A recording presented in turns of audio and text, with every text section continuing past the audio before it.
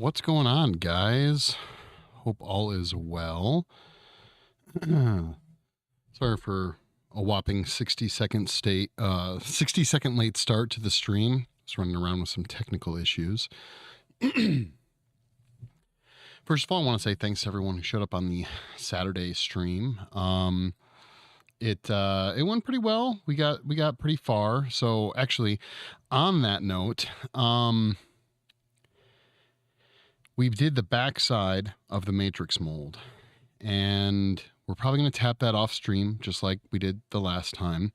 I did finally put up on Instagram, which you can find me at MD_Wilson. We did put up the like a time lapse video of us tapping fiberglass on that side of the matrix mold. So it's really cool. Came out really nice. I'm extremely pleased. Which you guys saw on Saturday's stream. You saw the front side completed, but there was no video or anything of like showing it done. So just check that out on Instagram. You can see a cool time lapse. I enlisted in some assistance from Kyle, who I think he is starting his stream tonight. If that's the case, I'll be sure to share some of that information before I bounce this evening. But yeah, it went really well. So we'll probably tap fiberglass on the other side of the mold this week sometime. Pour the silicone in. Again, most of this will likely be off stream, but I'll catch some video of it for you guys. So yeah, I'm super excited. Just make sure to follow me on Instagram and you can see all the cool stuff that we do off stream. So there's that. Let me get Reddit up and running real quick and we're good to go.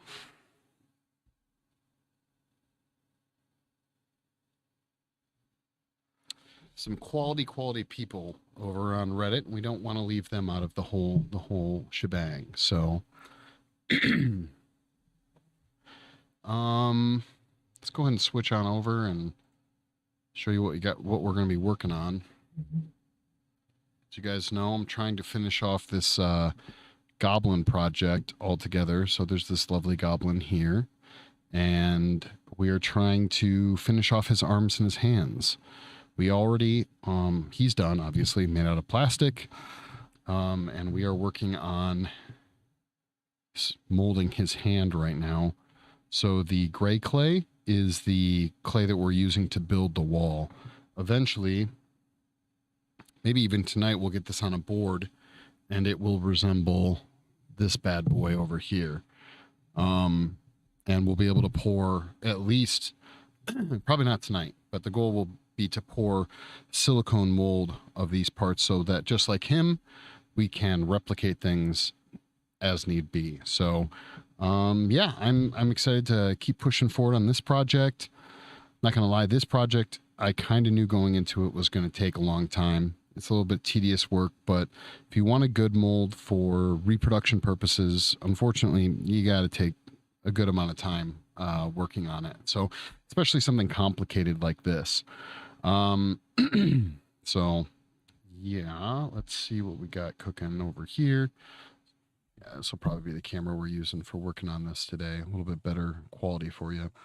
I'm gonna talk some shit about some movies as well while we're working today. So yeah, there's that. Oh, you might also notice that we have no music going right now.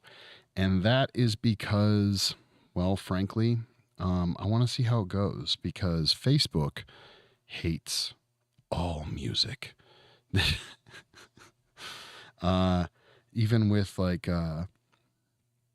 paying for music, Facebook doesn't give a shit. So they just keep cutting off my streams and, well, you know what? I want the people of Facebook to be able to watch my stuff. So we're going to try tonight with no music. If it gets too tedious or boring, let me know. And before next stream, and we might just have to say fuck it to Facebook. Won't be the first time I've had to do that. So yeah, let me go ahead and get some stuff situated and we'll get started working on this tiny little salad finger hand that we have here.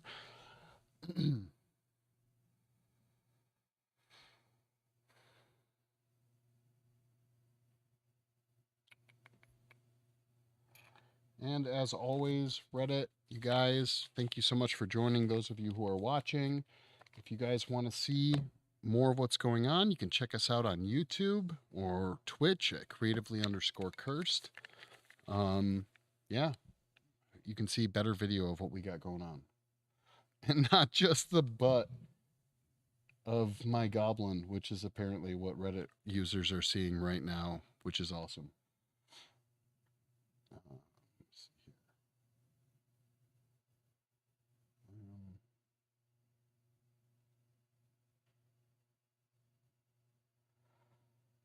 Oh.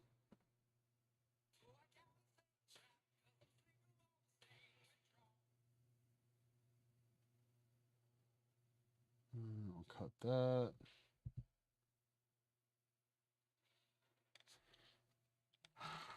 So here we go. Let's get started. So before I go into any ranting, I'll kind of go over what we're doing. For those of you who have not joined us before, anytime you make a mold, you have to break it apart, usually at least into two.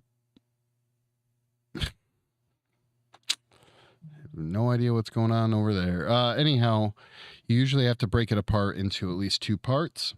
So you build a wall up with clay, and then you cast or you pour material in for your first half. Remove all the clay, or all the clay that's part of the mold. Remove that, and then you pour your other side. So with a particularly complicated shape like this hand, it takes time to go in and build these walls up, get in between the fingers. So that's why we're kind of doing it off of a board or off of a mold wall right now. It's just so we can manipulate it around and move it as we need to. It's a pretty complicated mold. Don't know that I would tackle this if you've never made a mold before. You don't know what rules you can or cannot break. So just keep that in mind. Yeah, so we're going to go in real carefully and just go along and make a nice seam. That's where seams come from on these different projects. So let us get started. Okay. So where we left off on Saturday, we had built all this up. So now we just gotta extend. See how this wall's extended out from the finger? We have to do the same thing over here. So that's what we be doing.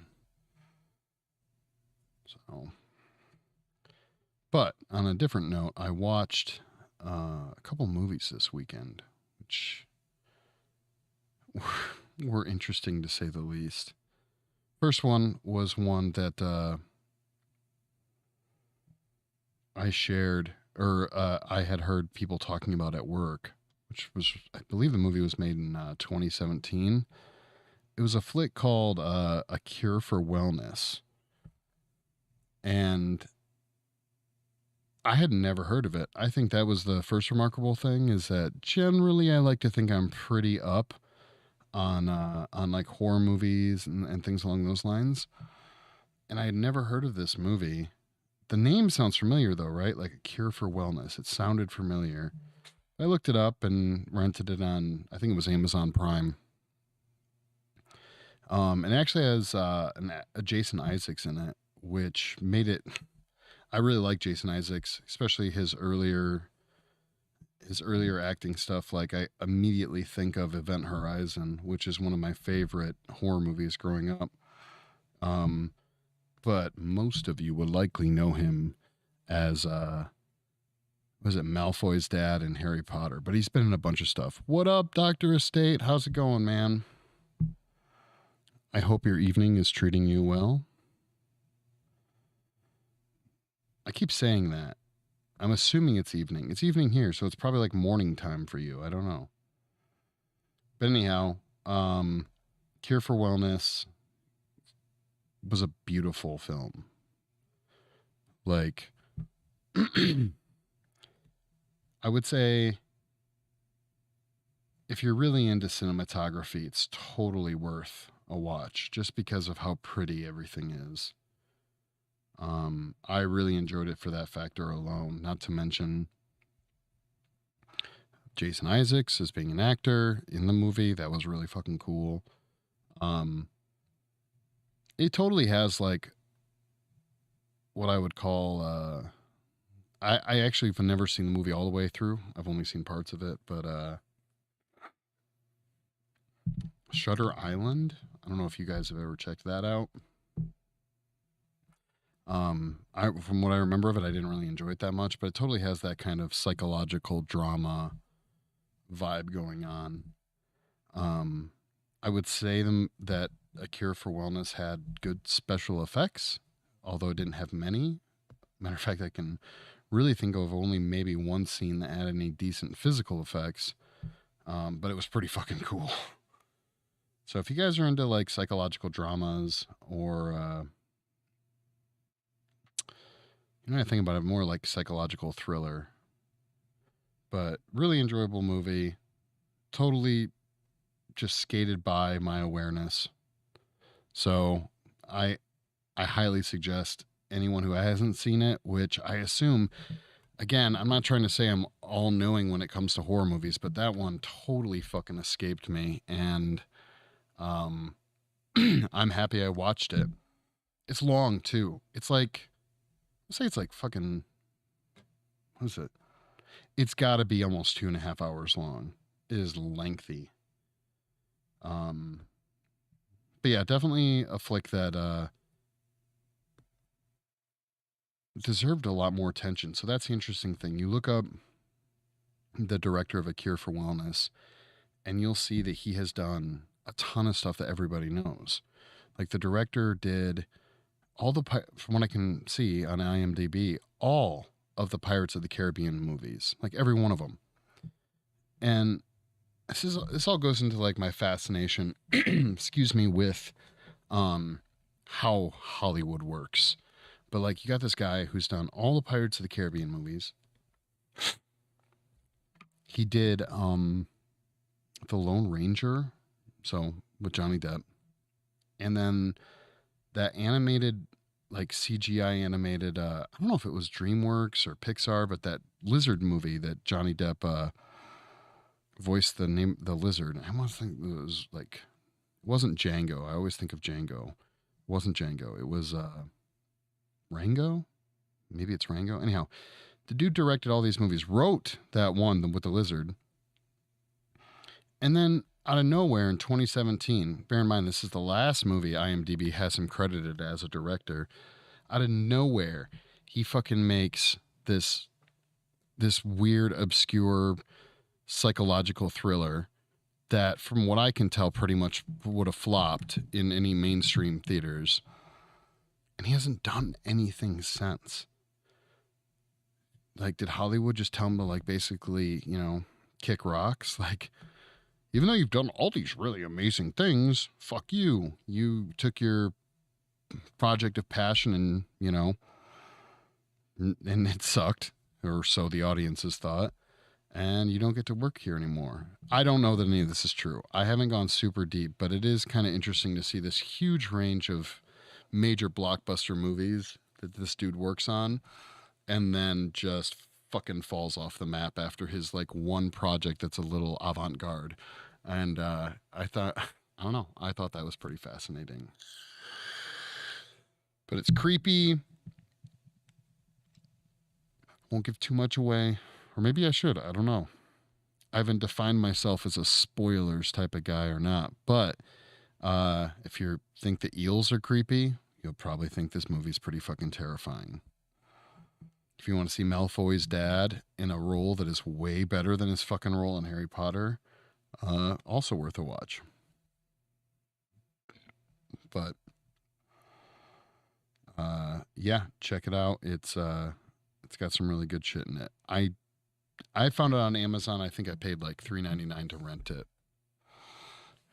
Yeah, Kyle, that's what. Speaking of Kyle, here he is. I was just talking about you, man. If you end up streaming tonight with any success, let me know. I.e., if you get up and don't have any technical problems, let me know. And if you're still on when I bounce or something like that, I can shoot you a raid. But so one other flick I watched this weekend. Yeah, I kind of took a really chill weekend. We streamed on Saturday, which we got a lot done on Saturday, but not as much as I had wanted. And then I pretty much took the rest of the weekend just to chill the fuck out. Which, for the few people I have following me on YouTube, I do apologize. I didn't put out any new videos this week. I've been trying to edit those together to do cool, like, time lapse stuff of the sculptures that people see me do on stream. But this weekend was just, it was too much. It was too much. But I watched they put it on HBO, the new Kingsman movie. I don't know if you guys have checked out the Kingsman movie or movies, the Kingsman movies, and the new one's the Kingsman. But I fucking loved them. Just fun, action-packed bubblegum movies that awkwardly are very violent for their kind of comedic aspects. So I was pretty excited to see this new one. Despite the fact that I'm really into movies, I am not a go to the movie theater type of guy. Actually, in that respect, COVID did really awesome things for me because movies just came straight out to Amazon, and even if you had to pay a premium to watch it, it was well worth it. But anyhow, Kingsman is out on HBO, and it is not as funny as its predecessors, even though it's a prequel.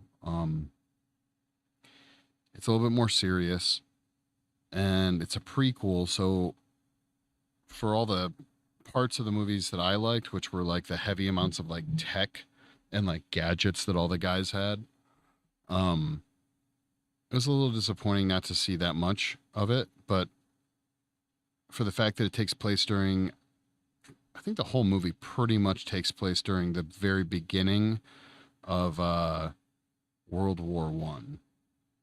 So obviously they don't have all the fancy gadgets and shit like that. They have, and come to think of it, they don't really even have any gadgets. Like, so if you like the movies for that reason, you probably won't enjoy it. And some people really dig Batman because he has gadgets. Same with Iron Man and all those guys. But the fact that the Kingsman, who's played by, is it Ralph Fiennes, whatever, faces off against, in probably one of the more hilarious and awesome parts of the movie, faces off against Rasputin. It's pretty fucking epic. So I give, like, say, take Cure for Wellness. I give that movie a straight out, ooh. Like, I might give that movie a 4 out of 5. I don't even know how it would be better. Honestly, they probably could have made it shorter and I'd have been all right with that. But anyhow, 4 out of 5. Kingsman is probably like a 3 out of 5. Where I would have placed, say, the first one and the second one at like a 4 out of 5. Easy. So it's a little sad. But there's some scenes that, I mean, I haven't seen Ralph Fiennes or Ray Fiennes, whatever, do a lot of stuff lately. So seeing him in like a main role with a lot of screen time, I'm not going to lie, I was pretty excited about that. I thought that was pretty cool. But again, it's more serious. It's not quite as funny.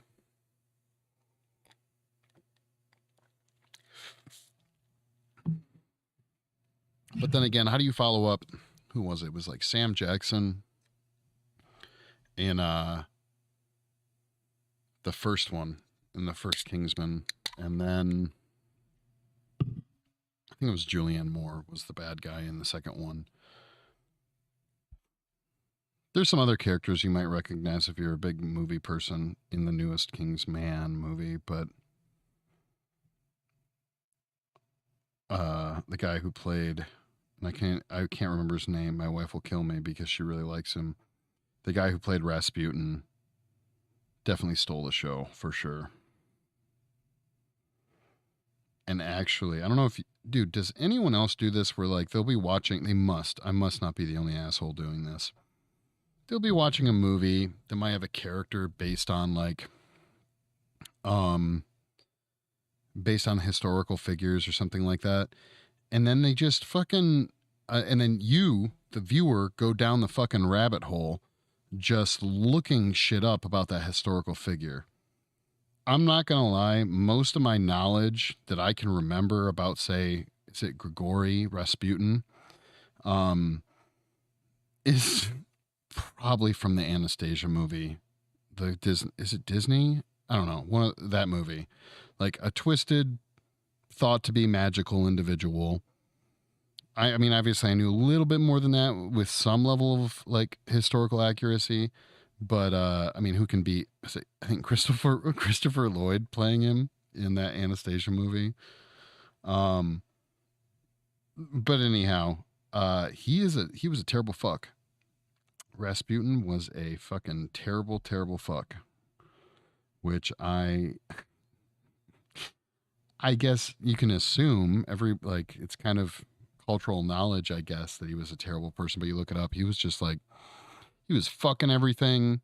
If I was about to say if it was human, he'd fuck it, but I'm pretty sure he was fucking things that were not human. So, being racist but not racist, like he would just choose at times to be racist. It was really weird, really fucking weird. So, the character who played him met all of those quite realistically. So there's just a great fight scene too. Anyhow, if you haven't seen Kingsman, there's not really anything to ruin per se, but if you haven't seen it, go check it out. It's on if you already have HBO Max or whatever. I think they just added it this weekend. So go check it out. But those are the movies that I have, any new movies I was able to see this weekend. If anyone has any suggestions for something to watch, I will happily take any suggestions. I kind of have seen a lot of movies, but then again, dude, Cure for Wellness slipped by, so who knows? I also, I'm trying to think if there's any big movies coming out that I really, really want to see. I feel like it's escaping me right now. There was one at least. Fuck, what was it called? Fuck it, I don't remember. I mean, of course, the new Predator movie, but there hasn't even been a trailer for that one. But I'm counting down. I cannot wait for that. I'm pretty confident that they, knock on wood, I'm pretty confident that they can't make a fucking Predator movie that was worse than the last one they did, but who knows? Okay, so one other thing I have to go over. Some of you have been hanging out watching, you know that, albeit it's not a ton, but I have some experience in the actual quote unquote movie industry.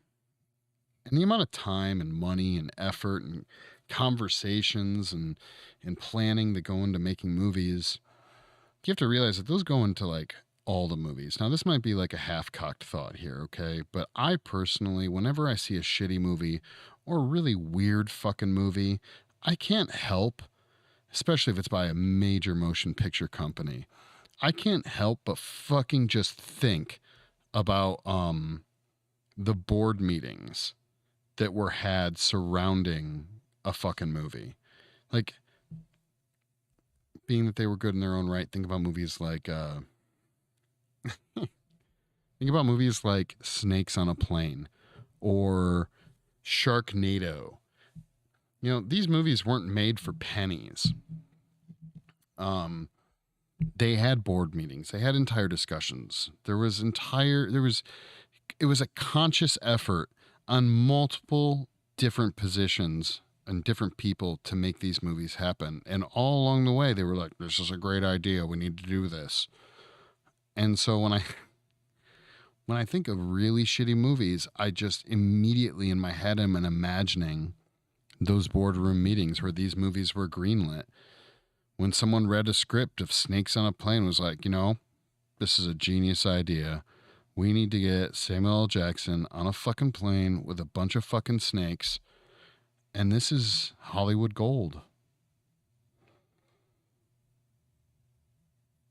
If I ever feel like watching movies but don't know what to watch, I just rewatch Interstellar. Dude, Interstellar. Make it worse by adding Alien vs. Predator. What's up, Black Phillip? Thank you for joining. It's awesome for stopping by, dude.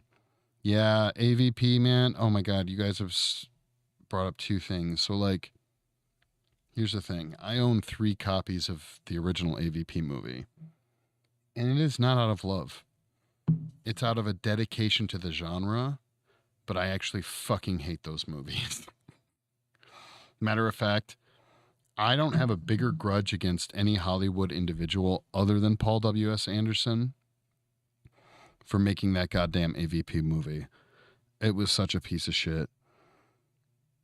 I could literally go on and on about the fact that, like, I won't do it, man. But all right, this is all I'm going to say. All right. One stupid xenomorph takes out 2 predators in the span of 10 fucking minutes on film. Okay? They have 3 predators that come down to planet Earth to fuck up some aliens, and one xenomorph takes out 2 of them. The same xenomorph. The rest of the movie, we're just chilling with one predator that's also, I believe, injured from said xenomorph. So he kills 2, injures another, and then the rest of the fucking movie, one fucking alien. Anyhow, that really pissed me off. Although, Black Phillip, I understand that you have a certain love for xenomorphs, and I do too, but I'm sorry. The predator goes fucking invisible and has fucking lasers. Okay? Like, I'm not, no. That is not the kill count ratio that I would expect from an alien or predator movie. And Kyle, Interstellar. Yes. I fucking love Interstellar. When I first saw that, I probably watched it probably 3 or 4 times back to back. I would say I don't know how I felt about it the very first time I watched it. There was obviously enough to make me watch it again. There's certain things that I wasn't the biggest fan of, but the weird, like, homage, which it had heavy 2001 Space Odyssey vibes. The fact that one of the robots is literally like a robotic monolith was a huge, like, throwback to 2001. But then again, I'm kind of biased. I generally like most Christopher Nolan movies. See how you are with watching Interstellar. I'm not gonna lie, I'm kind of that way with Inception. I can probably watch that movie over and over and over again. Not give a shit.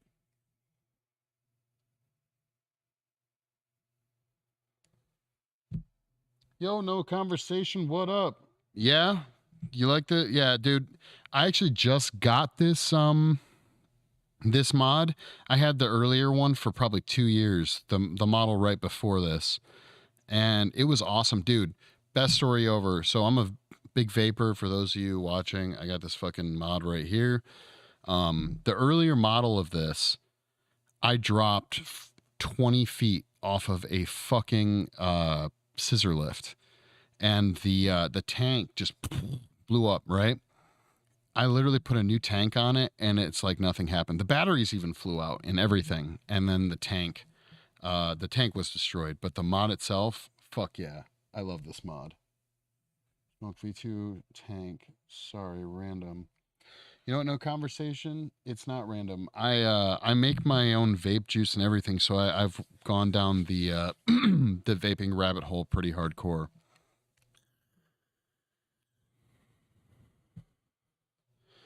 They were gonna make a sequel, but it never happened.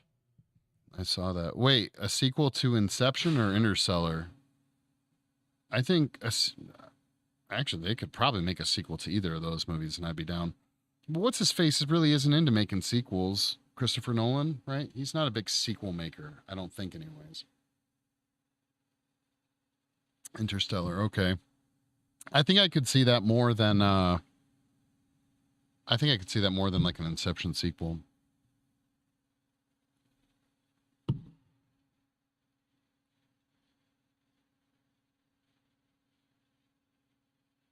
Yeah, no conversation. I have a ton of batteries and I have pretty much chargers at any location that I spend any decent amount of time at. So, um,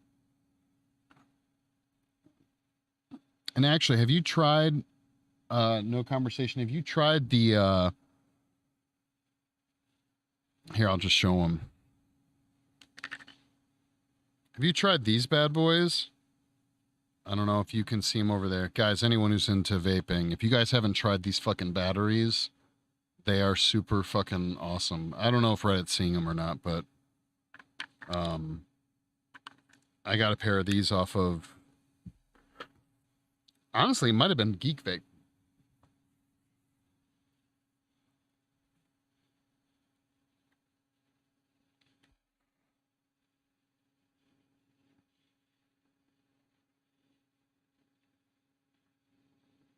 Yeah, they do show him leaving Earth. Yeah, he kind of fucks off. He's just like, I did what I had to do. I think one of the coolest things that that movie touched on as a concept that like honestly surrounds us all the time is the whole concept of how time is affected when you go into space. Or obviously, it's super exaggerated in Interstellar, but I seem to remember hearing that like even astronauts that go up in outer space, like in real life, not in fiction, they actually do either. God, I can't remember. They are either younger by like a month or something like that when they return, or they're older by a month. I can't remember exactly what it is. But time being relative to where they are, yeah. So I thought that was really fucking cool. And seeing Matt Damon play the person he really is, too. Spoiler alert, Matt Damon is in Interstellar, if you didn't know.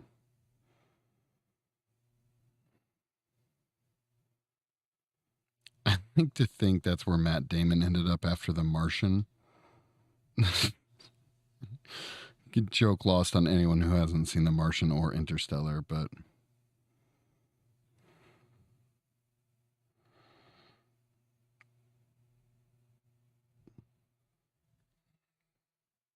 you see, yeah. So we bulked this area out quite a bit.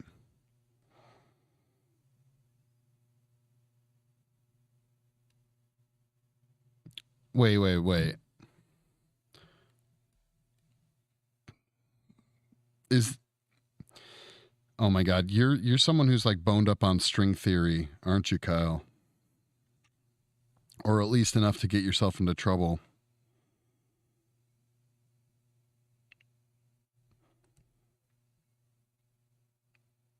So, interestingly enough, I have this thing that freaks me the fuck out.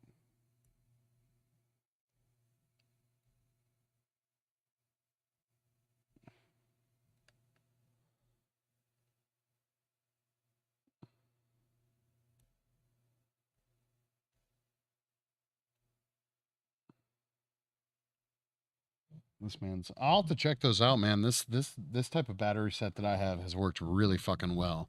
What was I gonna say? Ah, yes, that's what I. So I actually get this like immense amount of like freakish amounts of anxiety when I think about outer space. I know it sounds weird. Like I can watch a sci-fi movie, no problem, right? But if I actually take time to think about outer space, it freaks my shit out. Like so much sometimes that I don't even want to engage in the concept. Like it just wigs me out, man. Like I said, sometimes I can wax philosophically with people about it here and there, but if I'm left alone to my own devices, like Just thinking about outer space and the fact that we're just floating on this fucking rock in the middle of nothingness kind of freaks my shit.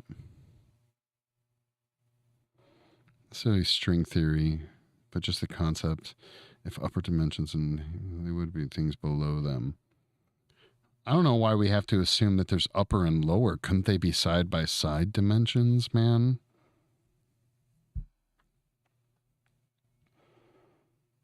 Do you view them as Photoshop layers?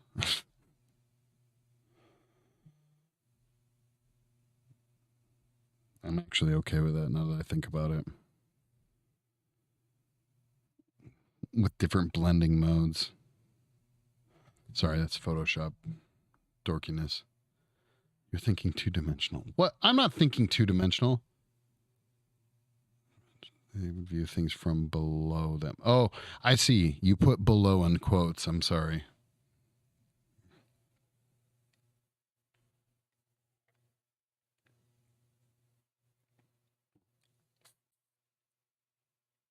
Yeah, no conversation. Pretty much, man. Yeah, it's any number of things. It's the aloneness of the planet. I don't know. It wigs my shit. I'm not a fan generally. Like I said, again, this is like left to my own devices. I am not a fan of thinking about these things. I've shut down conversations before out of like just having a panic attack out of fucking nowhere, thinking about just thinking about the infinity of it all.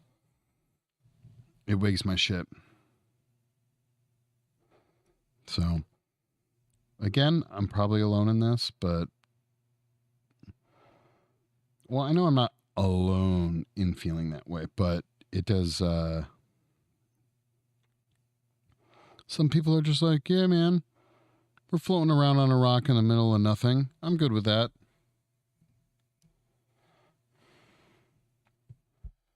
And I'm just like, dude, I'm not okay with that.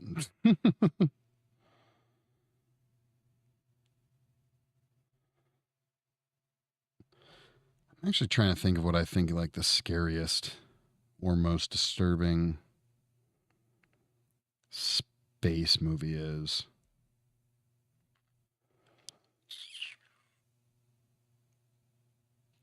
Oh God, what is it called?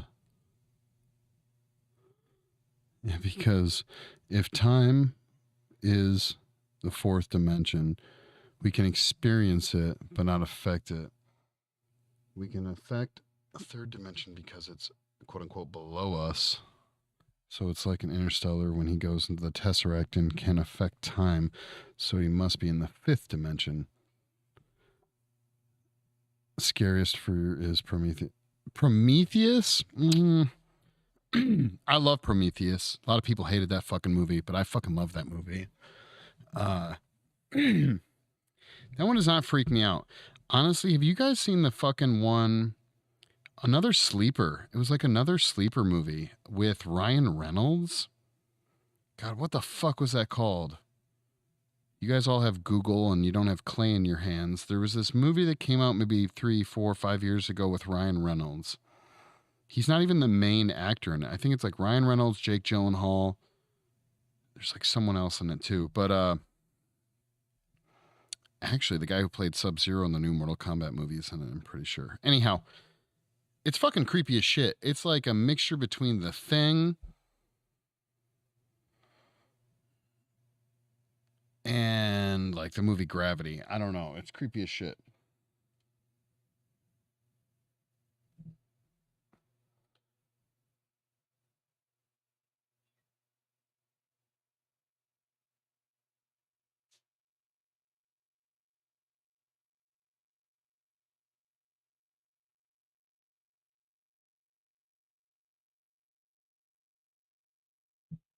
Okay, no conversation. Now you're just being creepy on purpose. Cloverfield effect. I don't even know what the Cloverfield effect is, but I will say this. Talking about like interdimension, it does not bug me as much. Life, Kyle, you're awesome. Dude, motherfuckers, if you haven't seen Life, You need to see Life. Kyle, have you seen Life or did you just Google that shit? That movie was fucking awesome. I very much enjoyed it. And before you ask, it's not based on the board game. Yeah, okay. It was fucking good. Some cool creature effects too.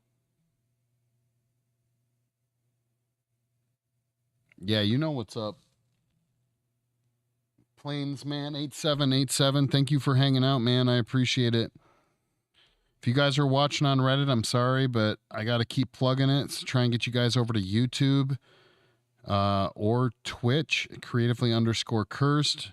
Trust me, it's worth it. We got much better video going on for this stream. So, but I appreciate, if you don't want to and you're just too in love with Reddit, you guys can just hang there. I just appreciate your guys' presence across the board.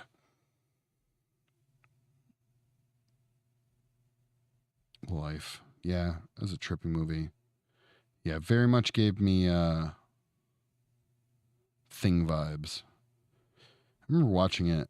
There's another movie it reminded me of. It very much has the modern day visual vibe of like Gravity and a few of those other more big name sci-fi flicks.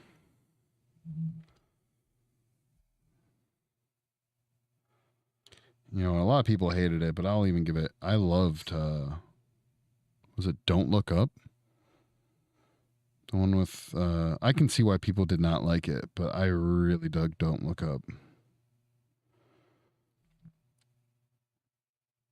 I'm trying to. Don't Look Up's got to be one of the few disaster movies that actually ends poorly. Like the good guys don't win kind of thing, and I like that.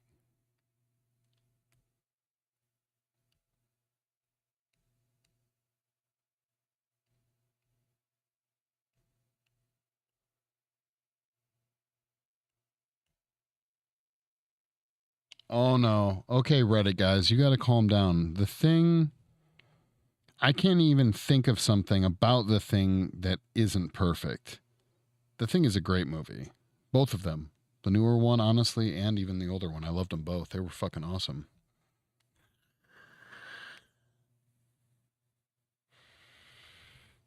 They wrote Don't Look Up. Well, that doesn't surprise me. Its main social commentary is something that's not unique to the pandemic. Might be unique to perhaps a fucking particular politician, but certainly not unique to the pandemic. Dude, fucking, you guys over at Reddit need to calm your tits because The Thing, you know what? I'm just going to say it. The Thing is pretty much a perfect movie. I fucking love The Thing. I will say it's perfect only because honestly, I can't think of something they could have done with that movie to make it better.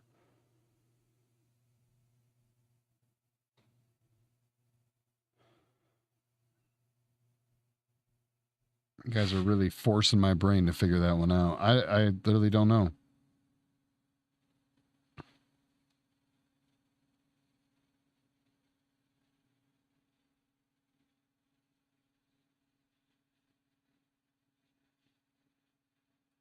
How long could we fall if we were just pushed?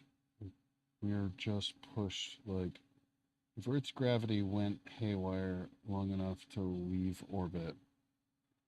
Well, I absolutely know that, obviously, and I'm sure you do too. You can't fucking breathe in space, dude. And I'm pretty sure you wouldn't even have to get that high up into the atmosphere before you're not able to fucking breathe. Think about, dude, motherfuckers that climb Mount Everest are already running into like air thinning problems and shit. So, dude, who was I listening to? Comedic timing. Yeah, that's true. It was more CGI. Yeah. Who was I fucking talking to? There was maybe I feel literally like I was watching an interview with Neil deGrasse Tyson, maybe. And he talked about how if the Earth stops spinning, we spin at something like 6,000 miles an hour, right? So if the Earth just stopped spinning all of a sudden, we would all just go flying 6,000 miles an hour in the direction that the Earth is spinning, which is kind of a wild concept to consider.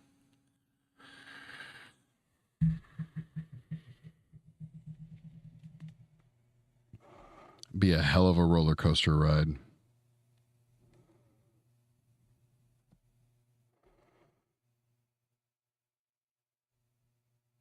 Yeah, I'm pretty sure it was Neil deGrasse Tyson that I was watching like an interview with. It might have been on like Twitter or something.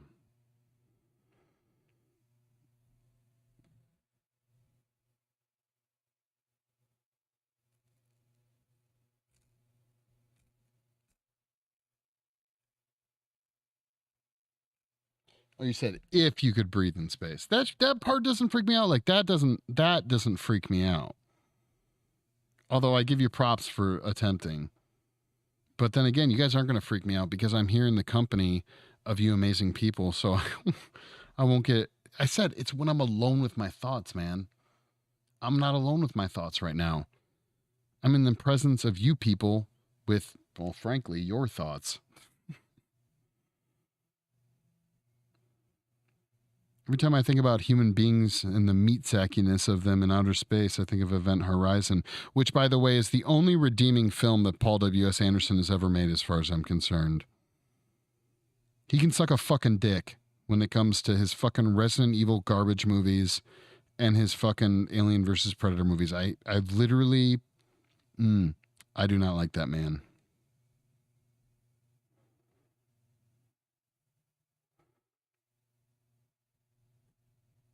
Also, I should mention now, for those of you who don't know, I'm an avid fan of movies either all being rated motherfucking R or not being rated at all. I'm so fucking over movies having to kowtow to rating systems. That pisses me off so much. That and the fact that I think that most money when it comes to like viewership, when it comes to Hollywood films, is that in families who want garbage movies for their little kids to watch so they don't have to be decent parents. So the best money making movies are always going to be family friendly movies. It's like children's books. I'm in the wrong fucking business. I should have gone into making children's books. Call one like Johnny the Happy Dildo. I don't know what it'd be about. But it would teach a good lesson.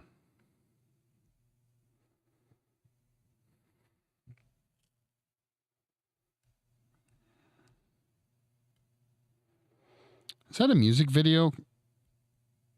That's not a music video. It's a meme. I've seen the meme.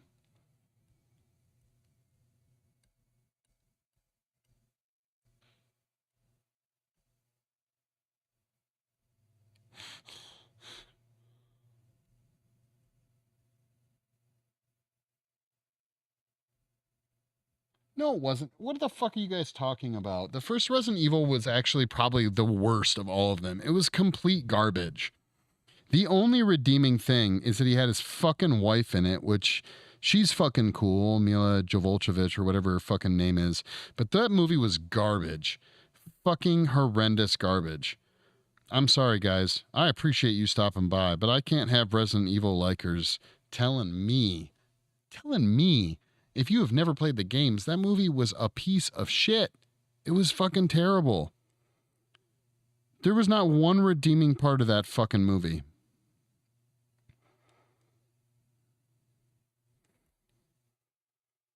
PG-13 garbage.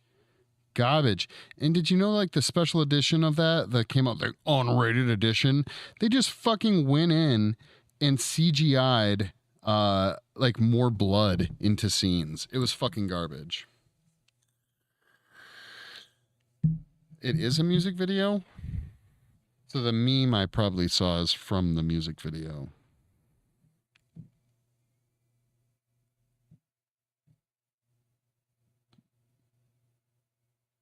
Them's fighting words, no conversation.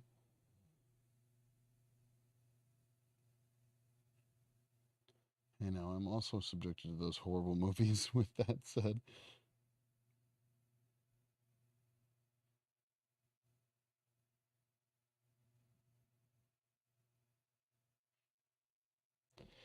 Dude, the laser scene was whatever, man.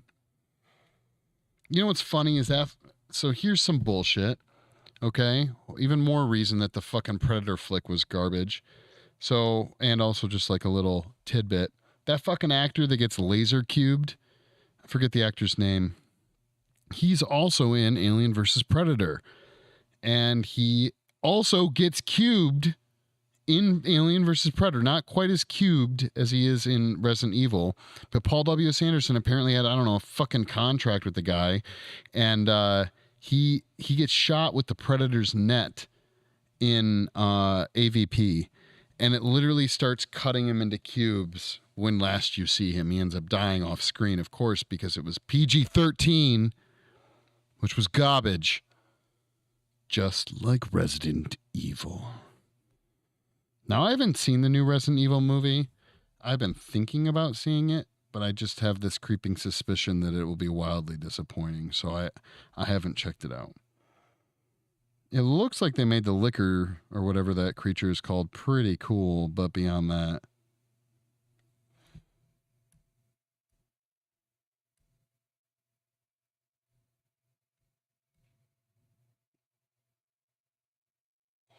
Dude, whatever. Resident Evil games are awesome. I can't super speak to the first couple. I only played Resident Evil 2 way back in the day. I touched briefly the remake that they released. But Resident Evil 4 was a fucking masterpiece, man. A fucking masterpiece.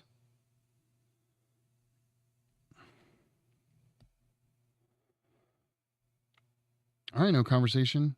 If that's garbage, what kind of games do you think are amazing? I know you're going to say some shit like fucking Minecraft, aren't you?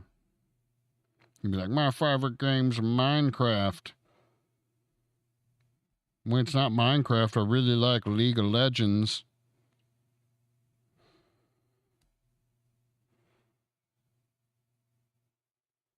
By the way, I'm just giving you a hard time. You're a swell dude.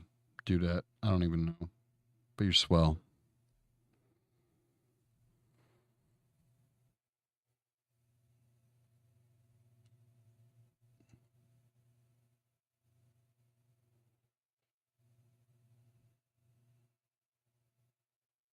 You're the evil prop machine for that?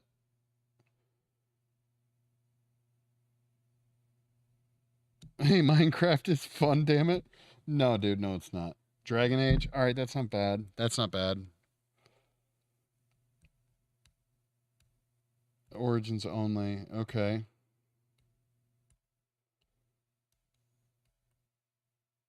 Predators. So interesting thing. I actually really liked Predators. I thought it was fun to see the take. I'm not a big fan of, not the biggest fan of Adrian Brody, especially as a, he was supposed to be like an Arnold replacement in that movie, and I don't know that Adrian Brody is particularly a good action star to that extent.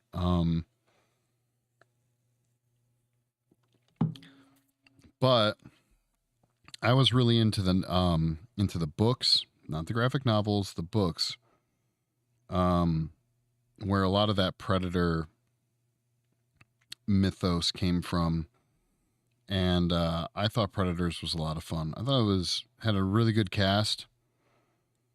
Everyone from Danny Trejo showing up to Lawrence Fishburne being the weirdest fucking character. I thought it was really fun. I thought Predators was way fucking better than wasn't it just self-titled like Predator, the one that just came out like 4 years ago, whatever it was? Which had potential, but they totally fucked that up. The movie had some good parts to it. I'm not gonna lie, I really like Thomas Jane in it, and him and is it Kel or Keenan? I get them confused, to be honest. I don't remember.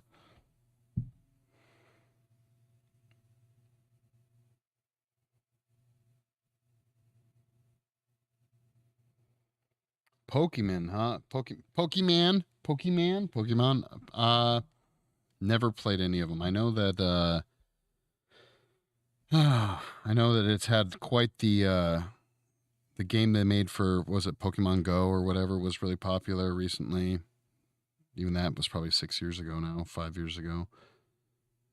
Friends of mine were really into that. What was it? What is the Pokemon game where you could just take pictures?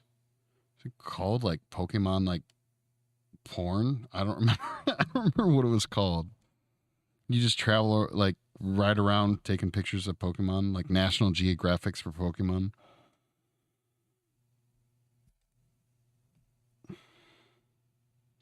It was like Playboy for Pokemon.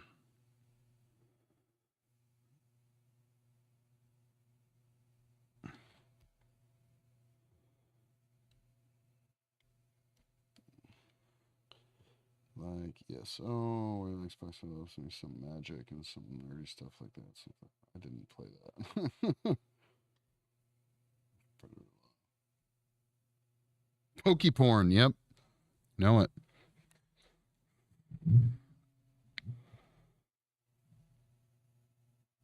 Picking with FPS. Yeah, I don't know. I'm not really playing a lot of games right now. Honestly, the only one I'm even trying to get through, which I find fun, is what's it called? Lord of the Rings, or that's not even called Lord of the Rings. It's called like Shadow of Mordor or whatever, Shadow of War. The second one, whatever the fucking second one is. I've been playing that. I'm waiting. I'm waiting for them to come out with one fucking game for the new generation of consoles that will even make me consider getting one.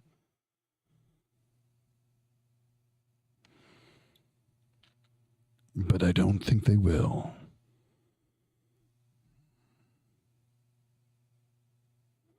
That's not true. They will eventually come out with a game that I'll give a shit about. But right now, there's really nothing there.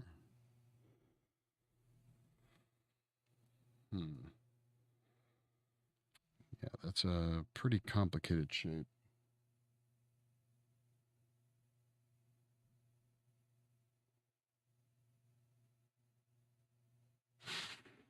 Dude, why would I get the Series X? What fucking game is even on the Series X that I give a shit about?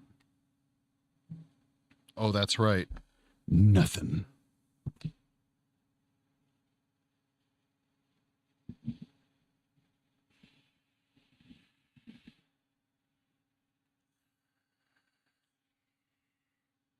Dude, I have Xbox One. I have a fucking PlayStation 4. I have a gaming computer. I have whatever I need if any games came out for me to actually give a shit about. But lately, there doesn't really seem to be much. Super excited for the new Forest game, which, depending apparently who you talk to, is apparently Minecraft with better graphics, but I'll take it. But other than that, I'm trying to think. There's not really any games I'm super excited about right now. It's funny. I'm actually listening to the fucking Resident Evil soundtrack right now. The original, the stupid Paul W.S. Anderson one. Good soundtrack. That's the only thing that came from that fucking movie.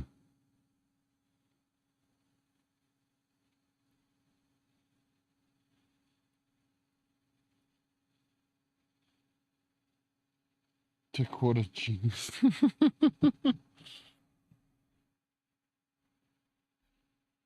Yeah, I'm not even into.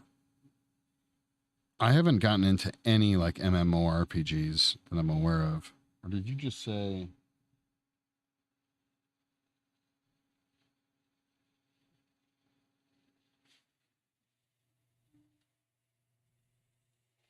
No, I'm not even that big of a PC gamer. Honestly, I've played most of my games console, for sure. But I haven't like I've considered getting into the like trying to get a PS5 or the new Xbox, but there hasn't been a single game released that I even want to play on those systems. I played the new Far Cry. I played that on my PS4. Like, When they come out with a game that's exclusive for the new systems, I will rush to get one. I'm trying to think if there's any games I can automatically think that would do that. Probably, despite the fact that they've kind of turned to shit, but like, no, that's not fair. They're just not as good as the original ones. The Gears of War games, they came out with a new Gears of War that was exclusive to the newer systems. Yeah, that would make me go and purchase a new Xbox. Slacker.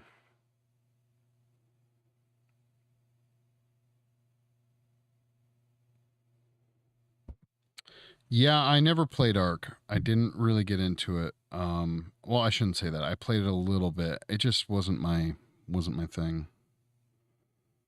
It's big. I'll give it that. It has some cool concepts. It's a little too cartoony for me.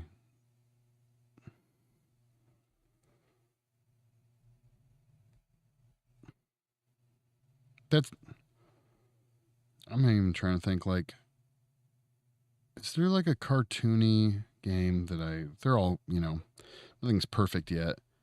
But generally the more quote unquote realistic animation is the shit that I dig. Not always. But if I want cartoony, I'll just fucking go play Nintendo.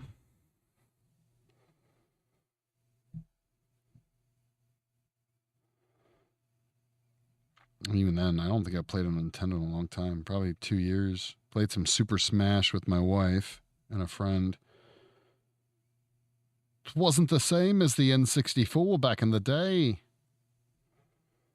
Got my ass handed to me.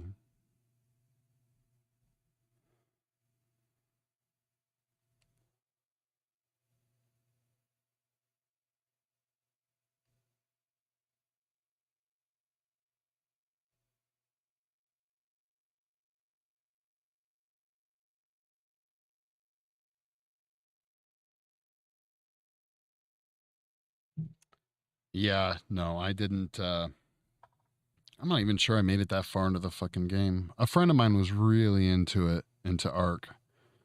I never fucked around with it, to be honest. It was big. It was a very time. I could just tell, like it was going to be like this.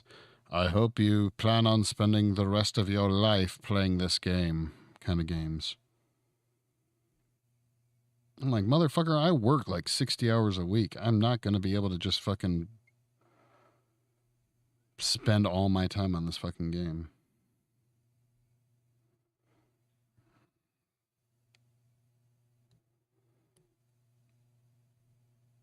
Or Minecraft. Dude, I'm not going to play fucking Minecraft, man.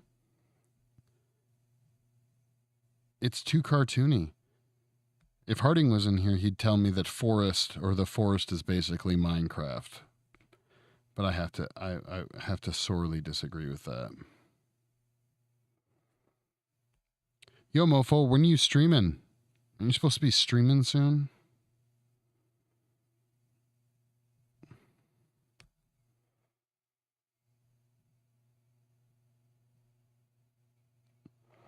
Yeah, I should have been there earlier today when I almost threw my fucking keyboard across the room when fighting with goddamn Adobe Premiere. I posted that, or I was trying to post that goddamn time lapse of that fiberglass footage that we got. And I got cocky. I got overconfident. I was just like, oh, I remember all the settings for the encoding and the exporting. So I just kept doing it and wasting 5, 10, 20 minutes at a time exporting this fucking file when I could have just jumped over to YouTube, double checked some shit, but I didn't because I was being an asshole. And lo and behold, I wasted pretty much an hour and a half of my day doing exporting. And yeah, ended up having to go onto YouTube anyways. It's a bunch of bullshit.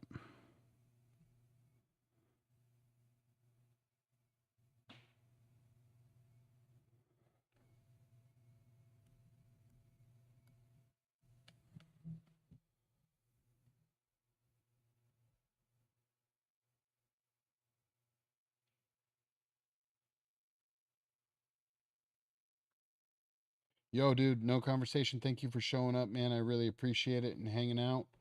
One of these times, jump over on Twitch, mofo, and or YouTube. Do it up. It's good for you.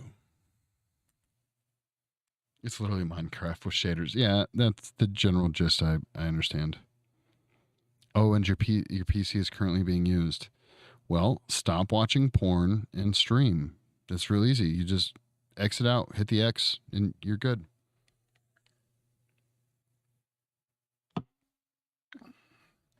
And you're good to go, man.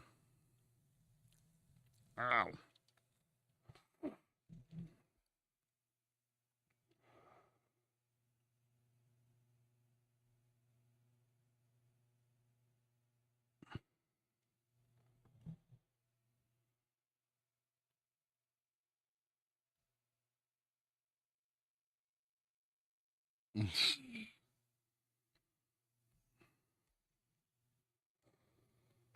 Shit.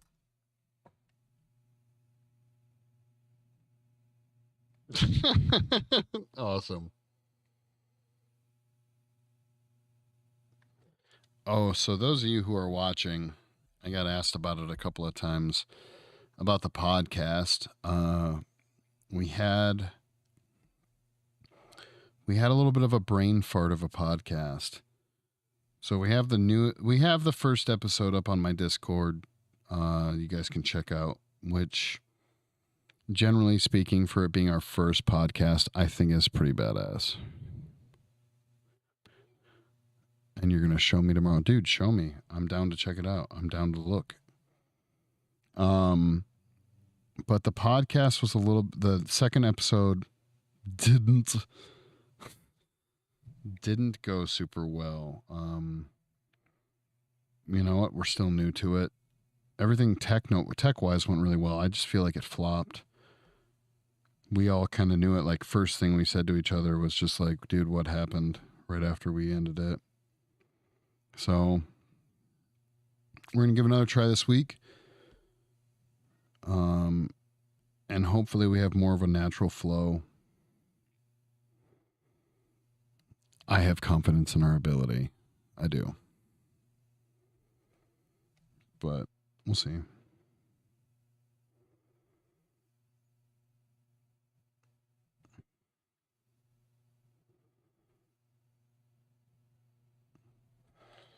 If you guys can see. So yeah, we're chugging away. Got this whole area added. This is again, pretty complicated mold piece that we're working on, so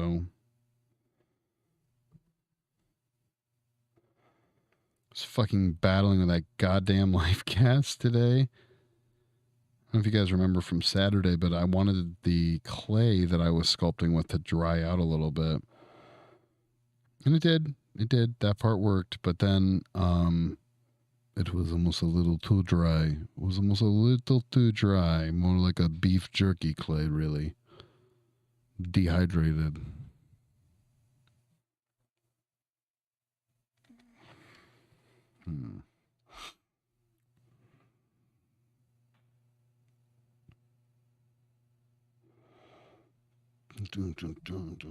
Yeah, you guys don't get music, but I totally have music on in my headphones.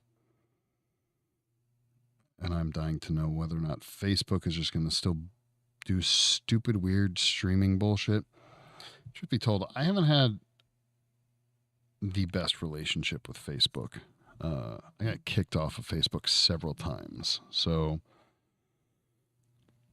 maybe I just need to say goodbye to it again. Or at least not stream to it. But I want so many people to know that I'm streaming. Oh, for anyone just joining, my name is Mike. I am Creatively Cursed, and I'm a special effects artist who is currently trying to make a mold for these tiny little goblin hands.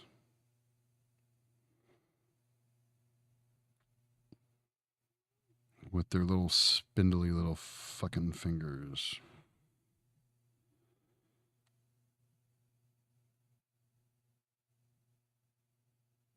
I like to talk shit. That's one of the things. I like to talk about movies. I would say I like to talk about politics, but I like to ask questions. I like to ask other people's opinions on politics. That's generally a little bit more accurate, probably.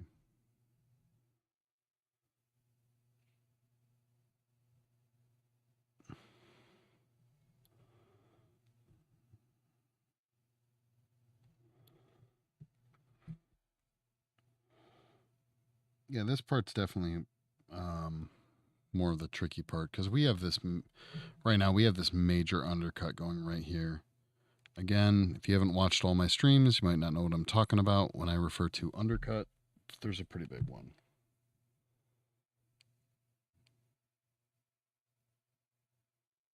Is that a shift knob? No, but it would make a pretty cool fucking shift knob. No, I don't know if you can see over on Reddit. I'll turn it around. We're molding the hands and arms for this guy right here. He's a goblin. We already completed this sculpture. We already made this one. We already molded it. So we're making his arms and his hands now. It was a really good guess, though. The general shape of a shift knob.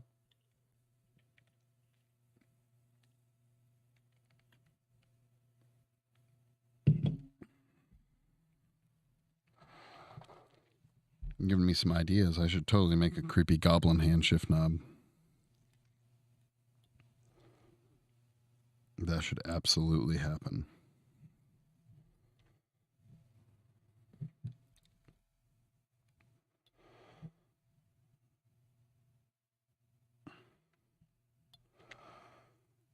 When it comes to streaming, I've also decided that I owe YouTube pretty much the equivalent of maybe like 120 normal college credit hours. The whole concept of the University of YouTube very much played into me figuring out how to do all this streaming garbage. Give it time. They'll find a way to monetize that shit, I promise you. More so than they already do.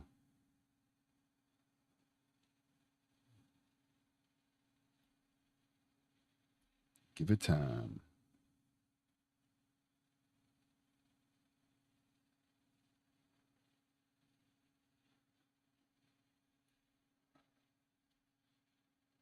No, without the music playing, can you guys hear that fucking air compressor that keeps kicking off?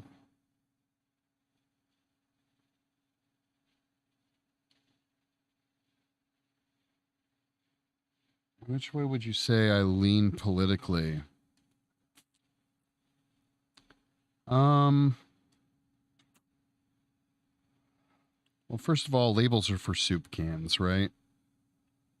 I would say I probably lean like a center left, probably. I don't know. Lately, it's been a little bit more like libertarian, but I feel like they're kind of psychos too. Under the right circumstances, with a decent argument, I generally can. I like to say I can at least see where people are coming from. I may not agree with their political ideals, but I was born and raised in the Midwest, farm country, right? But then, spent a lot of time in California. I'm an artist, but I'm a blue collar artist, like things about work and putting in the hours and the dedication. I like shooting, I like shooting guns. Gun ownership is important. But I like to be able to have sex, not worry about people getting pregnant. So, big fan of pro choice. So, you can do the math on that one.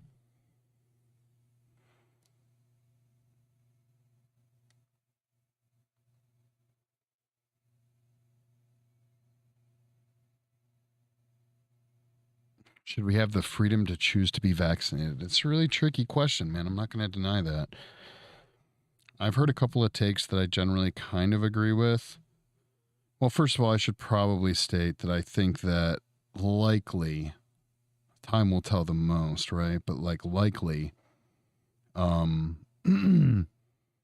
I believe there was likely an overreaction from most governments about the whole scenario surrounding COVID, but a lot of people lost their lives, so I I get it, but it also, man, I feel like there was like a no-win situation with that kind of thing. Now, as far as the vaccinations go, if they work, if you believe I'm vaccinated, I'll admit that straight up. I haven't gotten boosted, but I am the OG vaccinated, right?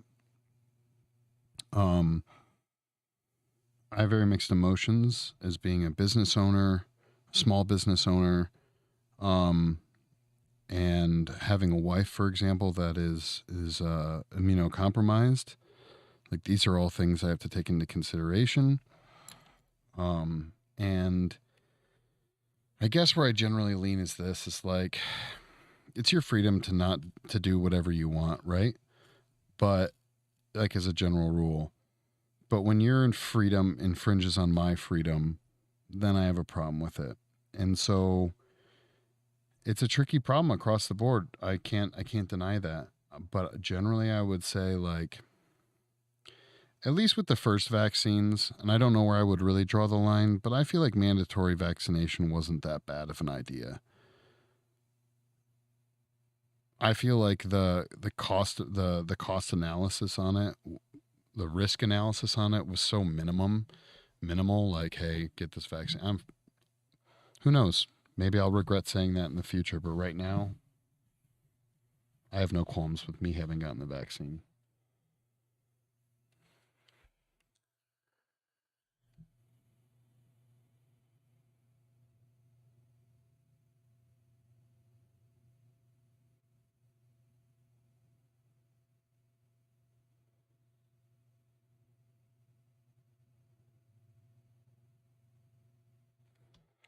Yeah, I can sympathize with those ideas. But I don't know. At this stage, for me personally, like I said, like I mandate. We never mandated the vaccine for any of our staff here. We totally encouraged it, but we didn't mandate it. I still wear a mask. Where I live, there's no mask mandates right now. I wear a mask, or I should say, I have a mask on me at all times. And if I go into a place where the employees are required to wear a mask, I will mask up and in just kind of a form of solidarity. So, like, think of like gas stations. Some gas stations, even with the mandate being gone, are still requiring their employees to do it. Um, I will wear a mask, but just more like, hey, if you have to suffer, I'll suffer with you. I've also been very lucky. I haven't gotten COVID yet that I'm aware of. Been tested several times when I thought I had it, but I'm still, as far as I know, I've never gotten it. So, but yeah, part of me is just like, dude, it doesn't. A big part of me, I should be honest, a big part of me really is like, it's not that much to just go get fucking vaccinated. Again, if I have to end up eating my fucking words later, then I guess I will. There's a lot of the people as a majority do a lot of dumb shit with their body. They put tons of nasty chemicals in their body in general anyways, so it's kind of like, dude, you ate a McDonald's burger. Like, come on. I'm of course being hyperbolic.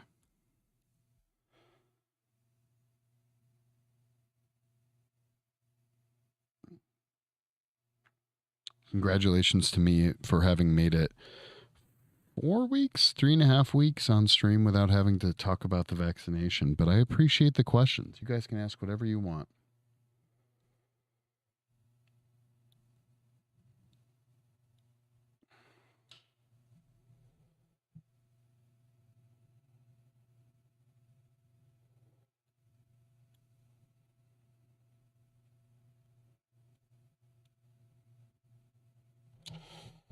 David, yeah, I can see. Hey, I will totally concede that ground. I completely agree. I I'll make it a comparison to this. Like, I don't know, surely everyone's noticed that since COVID, in some fashion or another, prices for materials and products have gone up, right? Like, and everyone's saying, hey, it's the cost of supply chain problems, right?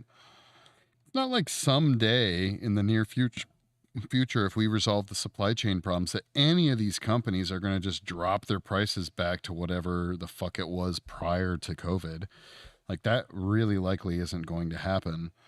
So even though it might be a legitimate reason to raise prices, which is obviously up for debate, it's not like they're just all of a sudden gonna be like, oh well, we figured shit out. I guess we're just gonna charge less now.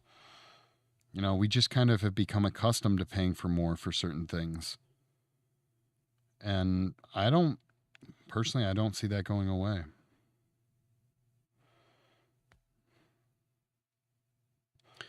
To answer your earlier question, I'm making the mold. Um, this is just the mold wall. The only reason it's not like on a board and I haven't built out more walls is just because it's easier to move it around and fix certain areas. This is particularly the very troublesome area is going to be within these fingers. Once we have this more or less marked out, I will attach this to the board and actually start building out clay walls. So,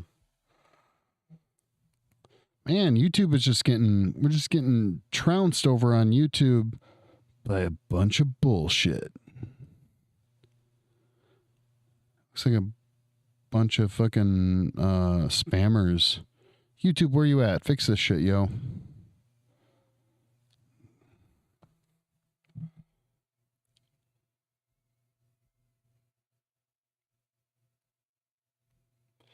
Yeah, you get the gist. And also Plainsman 8787, thank you for joining. I appreciate it.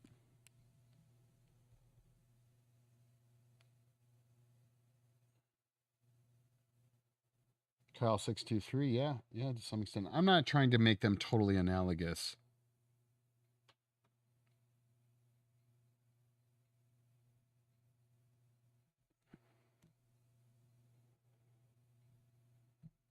Relativism is can be certainly a cause of many problems. They're not all obviously 100% analogous. I just think that certain people who freak out um, over putting things in their body, like, actually, I'll even say the majority of people who freak out about putting like the vaccine, for example, into their body as like a foreign thing. Oh, there's a foreign thing. I can't do this. It's like, motherfucker, there are very few people in this world that can say with confidence and accuracy that they take the ultimate care of their body when it comes to putting foreign junk into their bloodstream. Very few people in the grand scheme of things. So, generally speaking, I'm not going to be sympathetic to at least that argument.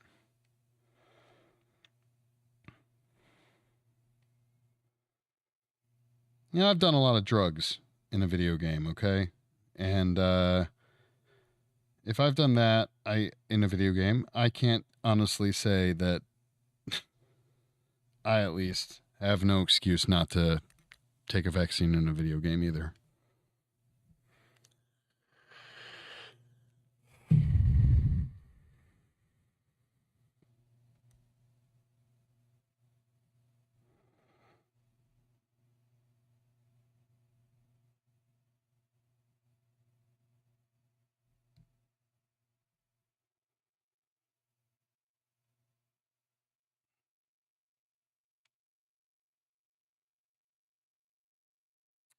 Yeah, just from handling this, my hand gets so warm that when it touches certain areas, it'll soften. I don't know if you guys can tell, but like this edge, softer than this edge, right? Someone asked me the other day how much why I spend so much time on the molds is like because I really like these hard edges. That means that the mold will key better to its other side when it does, and I appreciate that.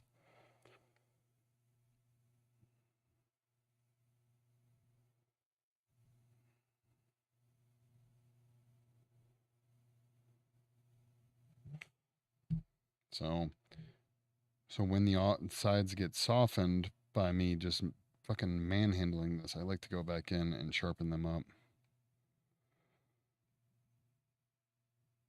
It's just the nature of the clay getting up to your basically your body temperature.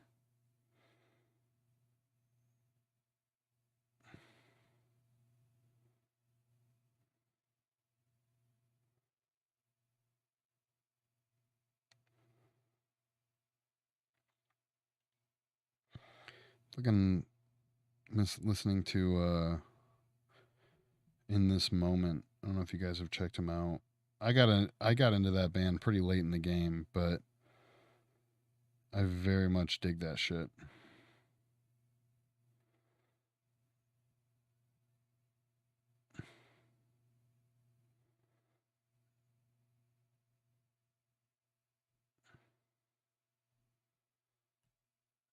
There, you can see we hardened that edge up a little bit.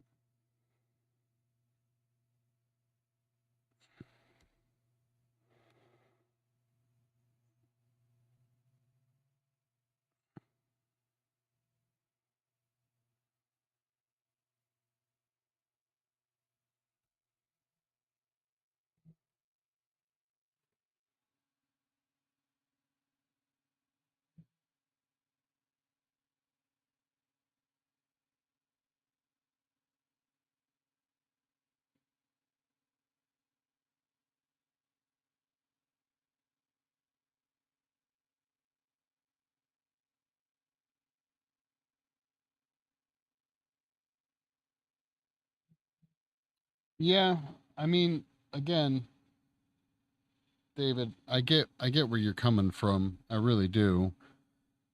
Um, I guess when it comes to that particular euphemism, I would definitely consider the hill that you're choosing to die on for sure. Everyone has their own, has their own hill. It's going to be different, but I don't know, man.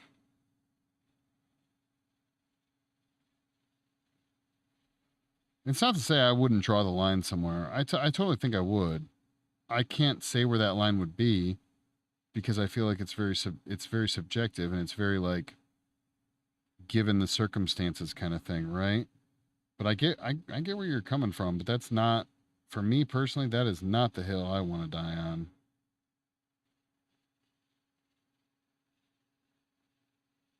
And trust me, I'm all about making arguments.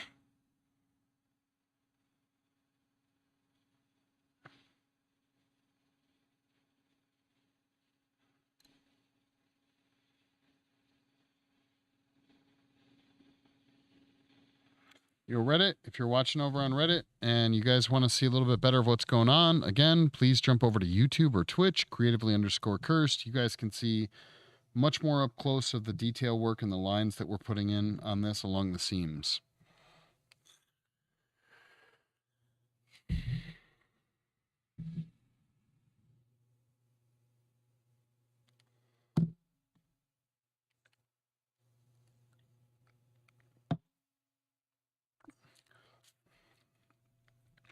Don't say I never offered you nothing about where to come to see things a little bit better, at least, at the very least.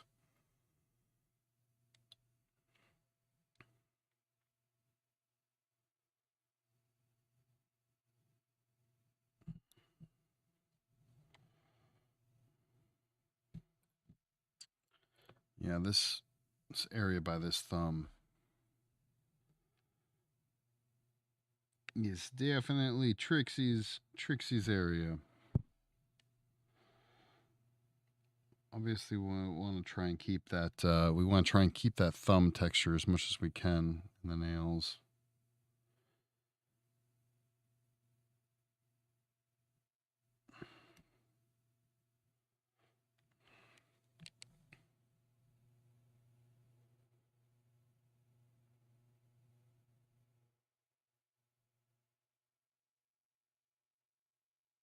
On the feet, yeah, dude. In this moment is the is some pretty awesome shit.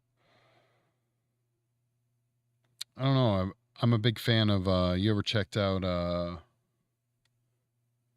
OTEP? OTEP is some heavy ass shit. I highly suggest.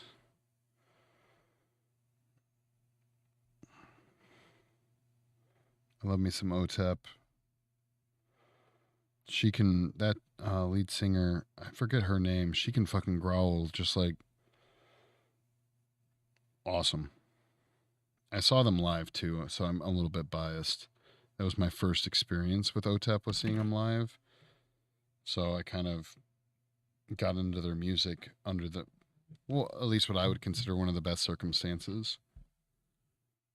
They're just like really cool fucking, I don't want to say intimate because it's a fucking heavy metal band, but you know what I'm saying? Like when you're there and you see like you're there with maybe 100 other people. It was a great fucking show. I think I saw them with band Il Nino, and did I see him with Fear Factory? Is that who I saw him with? I think I saw him with Fear Factory.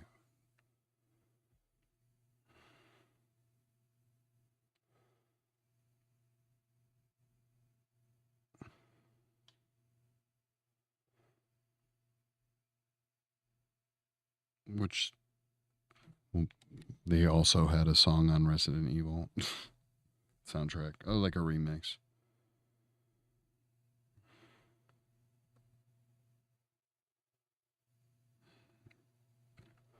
Weird things are going on with my Stream Deck. It decided to just relaunch itself for apparently no fucking reason.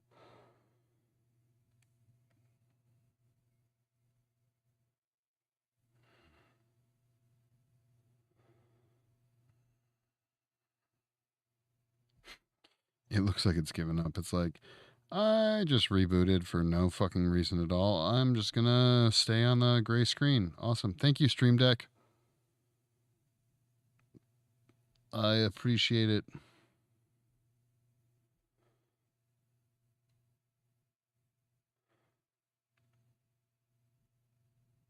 I need to figure out more of what my Stream Deck can do.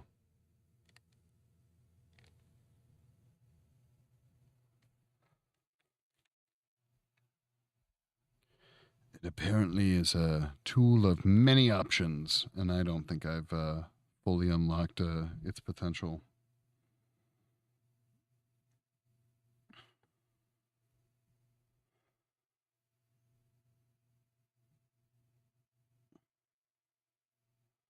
I actually watched a really cool YouTube video of a guy. I swear he was using Stream Deck just for normal operation.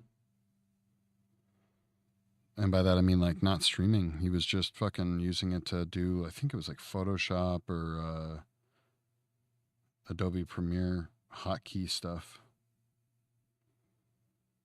It was inspirational.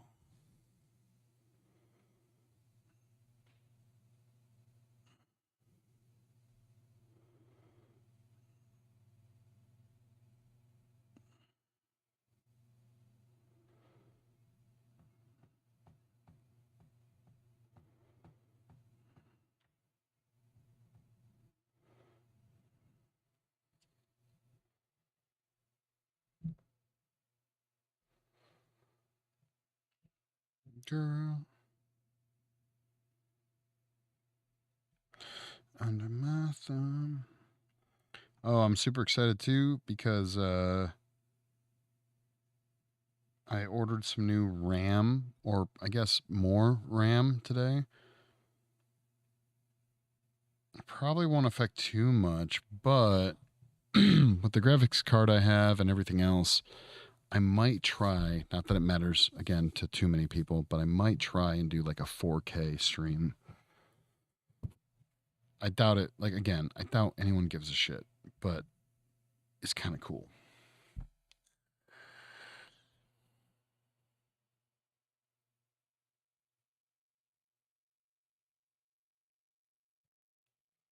David over on Reddit. Yeah, dude, I'm pretty chill, man. Again, I comes to a lot of things, man. I usually can see multiple sides. I come from a pretty eclectic background, so I try to look at everyone's side. But yeah, thank you for recognizing it and saying something. I appreciate that, man. And matter of fact, everyone over on Reddit and Twitch, YouTube, all you guys, I appreciate you hanging out. It means a lot to me. Makes me feel good about what I'm doing, you know? Um, What's a Stream Deck? It's a tool that I don't know if you guys can see it. It's this thing right here over at Reddit. You guys might be able to see it. It's a pretty wide angle lens. It's really just a fucking it's a button thing.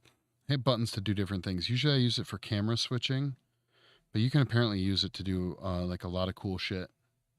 I haven't figured. That's kind of what I was saying. Is I haven't quite figured out all the cool shit I can do with it yet. But I got 15 buttons of cool shit theoretically that I can do.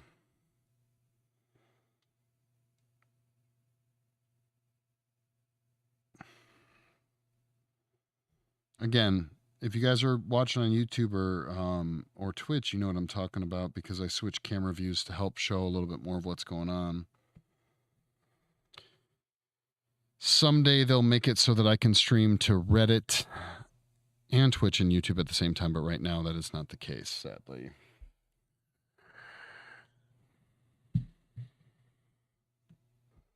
Yeah, if I want to stream to Reddit off of my computer, I have to use Arpan's streaming service, which is like its own UBS, what the fuck, OBS program.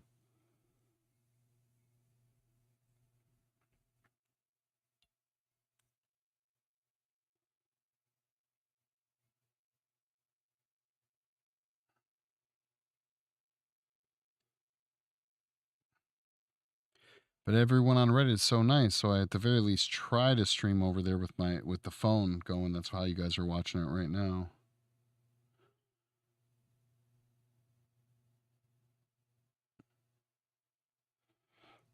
It's kind of crazy to think about. Not even a month and a half ago, I was a Reddit baby. I was brand new to Reddit. Now I'm all like in love with you guys. You're so fucking kind. It's awesome.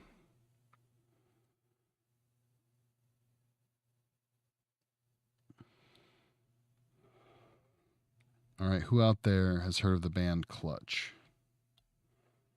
You guys like Clutch? Because I'm totally jamming on some Clutch right now.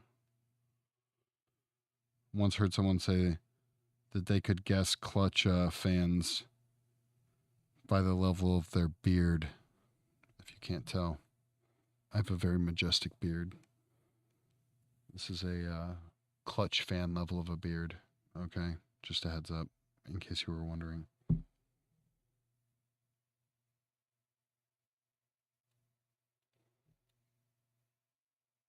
Yeah. Yeah, Plains Man, that's pretty much it. Yeah, the thing I like, biggest thing I don't like about Reddit thus far for streaming is it's a pretty significant delay between when you guys comment and when I get it.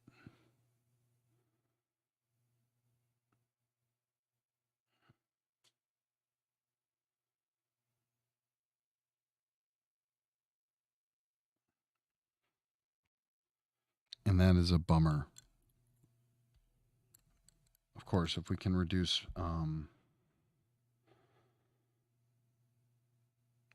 as much delay as possible in between when you guys ask something and when I say something, that of course is splendid.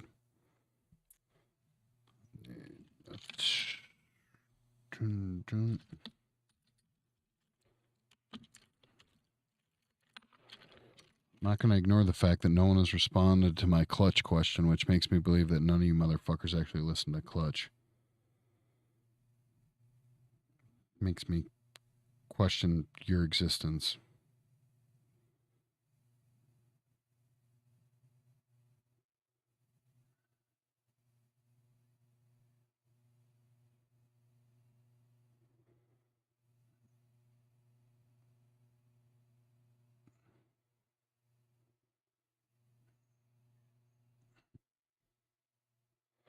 As you can tell, I'm really struggling with this thumb right here. Generally, you want your wall to come off your sculpture to 90. So that's why there's this really interesting shape going on, but it's really tricky to get in there and have it come off at a 90. It's Trixie.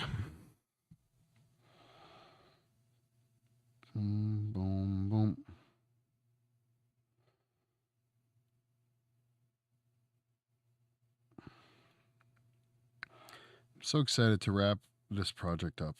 I'm not gonna lie, guys. Like, I just want to move on to my next projects. Remind me to never sculpt a tiny little fucking hand with tiny little fucking fingers again. Or at the very least, make someone else mold the damn thing.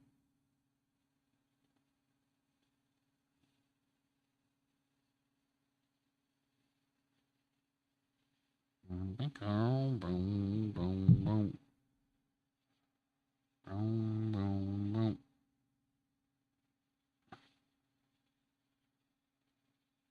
Boom, boom, boom.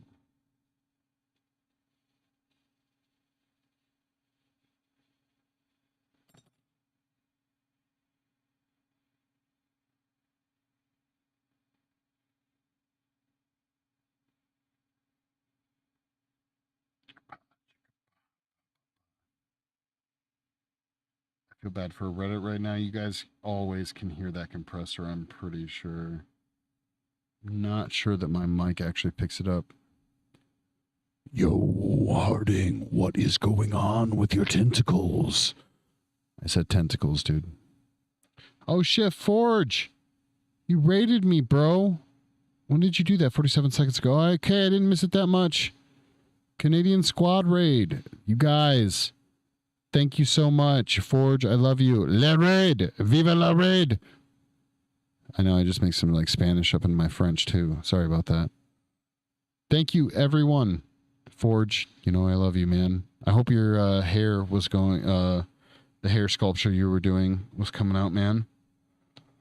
I left right when you were adding that lovely widow's peak to your dude. Came out really nice. I'm assuming you got some texture added in there. It's great. Thank you guys. Thank you for the raid. Thank you for the whole 9 yards, Forge. You know that I have a great amount of love for the French, especially the French Canadians.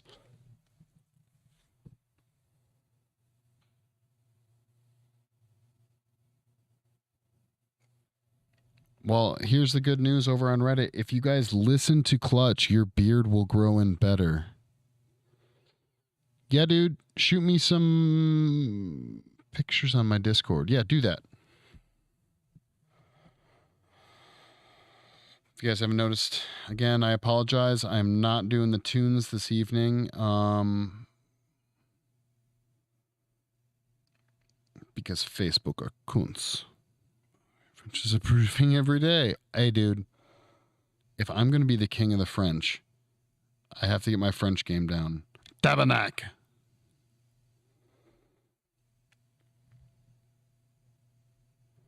It's a little weird because I feel like my French gets better the drunker I am. What does that say?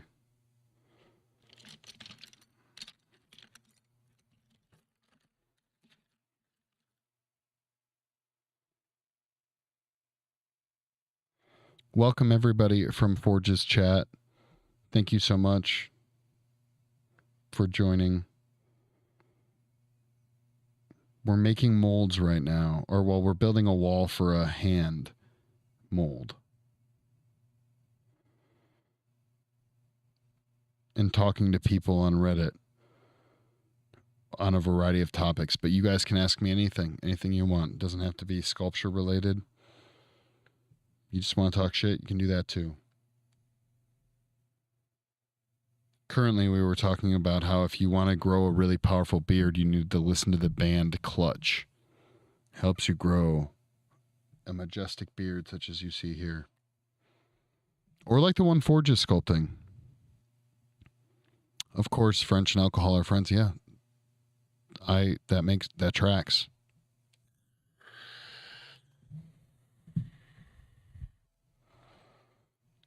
Hey, I meant to ask you, Forge, and have you cooked? Did you cook the lady sculpture yet or no? Just the male sculpture. Go for a cigarette and come back later. Cool, man. Enjoy your cigarette.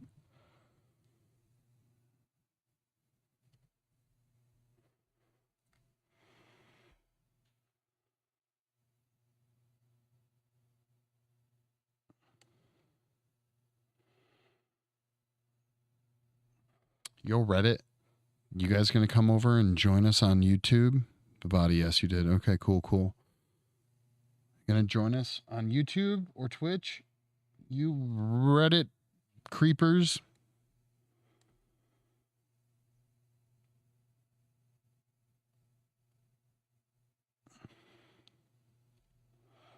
Boom, boom, boom, boom, boom, boom, boom, boom, boom, boom, boom, boom. I need. Where did I put it?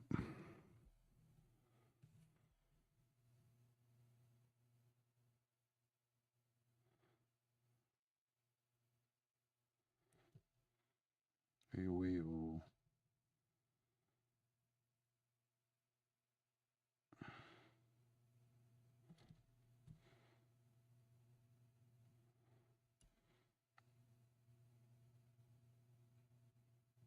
Oh. Have you guys checked out The Who, the band? They do like Mongolian throat singing and metal. It's awesome.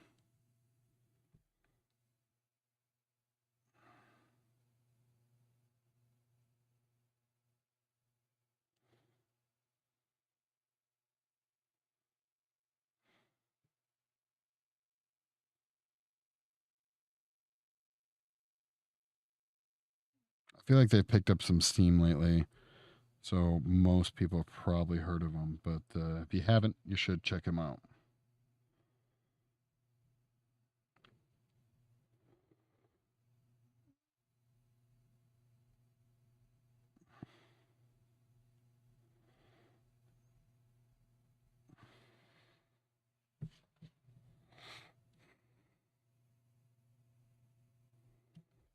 Damn. Okay.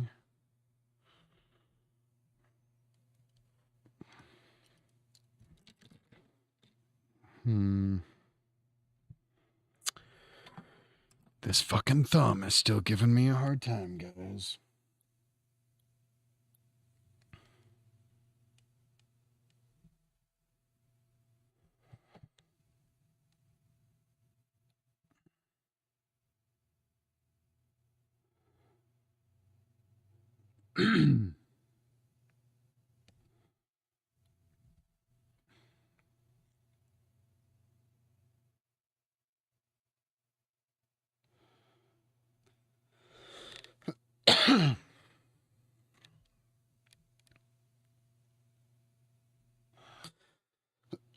Excuse me, guys. Sorry about that.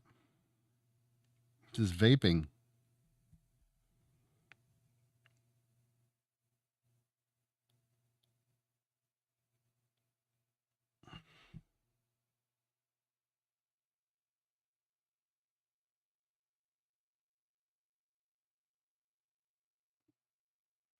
Hmm.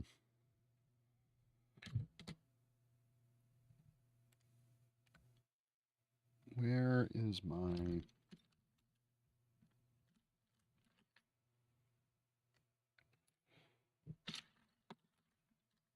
like fucking mystery tool over here? Where's my fucking? There we go. That's after I've reduced the amount of tools in my sculpting box, and I still get them lost.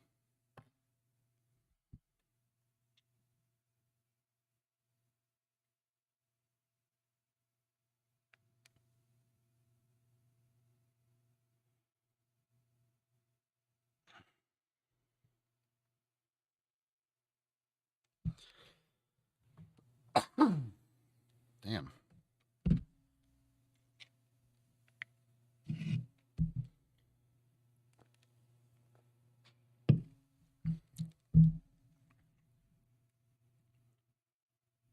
All right, let's work on this fingertip here. Here we go. It's kind of focusing. I might need to go get some canned air so I can retexture some of this. Could also probably wait just right before I mold it.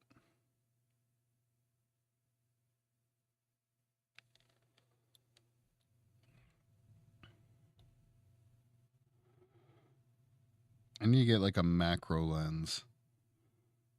Might be a bit much. But it'd be pretty cool to show you guys like super up close what's going on. What's going on? By the way, I hope everyone's Monday evening is going well. My name is Mike. I am creatively cursed, and currently I stream Monday, Tuesday, Wednesday from, well, I stream for 4 hours starting at 4:45 p.m. PST, and I'm going to start streaming regularly on the weekends as well, Saturday and Sunday.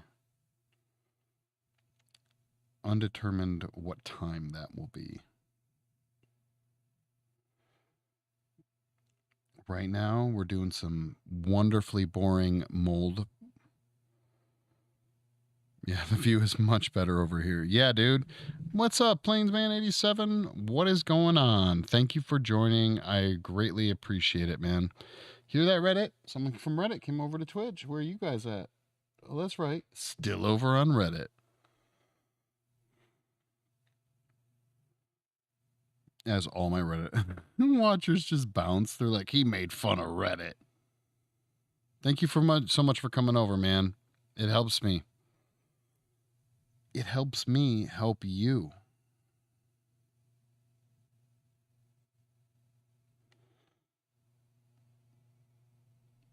So when I'm talking, guys are like, oh, that's what he's fucking talking about. Not just a bunch of pixels, which is what Reddit shows.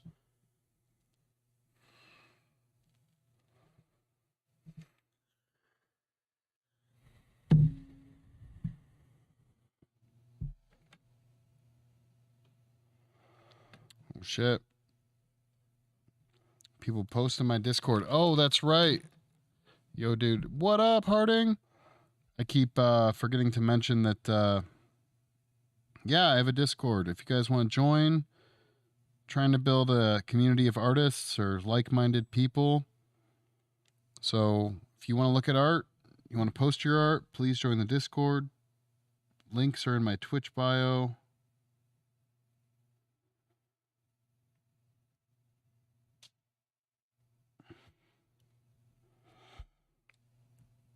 How's it going, man? Kyle, what's up, peeps? Oh, Kyle's back. How's it going? Dude, it's going good. How are you doing, man? I had so much fun chilling the other night. Hope I didn't send you down any wrong paths with that sculpture project you were working on, Harding. I haven't seen any updates, so I don't know if you were like, fuck it.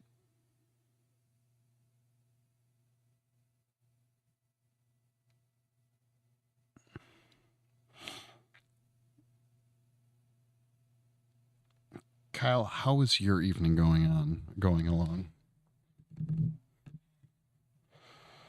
Oh shit, motherfuckers got personal projects going on. That's pretty exciting.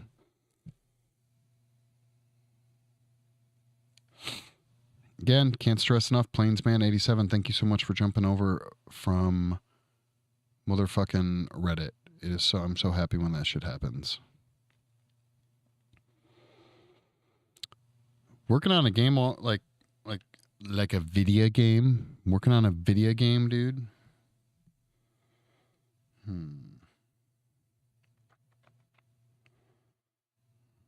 Your own video game?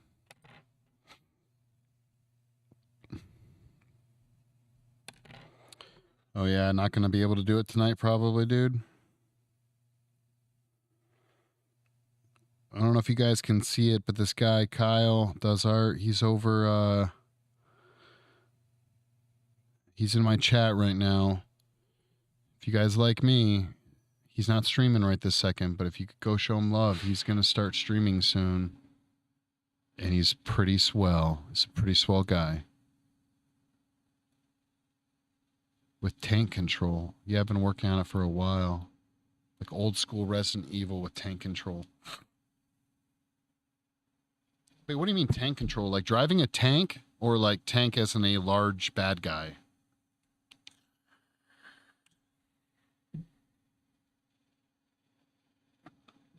Oh, perfect.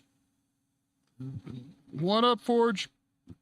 By the way, guys, yeah, it looks like Stream Elements just threw in my Instagram link, so you should go check that out because I did post that fiberglass tapping. The Kyle that is actually in chat is the same Kyle who you see working in that video on the fiberglass of the Lifecast. So you guys should check that out since I didn't stream it. And also, while checking out, don't make me feel bad that I didn't stream it.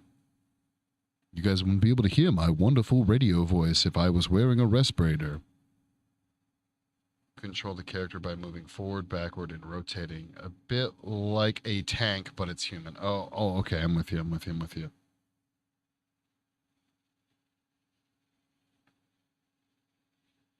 Was this a new idea, or are you just like, are you finally, are you like putting in an idea that you've already had into position, like actually starting it?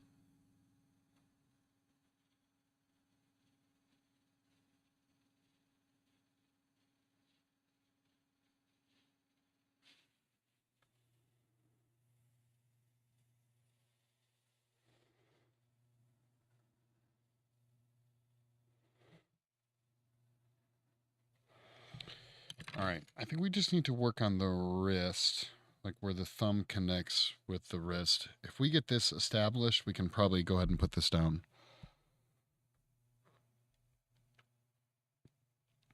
Worked on it for good 2 months, but I bumped into issues. I'm assuming you've solved these issues now. If you guys are watching on YouTube or fucking Twitch, throw me a fucking follow or subscribe. That would be fucking awesome. I'm trying to spread the word of cursed creativity.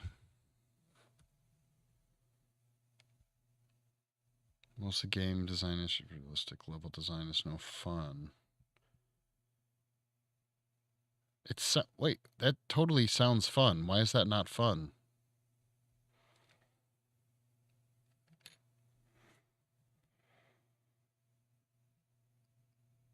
That honestly sounds like the most fun.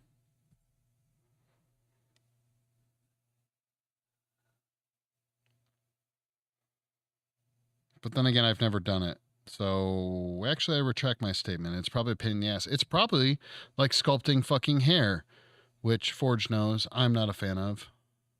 Build a lot of aspect of the game, but putting in the pieces together is hard. Dude, I can fucking imagine.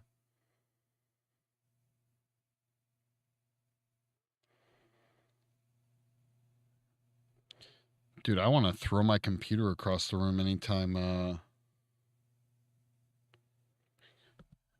I'm just working in ZBrush for half a heartbeat. You were fucking whizzing through that shit the other night when we were on stream.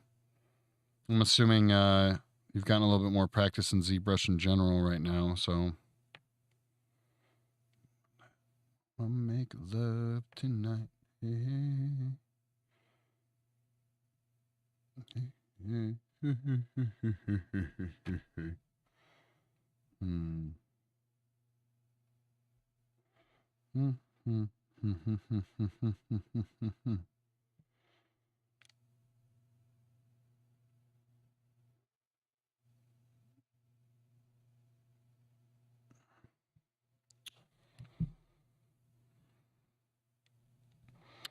What I mean is, brutalistic building design is not good level design. Oh, nor North American style of roads, grid-like.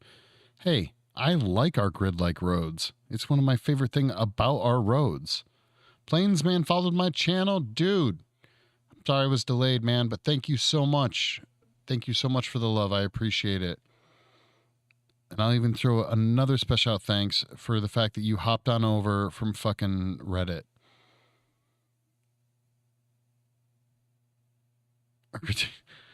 You know what's funny? I'm not even sure I've heard that term, brutalistic architecture. You guys are going to make me like Google some shit.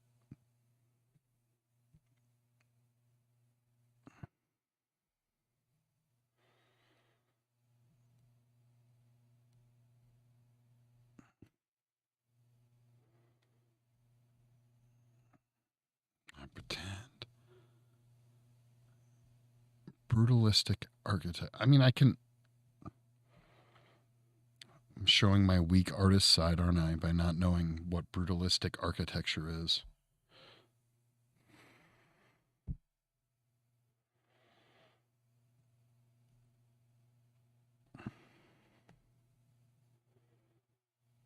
Although, you know what? Fuck it. I've never fucking studied architecture for the most part, so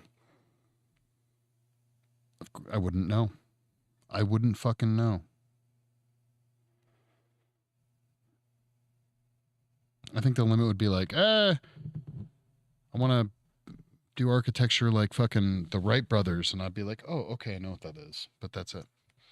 Old school video games had unrealistic, senseless home design, empty big rooms, home with one purpose, bathroomless building, was oriented towards purpose and fun exploration. Huh.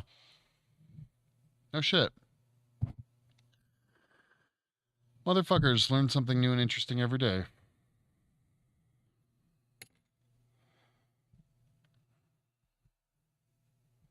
So you're talking some like GoldenEye type shit, right?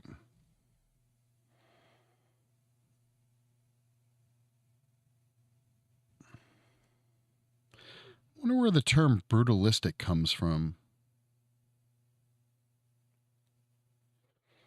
What is fun and what is not? These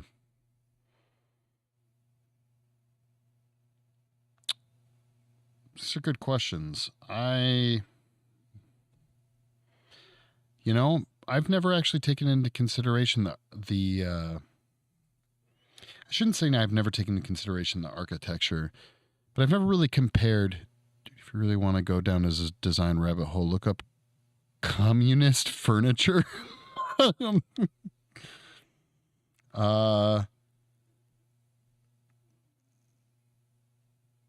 Is it furniture you buy and then you have to give it right back? Like, or take it apart and give it equal parts to everybody? All right, that's a bad joke.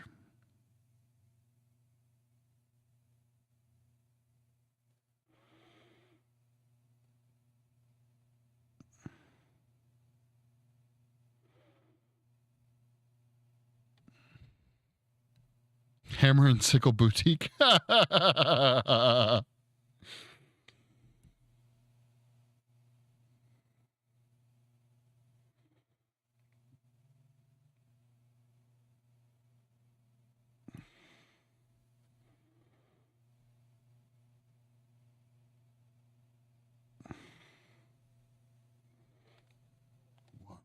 Unparalleled Germanizer.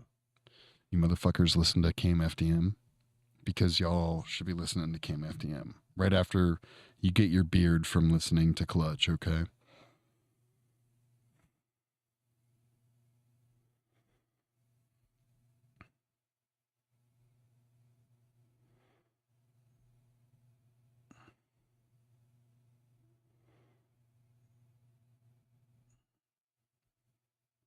Ascendancy from dust. It's a real thing, kind of wild. Promoted uncomfortably in strict posture with minimalistic inspiration. Okay. I see that. It doesn't surprise me at all, dude.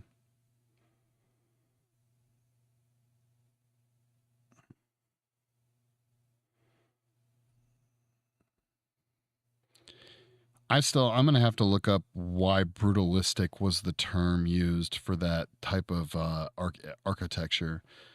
Like the etymology of it fascinates me.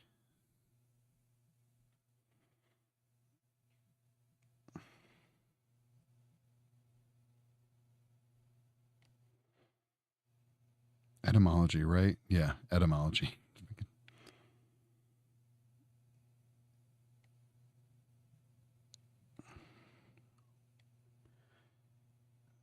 Bam, bam, bam, bam. Oh, one other thing, Kyle, who's in chat, he's also one of the members of our podcast. Interesting video on YouTube that touches on the subject, design for violence. Okay, I'm with you now. Okay, I get it. But this term, again, I could just look it up, but you guys aren't having your hands filled with clay right now. I'm assuming this term is relatively new and likely what in reference by new I mean within the last 30 to 50 years for the Thunderdome. It does kind of I was imagining, yeah, very like torturous landscapes and stuff like that.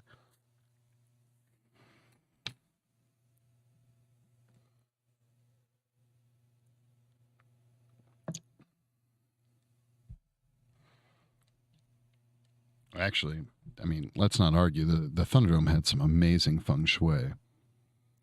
Would technically be considered brutalists. Well, yeah, big open area, right? Kind of pointless. But then again,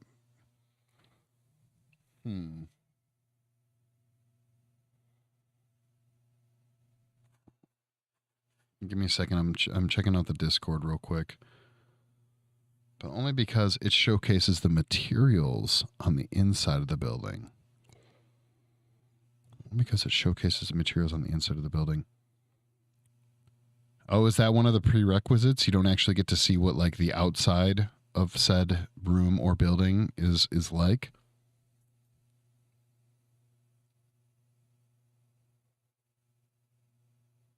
Flip.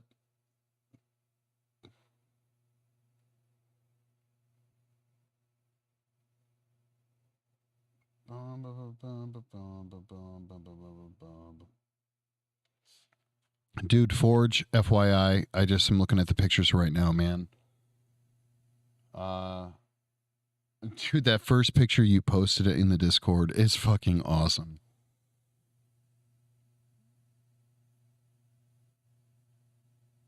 Damn, you busted that out in what, like an hour? Because I was watching you when you were posting it, and you with your mad fast sculpting.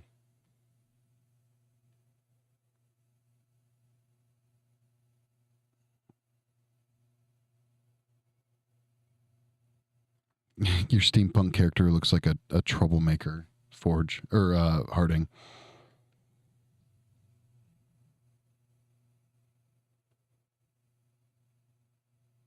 But I dig it the most. Dig it the most, man.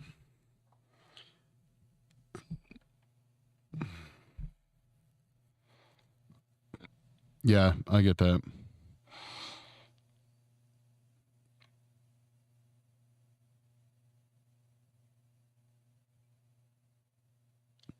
Concrete, clear exposition of the structure, no round. Really?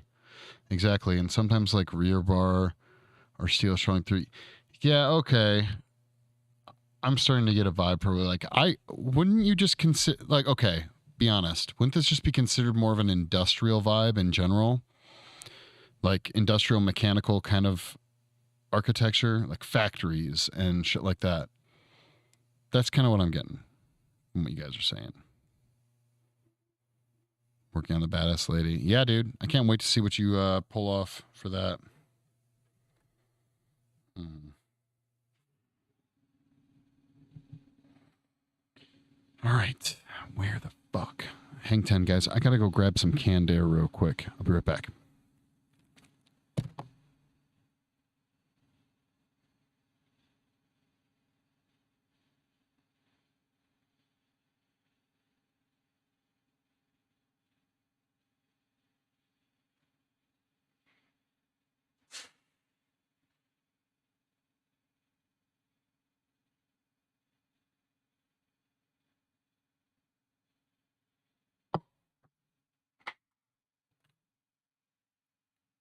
Bam.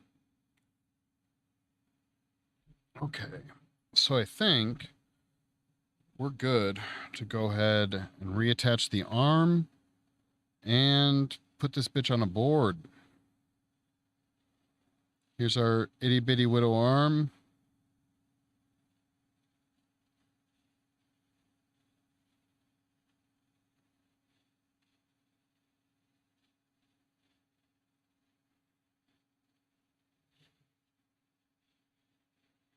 We'll go, I don't know if you guys can see this a little bit.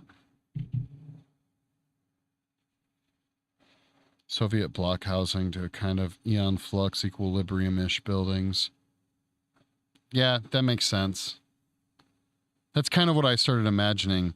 Like literally as soon as you guys started talking about it, I was imagining oh god, what was the name of the it sounds weird, but like the complex level from GoldenEye. Any of you 007 oldies games from N64, the complex multiplayer level was what I was vibing on.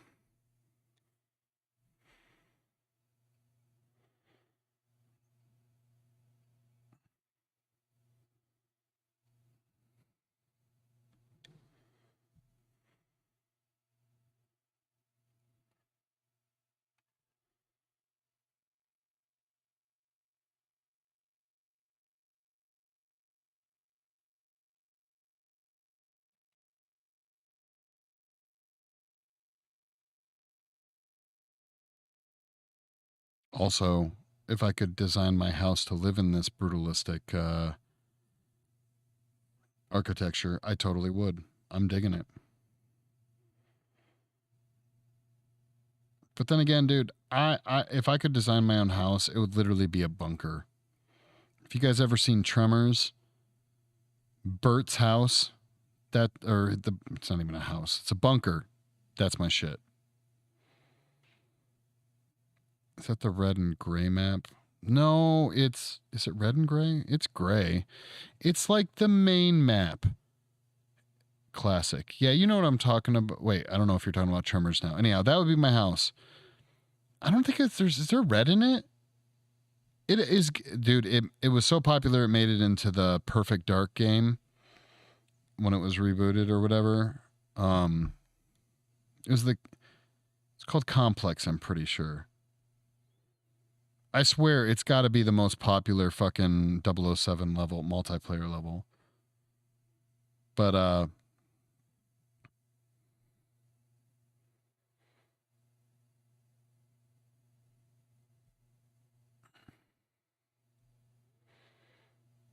dude, that would be fucking dope. Like red mesh. Oh, there totally is. Yeah, there's like red mesh fences and shit like that.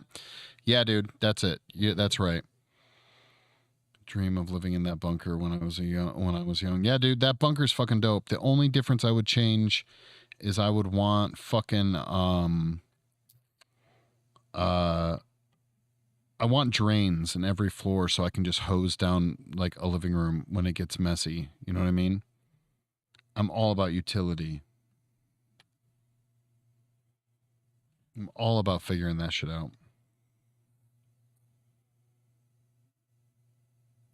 Boom, boom, boom, boom, boom, boom. Do I have any other fucking clay around here? This thing has gotten so warm just from me handling it.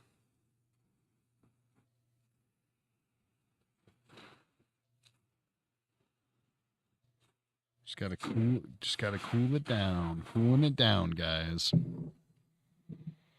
Yeah, that's that level in fucking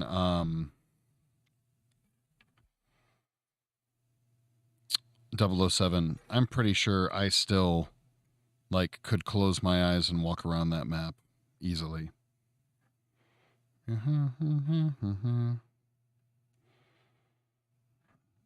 Let's jail.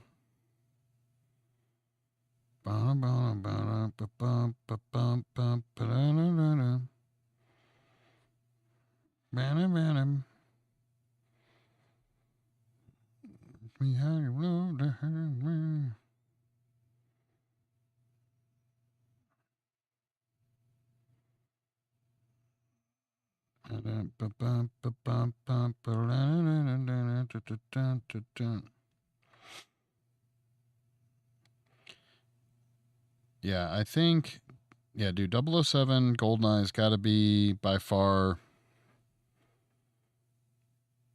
the game I've put the most time into, next to Perfect Dark. But as a kid, I played the shit out of that. And fucking Resident Evil 2. I did spend a lot of time on that game too.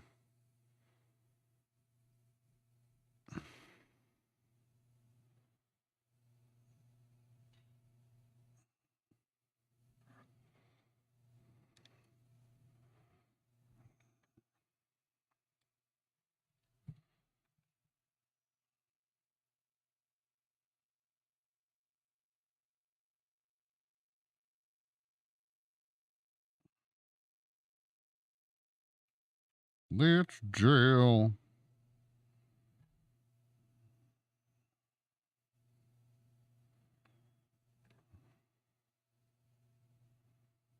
Yeah, so the end of this fucking hand and the end of this fucking arm got so deformed during the mold making thing, just from the heat of my hand softening edges and shit like that. It's no bueno. Shoot you a semi-original steampunk character idea. I like your steampunk character. Judging from the sketch, the style of the sketch, it gives me like if Charlie Brown had a steampunk character in it, dude. I dig it. You don't need any. You got there. I need 6. Why the fuck do you need 6 steampunk characters, dude? All right, just take a picture of me and put a giant cog necklace on me. Okay? Do you know what I'm talking about? My damn teacher's like. Yeah, instead of like a giant clock, it's me, right? Get this, with the beard, but it's a giant cog. You know? Cogs, that's a big part of steampunk stuff.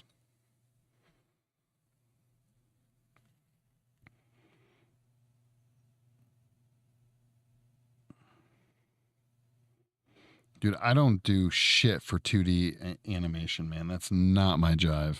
All right, gotcha. Don't really do that. I'm serious. Like, your teacher will be like, "What is this gumpy motherfucker with a giant cog necklace doing in your thing?" Flavor fade, but steep. Yes, dude. Dude, Plainsman, you know what's up. That's what's up.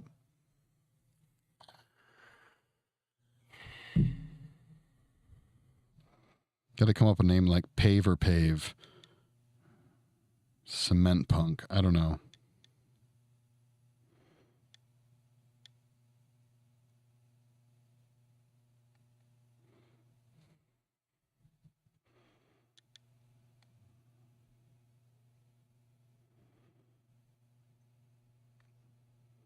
I want a monocle too, Harding. I need you to put a monocle on me.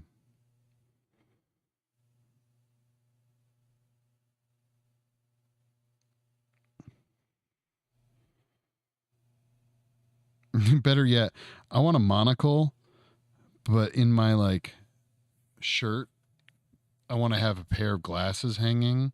Like I could be wearing these glasses that would be more effective, but I want to wear a monocle because I look cooler. You know what I mean?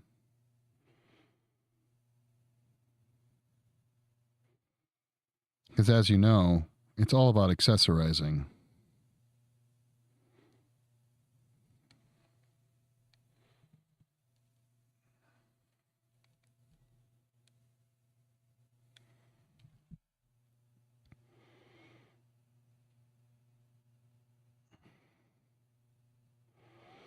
Yeah, sure. Let's sculpt some tiny little fucking goblin hands. Have a good time. Have a few drinks.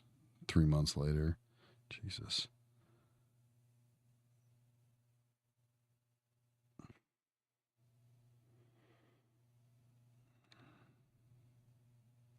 Flavorous Flav.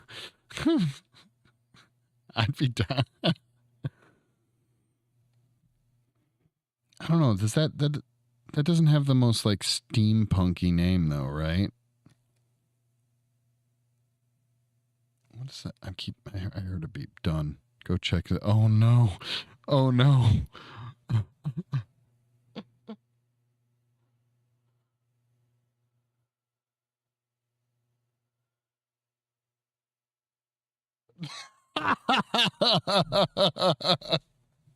Yes. That's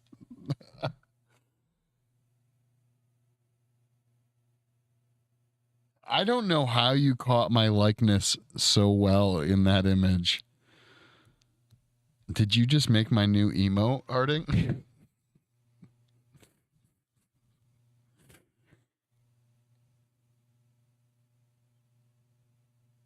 Oh my god, that'd be awesome. I should do that. Is that shit allowed? Can you make penis emotes? P-motes?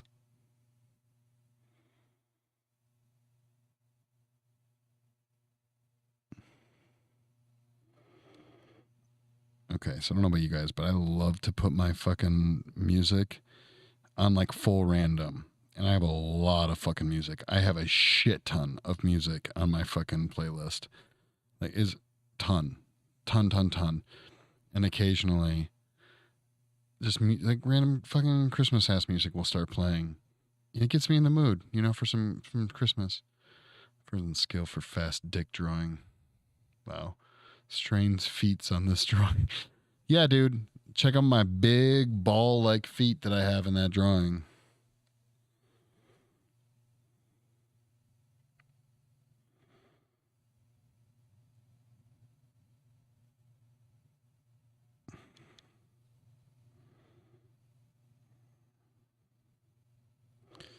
Big old sweaty feet. Big old ball shaped sweaty feet.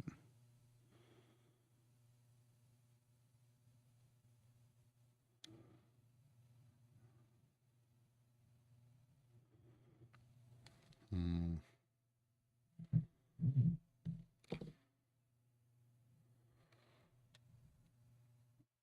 I get a blue heart. A blue heart.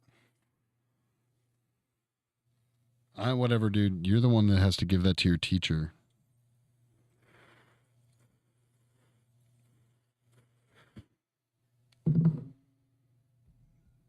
Which would be hilarious, and I seriously think you should turn that in.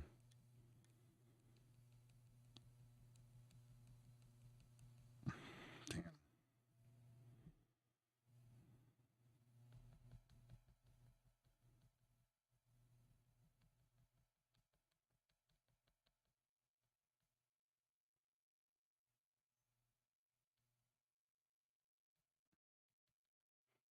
I froze it too much. I made it too frozen.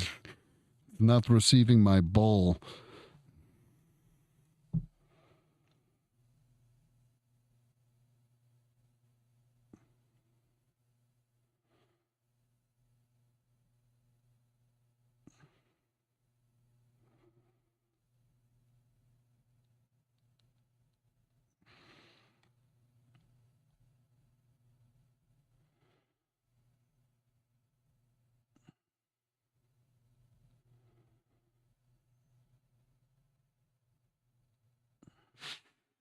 Jesus Christ. Things are freaking me out, man. Creepy fucking sounds. What to do? Wait.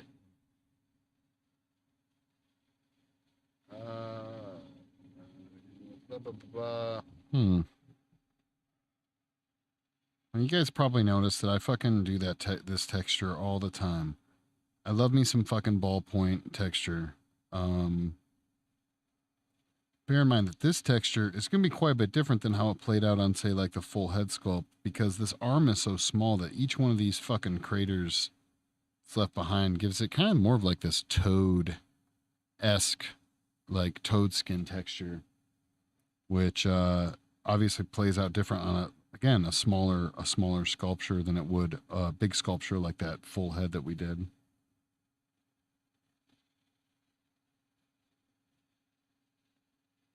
But if you were really wanting to pull off something like that texture on something this small, you'd have to use like a fucking pin needle with some plastic, probably.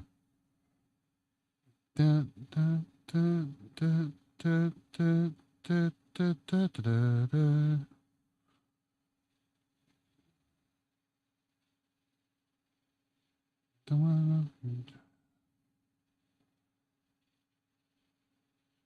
Listen to this, some fucking early 2000s electronica is fucking awesome.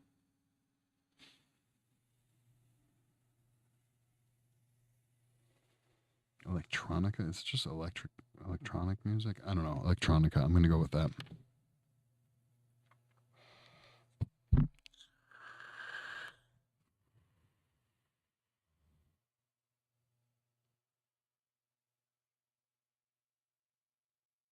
From Pirates of Blackwater. I'm not familiar with that Pirates of Blackwater, but that sounds like a cool fucking place that you work in that you can just fucking show up in steampunk gear. It's the place that I work in, but no one ever does it, sadly. which is, they just wear normal clothing, except for on Halloween. One dude at work that just dresses up in fucking. He finds the sluttiest, like, slut costume, quote unquote, at the Halloween store to dress up in. It's generally pretty revealing.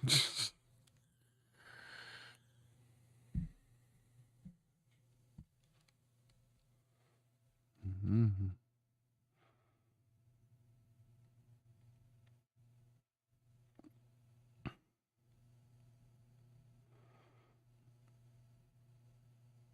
There we go.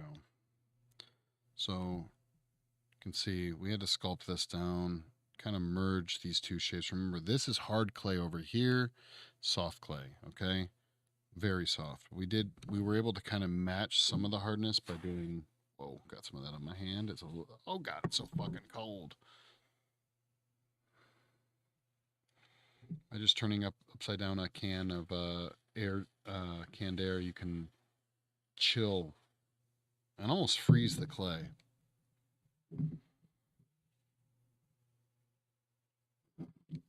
Do composite molding for aerospace. Dude, that sounds fucking cool as shit.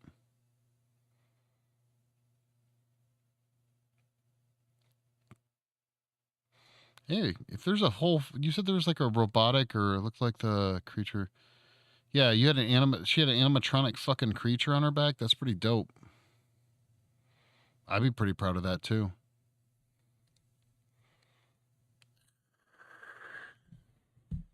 Be super proud of that shit. We mess around with robotics and animatronics pretty regularly here, and it ain't easy, man. There's a lot of work that goes into it. A lot of problem solving, a lot of fucking troubleshooting. It's easy to get proud of that shit when you put so many hours into it.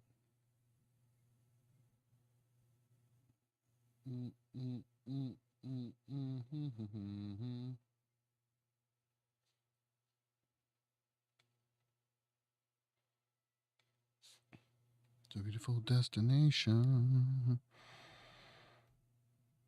What it's worth. It's a beautiful destination.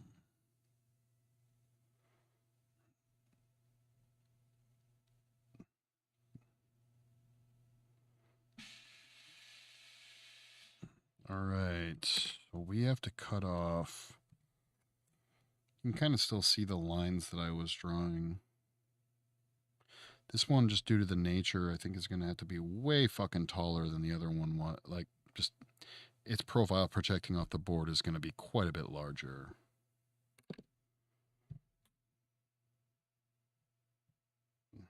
You can see we're keeping that general shape. I'm also trying not to cut my fingers.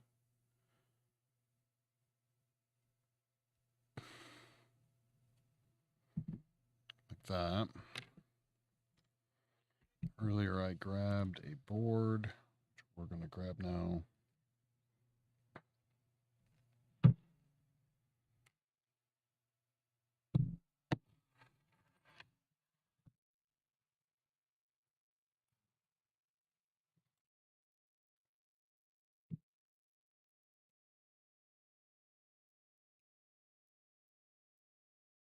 Yeah, we can do this.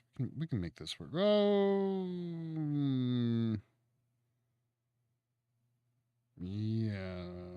We might need to put a little bit of a different angle on this.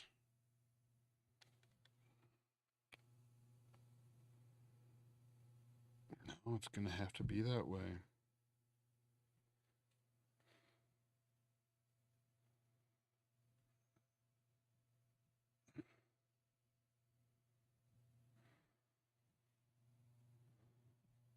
Push it in, break it off.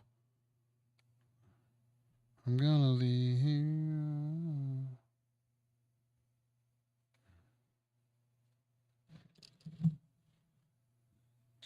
Sorry for the lack of focus. We're just trying to get this fit on here right now.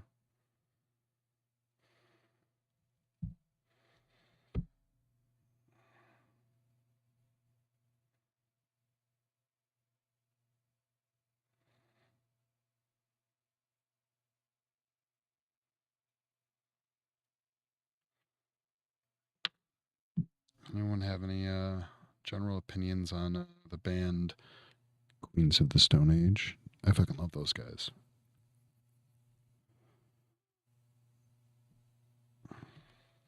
Okay, so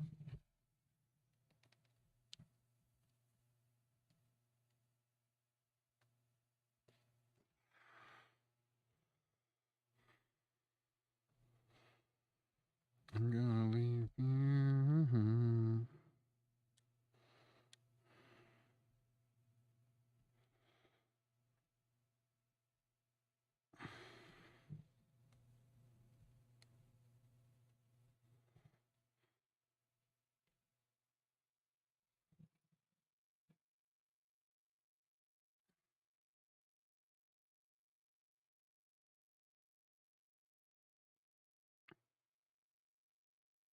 All right, so now what we're doing is we're just basically mounting this work that we did to a board.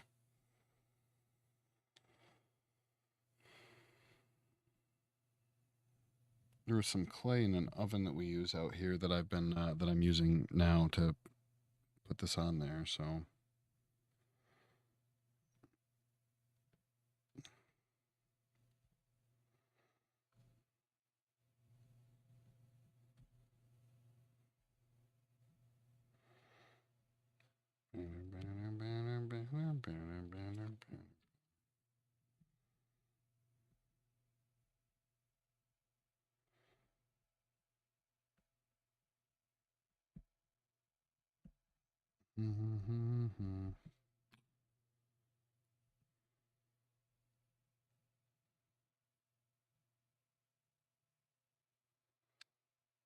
dude, yeah.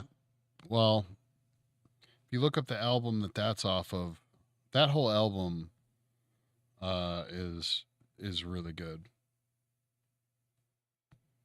So I'm gonna totally point you in the direction of that. That might even be honestly the name of the album.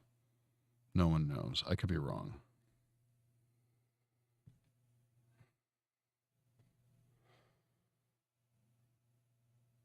For a long time, that was also the only album or the only song I knew until a friend of mine was like, "Oh yeah, they have way more shit." It's funny. So I think that song, no one knows. Dave Grohl did the from Foo Fighters. He did the drum mix or he did the drumming on that album. I'm pretty sure. And what's interesting that reminds me is that so Dave Grohl and the Foo Fighters have like this horror movie coming out that I'm fucking super excited to see. Mainly because I think one of our products is going to be in the movie. I forget the name of the movie, but it's like this comedy about the band getting fucking possessed or something while writing their next album.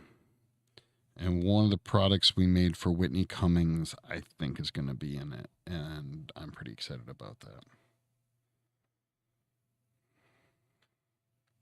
I don't know for sure, but I think so. Just rock from emo to metal. I stop short of like grindcore though. I sympathize with that.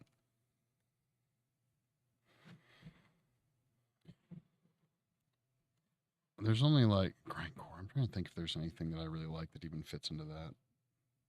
I probably agree for the most part across the board.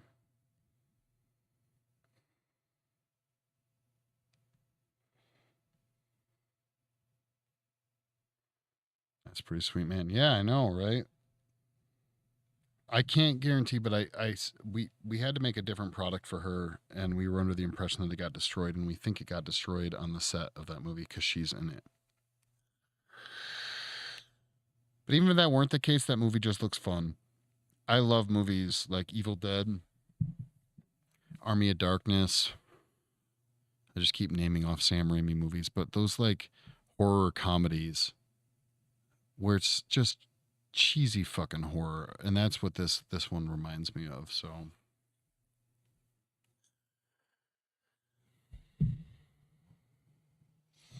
you're gonna keep seeing me bounce out of frame here. I gotta get this clay out of this giant fucking bucket.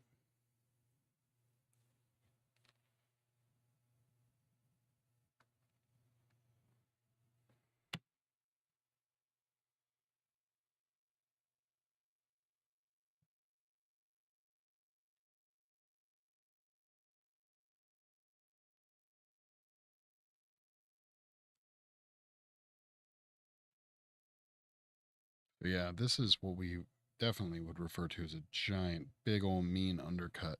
But remember, we're making this mold out of fucking silicone, so at the end of the day, it's not the end of the world.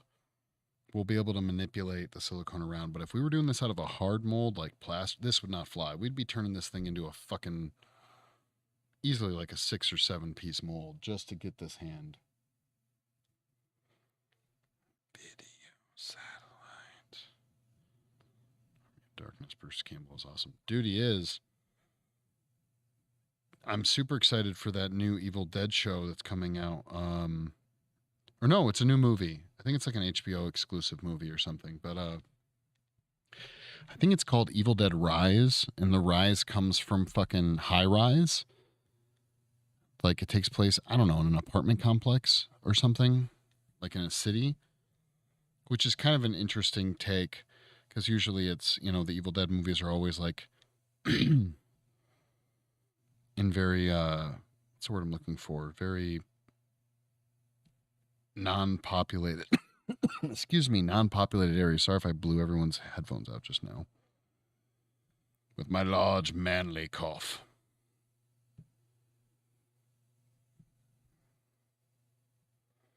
But yeah, it's called Evil Dead Rise. The poster looks cool. I don't think they've released any information about it yet, though. Reception, broadcast, away.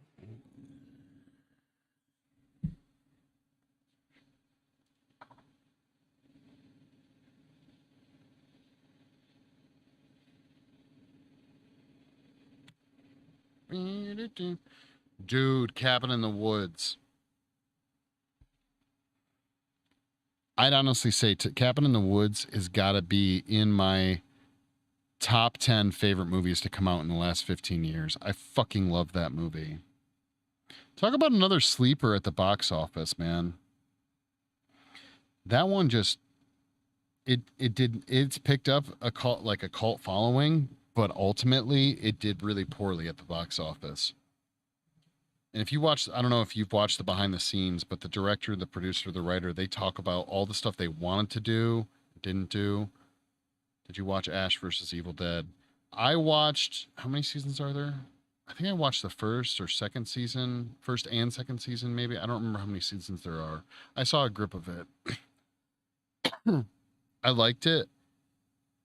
It was overall, I loved it. I'd watch it again. I wish it had been a little bit more on the scary side. Like, I think I would pick Evil Dead 2 over Army of Darkness. So I liked the scariness that was still in Evil Dead 2 that wasn't really in Army of Darkness. Army of Darkness is definitely where they went very comic, like very funny. Where Evil Dead 2 still had some really terrifying kind of creepiness to it. Another movie that generally like horror fans from my understanding didn't like, but I really enjoyed was I really liked the Evil Dead remake. It's definitely unique and pretty entertaining. Yeah, totally. Oh, Bruce Campbell's just a funny fucking dude. I won't say he can't do no wrong, but he is a very enjoyable person, actor. You get some good roles too. What the hell's going on with this clay?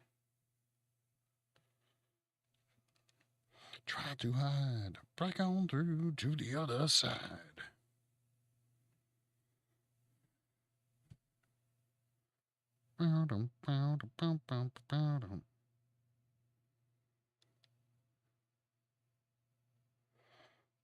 Treasures there.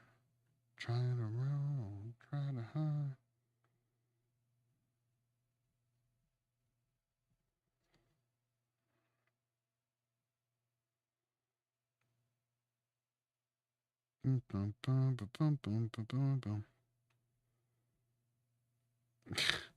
Yeah, I was just thinking, got my mind on Army of Darkness. There's so much good shit in that. There really is. It's not like great physical effects. All those little mini ashes fucking tie him down. God damn, that shit's funny.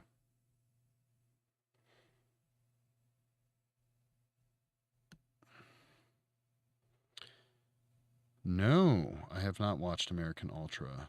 I don't think. That, although it sounds very familiar. It sounds very familiar. American Ultra. Hold on, let me look that up. I feel like that's.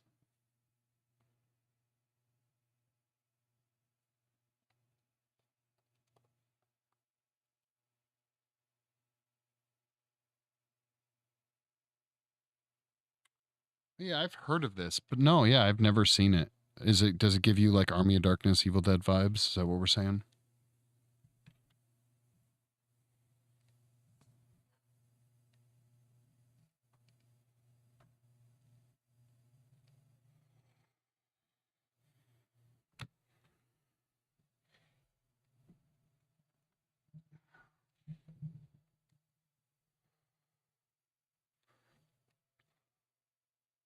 I'll check it out. It's got, dude, it's got a hell of a fucking cast.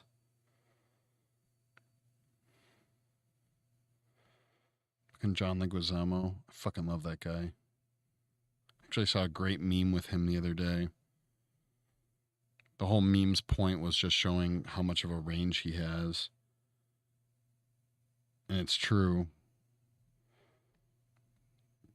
I think the first thing I really knew John Leguizamo from was fucking it's gonna be a toss up. It's either gonna be Tu Wong Fu, Thanks for Everything, or it's gonna be fucking Spawn, where he played the fucking creepy ass clown.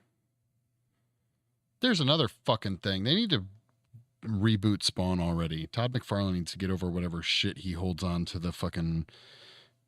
I think it's because he like refuses to give up the rights unless he gets to direct the movie, but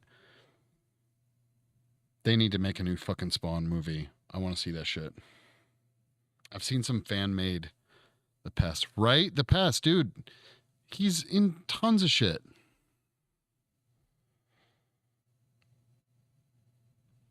I actually didn't even see the pest until like 5 years ago. It's the first time I saw that. And he's still, dude, John Leguizamo is still doing shit today. He's in all the newer, John Wick. He was at least in the first one. Jamie Lee Fox was in the running. Yeah, dude, you know that. Yeah, man, but I'm telling you, they're never going to let it pass as long as McFarlane is just pearl clutching the fucking copyright. By the time it's let go, it's going to be a garbage fucking movie.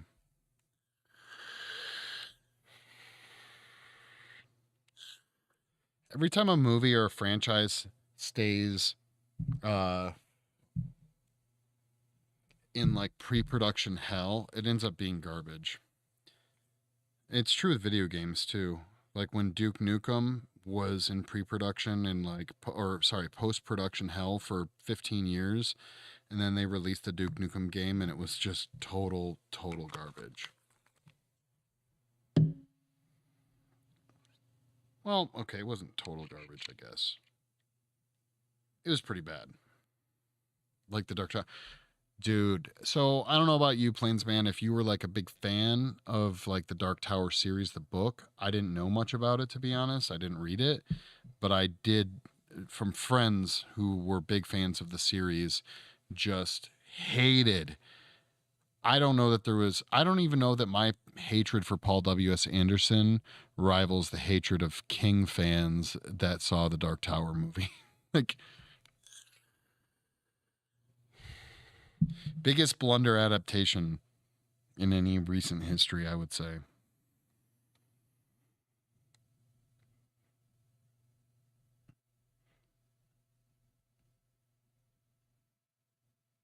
I never even watched the fucking movie. You read every one?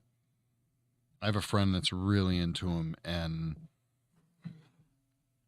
I think the saddest part was not that even that they made a movie, but that likely that when they made that movie, they destroyed the potential for any other movie being made anytime soon, anyways. The worst part is, dude, motherfucker, I like Idris Elba. I like that actor. But when I even saw the trailer for it, I'm like, I don't give two shits about seeing this fucking movie.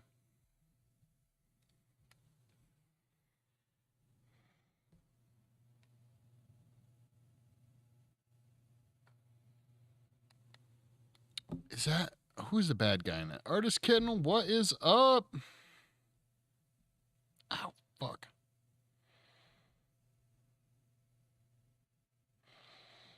We're talking shit on fucking. Well, right now we're talking shit on the Dark Tower movie, which I feel comfortable doing, even though I haven't seen it. I'll be an avatar for all the people I know that fucking hated it.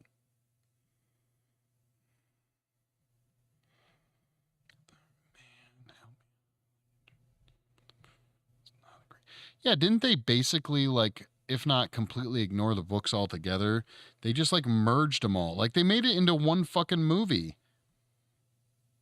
With, from my understanding, no intentions of actually making sequels. Isn't there like 8 books? I haven't seen either, but that's no surprise. Yo, Kyle does art. Are you a King fan? McConaughey. It was McConaughey. Well, they can't all be winners.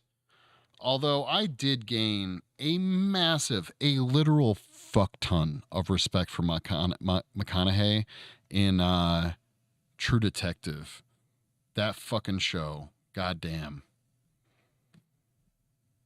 He was kind of a joke to me before that, even with Interstellar. But fucking goddamn, True Detective is amazing. Amazing fucking show. Even the second season was pretty good, but the first season with McConaughey and fucking Harrelson, Woody Harrelson, was chef's kiss. Hate another man, I understand. For anyone just joining, my name is Mike. I'm Creatively Cursed. I'm a special effects artist, and today we are fucking molding this tiny little goblin hand. Well, hand and arm. Any following, subscribing would be greatly appreciated. But as long as you're here, that's all that matters to me. I need to watch Dallas Buyers Club. I've seen clips and it seems dope. It was a pretty sick series, yeah. Dallas Buyers Club was super fucking awesome. I totally agree. He kind of came out of nowhere with some of the more serious flicks and like roles that he picked. Not quite the all right guy anymore, but Kyle, if you liked Interstellar and you like or you like have an interest in Dallas Buyers Club, you have to check out True Detective. I'm new. Where am I? You're new. Where are you? What are you talking about? You're not new. Talking movies and shit. Oh.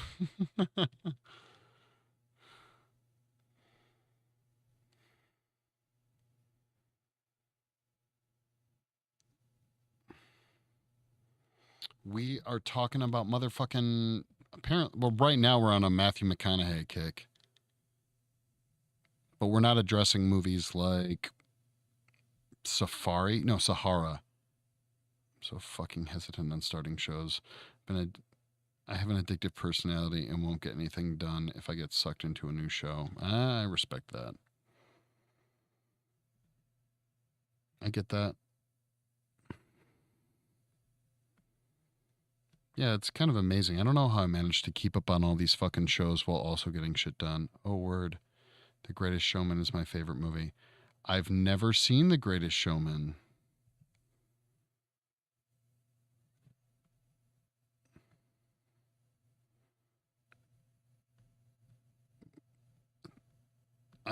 Although I feel like I should have seen that. Greatest Showman. Greatest Showman.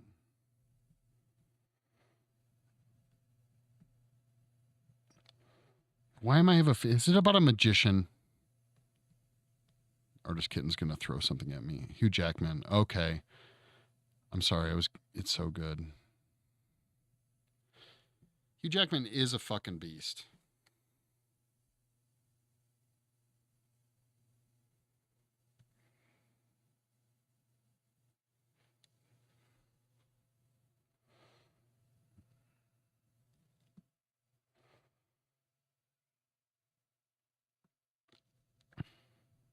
P.T. Barnum. Circus Guy. That's right. Okay, yeah. I know what you're talking about.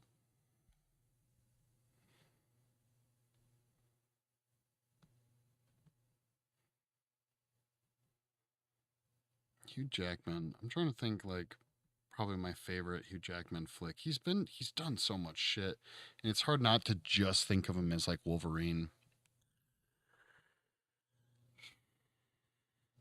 That's what. Yeah, Prestige. Another Christopher Nolan movie, man. Full fucking circle right there. Fucking love me the Prestige for sure.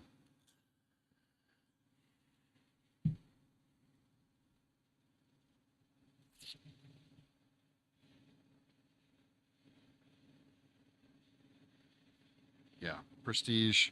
That came out the same time as Illusionist with Edward Norton, which I never fucking saw.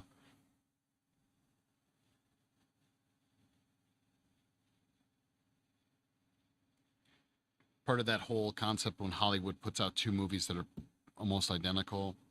Like when Armageddon came out, Deep Impact came out. It's to confuse the audiences. Although I would make the argument that by far Armageddon is the better of those movies.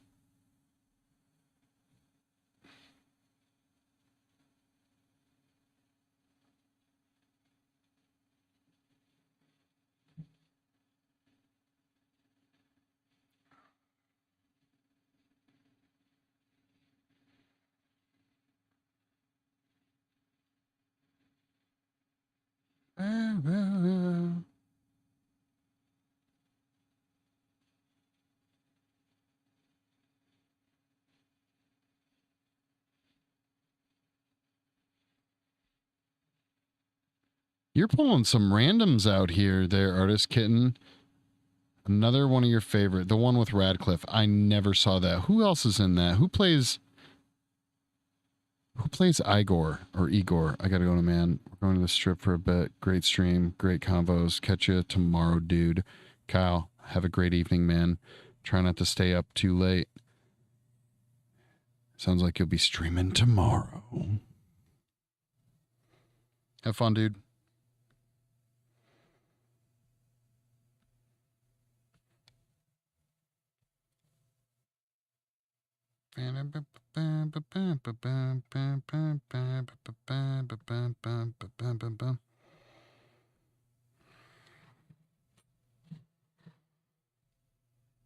Well, then, okay, who the fuck plays Frankenstein? I thought Radcliffe was Frankenstein.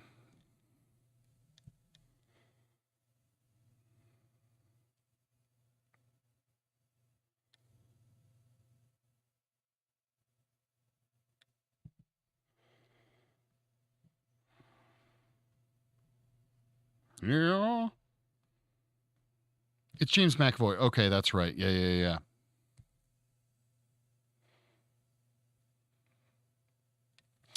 Oh, you guys are missing out. You motherfuckers got to watch Mary Shelley's Frankenstein when Robert De Niro plays the monster. That is the best Frankenstein movie. And Kenneth Branagh plays Dr. Frankenstein. That's right. Yeah. It's got James McAvoy plays the doctor. That's right. I do like James McAvoy.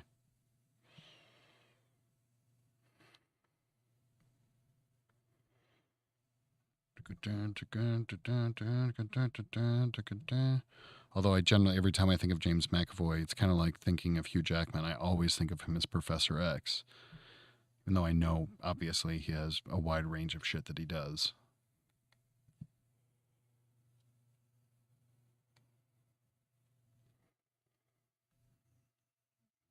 Tell me where love be there.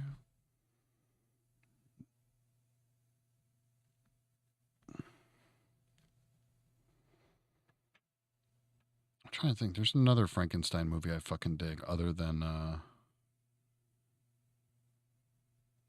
Okay, well, there's Young Frankenstein, which really is probably my favorite Frankenstein movie, although not at all scary at all. Let the light shine down. Heaven, let your light shine down.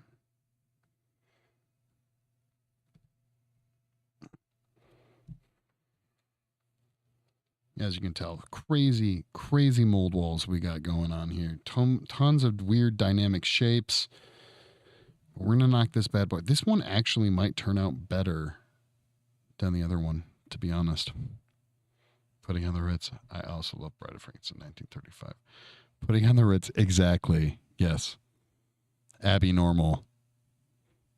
By far best Frankenstein movie, but just not a scary one. Also, the Bride of Frankenstein. Yeah, okay, but that anyone can love those. Those are the classics. You have to love them. It's almost like a prerequisite to be a decent human being, right? Yo, Redditors, thank you so much for joining. But just a heads up, I only got 4 minutes and 50 seconds left on Reddit. If you want to jump over to YouTube or Twitch, creatively_cursed, and check out much better video visuals. We already got one amazing follower that jumped over from Reddit, Plainsman87, you know who you are, who wanted to see higher quality footage of what I'm working on. So creatively_cursed on Twitch and YouTube. Do it. Do it.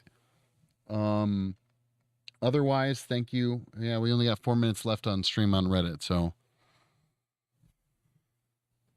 But if I also, Artist Kitten, Salem's Lot's classic. If I have to go for any of the classic Universal Monster movies, I would do fucking Creature from the Black Lagoon, no doubt. Lost Boys, another great one. Although I haven't even watched that one in a grip.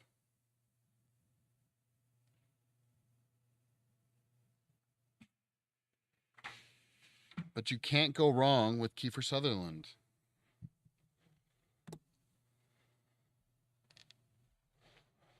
But we're breaking into whole new territory now. Now you're fucking talking about like best vampire movies.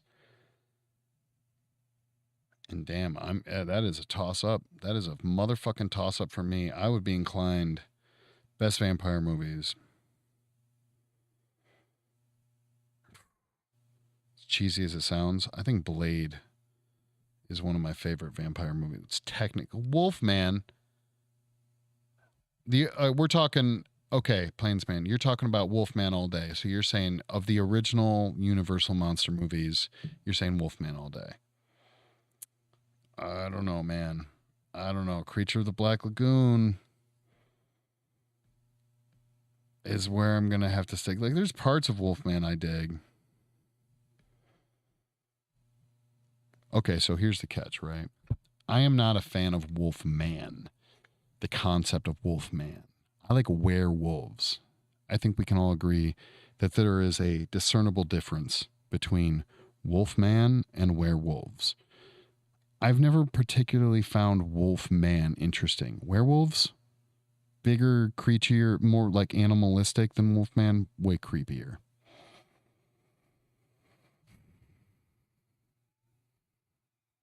I painted a sad little Frankenstein. Ooh, a Frankenstein tattoo. That'd be pretty cool. The Frankenstein dildo was the first one I fucking made for the Monster Cocks line. I respect Frankenstein as one of the creatures. I never vibed with him. There's a lot of story there, though. You know, it's a deep, rich character for sure. I'm your back door man.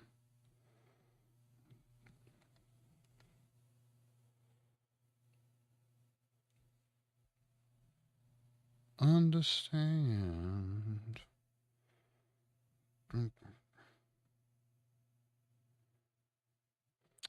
Yo, cursed.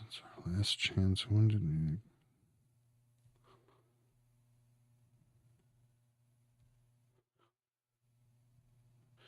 The remake with Benicio del Toro was underrated. That is the one with Anthony Hopkins, no? I saw parts of that. I saw the effects like behind the scenes stuff.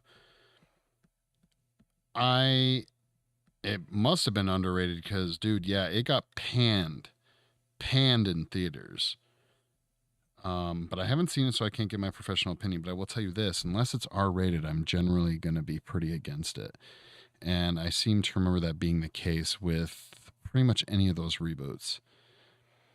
Skirting the line of their bullshit, fucking placating to the teeny boppers, but nothing I heard about it. I mean, if you're making a case for it, it's saying something. You'll be the first person I ever fucking talked to that said something good about it. And by that, I mean, you're saying that it was underrated. Yo, Cursed. Since our last chat when we did the co-stream, I wanted to ask something. I would love to hear more of your story. How did you get into sculpting? What professional path in sculpting have you followed, etc., etc.? Watch Pan's Labyrinth in Spanish class. Good movie. Visual effects are fucking smooth. Pan's Labyrinth is a great movie. Sad as fuck, but it is a very good fucking movie. My favorite movies, old stuff, Metropolis, Nosferatu, both from the 20s. Wasn't a fan of Metropolis. Didn't age well. Some parts are cool. Nosferatu, I have a classic love for, but I will tell you this. There is an amazing edit together of Nosferatu with the soundtrack of Typo Negative, and it is fucking fire. You can probably find it on YouTube. It's really awesome. But they actually did like a pseudo release of it. But there was some stuff tied up with Nosferatu as a film, like when it came to the rights, who owned Nosferatu. I don't remember all the details. But anyhow, fucking I have this remastered version. It's great. Yeah. Wait, I'm assuming you're talking about Metropolis. As far as Forge, when you're asking how did I get into sculpting, I have been sculpting since I was a wee boy. My father was and still is a sculptor. He was a filmmaker, an independent filmmaker back in the day. And I kind of got brought up doing special effects. He was more into writing and directing, but he learned special effects and he was a great sculptor. But he really enjoyed doing like the editing and the production of movies. But to do that, he had to learn to do all of his own effects. So he learned a lot about that. And so growing up, I think it was, so I was whatever age you are when you're like second grade, I was life casted and my dad turned me into a Terminator with his face blown off. So like I went into second grade for Halloween and half my face was gone. And I had a fucking sweet ass appliance that was like the Terminator endoskeleton. Third grade, I was life casted, and he made me a face hugger from Aliens that wrapped around my head. And so from then on, I just started really getting into special effects and sculpting. I was very fortunate to have such a supportive and talented parent who not only could help teach me, but could support my own interests. So my unique situation is not one likely that other people are just going to fall into.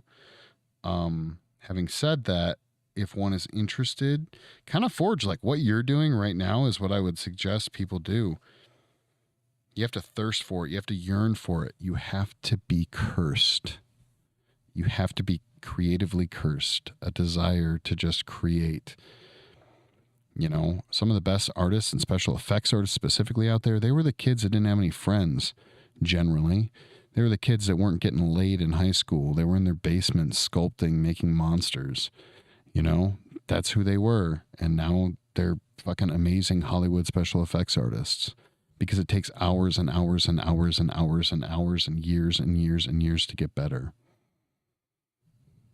No one with Willem Dafoe where he's dressed up like Nosferatu. Yeah, dude, fucking Shadow the Vampire. That fucking movie is awesome. I'm so freaking cursed now. You are, dude. You are cursed. You have to yearn for it, man. Shadow the Vampire was really fucking good. Yeah, it's fucking John Malkovich plays the director. Dude, fucking Eddie Izzard is in that. That's a great movie. I like how you said new movie. What's that new one? You mean the one that's like 25 years old? Okay, it's not 25 years old, but I get what you're saying. It's coming up. It's got to be. Dude, it might be. Dude, it might be like 25 years old. I'm not going to lie.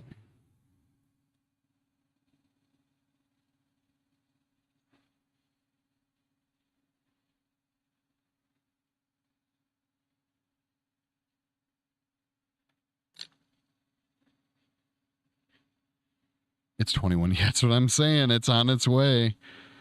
Dude, I did not see The Lighthouse. I want to see The Lighthouse, but I feel like I have to be in the mood to see The Lighthouse, and I haven't been in the mood to see The Lighthouse. Such a cop-out answer. You guys want to see a fucking Willem Dafoe movie that will fuck your mind? And in a good way. Although don't come crying to me if you don't like it. You guys got to see the movie Antichrist. We did The Cold Skin recently. That was great. We did watch Cold Skin. I don't think I've heard of Cold Skin. Earlier I was talking about watching a movie that slipped past me in 2017 called A Cure for Wellness. I gave it high praise. You should watch it.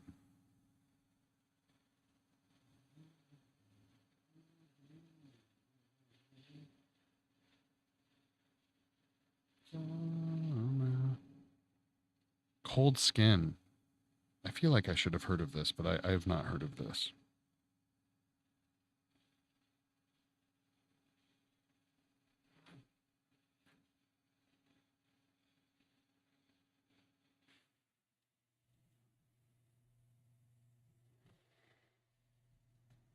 Oh, also, I was going to say John Carpenter's Vampires. That is up there for a favorite vampire movie. If you guys haven't seen that one.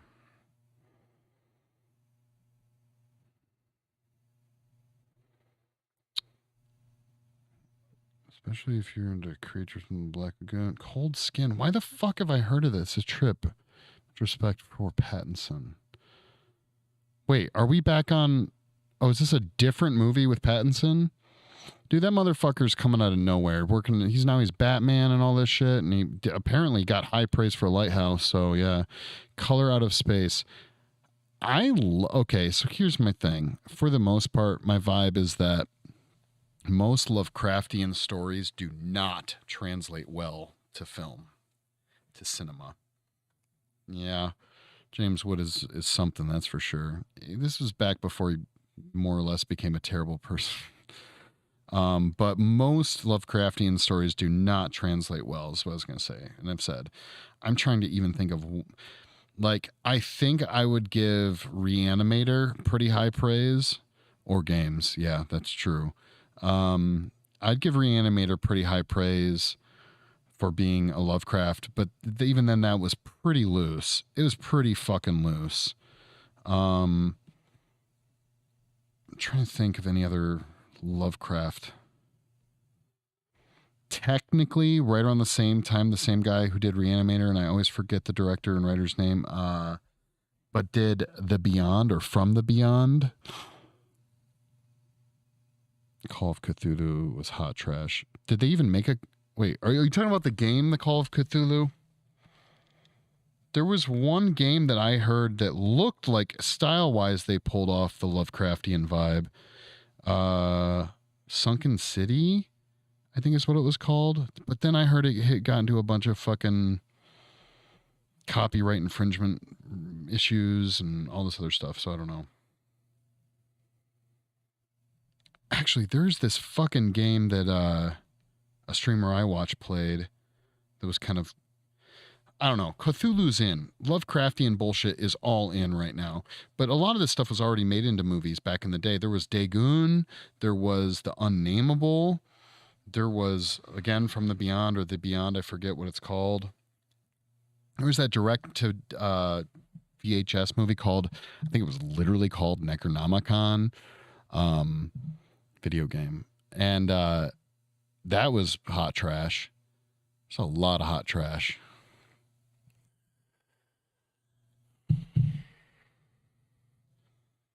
The closest thing I will say that I fucking loved, because it was basically just Easter eggs, and I think I talked to Artist Kitten about this, was the Borderlands Lovecraft inspired DLC was fucking fun as shit. Like, I really enjoyed it. It obviously was not Lovecraft specific, but it was, I mean, I guess it was. I don't know. It was Lovecraft based, and it was really well done.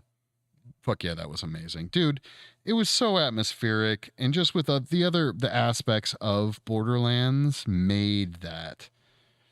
Just looking up, I remember my buddy was big into Borderlands, but he got me into Borderlands 3 like hardcore. We played that so fucking much.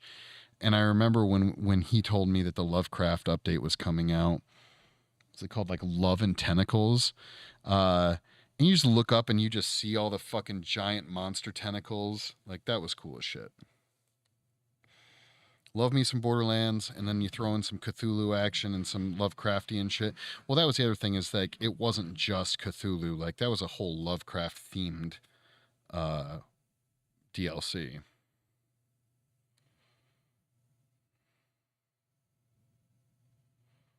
With morning sickness. Borderlands like a man. Yeah, dude. We went down Borderlands 3 hardcore. I'd say I played that solid for a year, between doing all the DLCs that were coming out, and then just grinding for the best weapons. And oh my god, I stopped playing pretty much after the Love and Tentacles game or DLC. But then again, Borderlands was still hot when COVID hit, and so that we took like 3 weeks off of work, and I was laid up. I had a knee injury. My buddy was he was playing, so I straight for like 3 weeks, an unhealthy level of fucking Borderlands. Oh, dude, Lovecraft Country. Interesting you bring that up. Like, what an interesting thing to consider. Like, so here's the thing. Lovecraft Country is really good, but not because it's Lovecraftian. Like, there's parts that are really creepy. There's parts where they got some cool creatures, but ultimately, it's not a knock against it. It's good in its own right, but it's heavily a social undertone about kind of what's going on in society nowadays. Unhealthy 3 weeks of video game. Yeah, Forge, it was unhealthy, okay? You're like, I don't play that much video games. Been there too. Yeah, you and I, we've talked about this, dude. We're at the same level where we don't really get into video games that often, but when we do, you go down the rabbit hole and you're just fucking doing it for fucking a month long. That's how Fallout was for me, for the Fallout 3 when it first came out.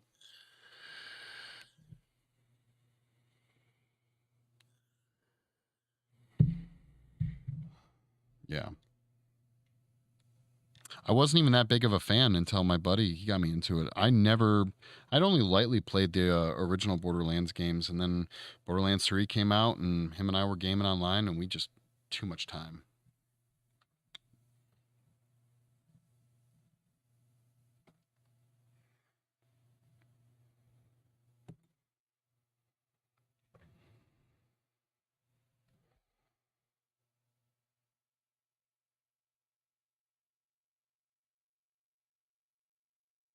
Yeah, right.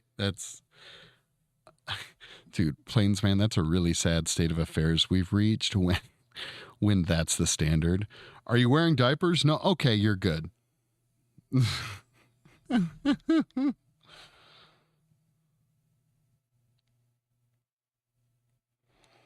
Yeah, I haven't had a good game to hyperfixate on in a while. I did it with Far Cry, but I hate to say it, the newest Far Cry game for me was just like I owed it to my like fandom to just play it through, but I didn't really give a shit about it. I don't think that Far Cry will ever manage to incite the same love that I had for the Far Cry 3 game.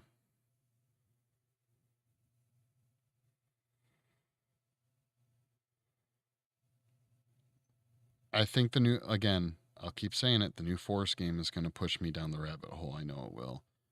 And then you guys, I'll just have to become a video game streamer for like a couple weeks. That's what'll have to happen. Loved Obsession. Yeah. Far Cry 5. See, okay, so that one fucked me. That was one game where I put a ton of hours in, and then there was a saved game fucking error that happened, and I never finished it. Pissed me off that much.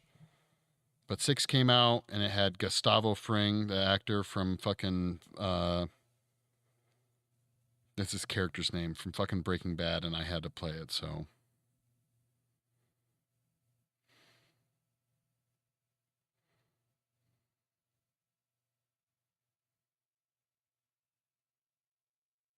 you ended up being one of the haters.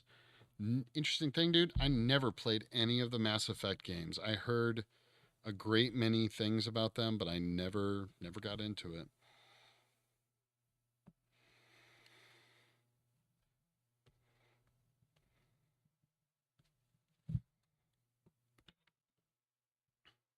Los Polos Hermanos. Yes, exactly. Yes, that I will give Far Cry credit with it. It does a really great job of pulling in actors for mocap for sure.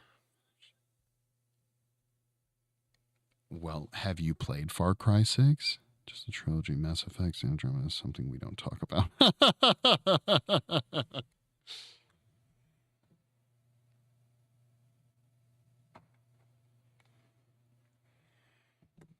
Yeah, I don't know anything about it. I remember the big hoopla. I think it was when the first one came out. Um and just the expanse of the game, but I never got into it.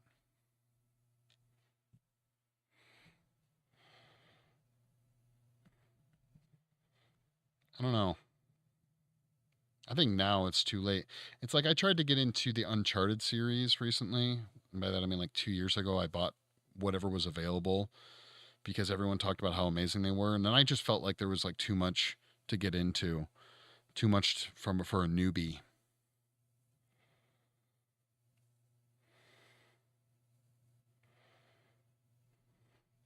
I just missed too much. It's like I don't want to have to play through fucking 4 games to appreciate this series. What's that?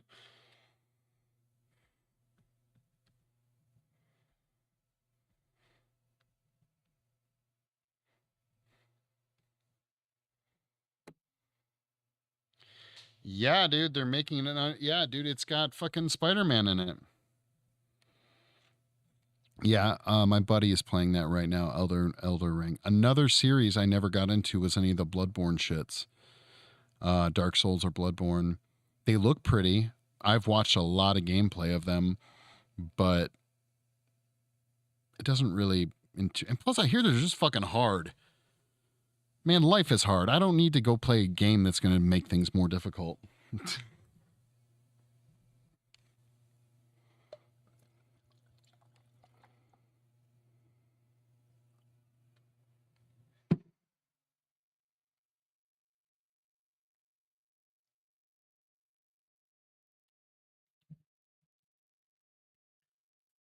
Yeah, they don't seem particularly. They're pretty. Everything about them looks so pretty and cool and like moody and shit. Yeah, but Harding also thinks that Forest is goddamn Minecraft. Get your ass banned. My games relax after my day, not rage. Well, I'm good. Like any of those games, I've got nothing to prove. Exactly. Like I said, I will happily just watch. Like my buddy's playing. Like I said, my buddy's playing Elden Ring right now, and I will watch him play it. Like he can have his own fucking panic attacks for it.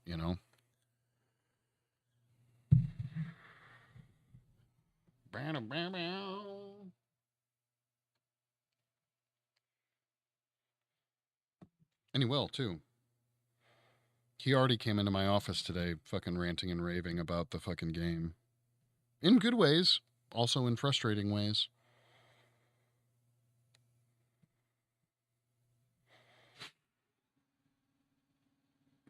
Biggest game I think I was disappointed in was, and it's not even the game's fault, the game did it really well, was honestly was Back for Blood.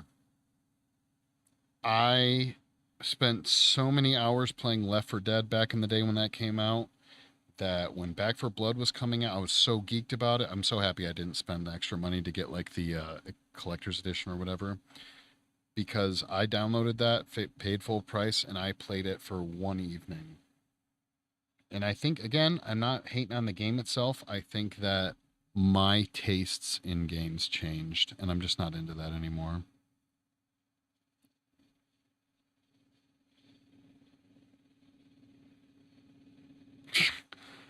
Oh my God, Left 4 Dead. Forge, you know what I'm talking about? Left 4 Dead is where it's at, man. I play no game where I get my ass kicked by skeletons. It's an interesting axiom to have, but I get it. I get it.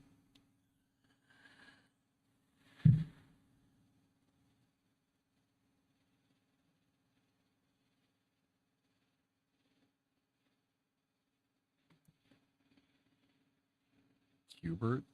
What? Okay, what's Cubert? That's a game, isn't it? I don't fucking know.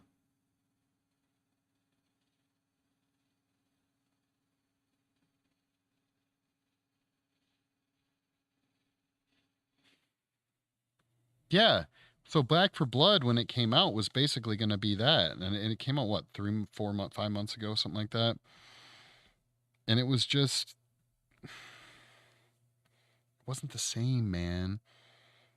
The World War Z game that came out was a better, like, more interesting thing. I don't know. Again, I think maybe it's not the game; it's just me who changed.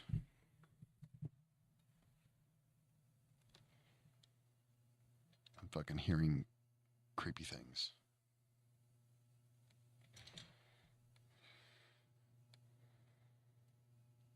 I can, yeah, Left 4 Dead was for sure. Yeah, back from 1982. Cough, old cough. That, hey, artist kitten. Okay, there's no reason to do that. For I hail from the general time period as well.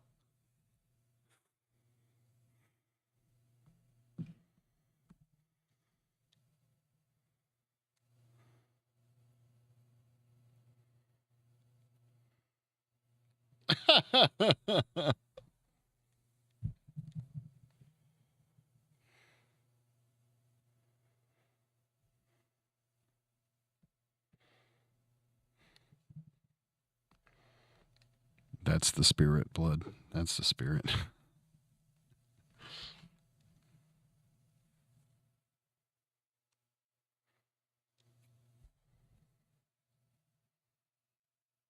Up with the dinosaurs. Yeah, matter of fact, the dinosaurs were fucking awesome. Okay, they were super cool. Back in the 80s, they used to pop their collars. They were dinosaurs with pop collars. They were dope as fuck.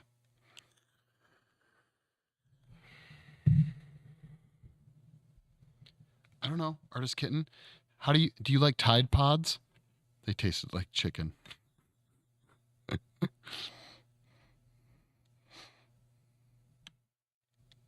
They did. Just joking. I wouldn't actually think you'd eat Tide Pods. 29 low.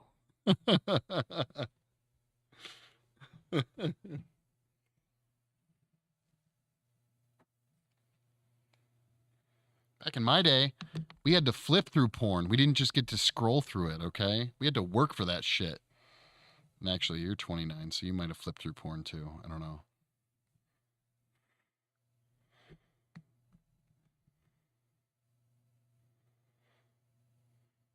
That's the Zoomers law. Okay. Okay.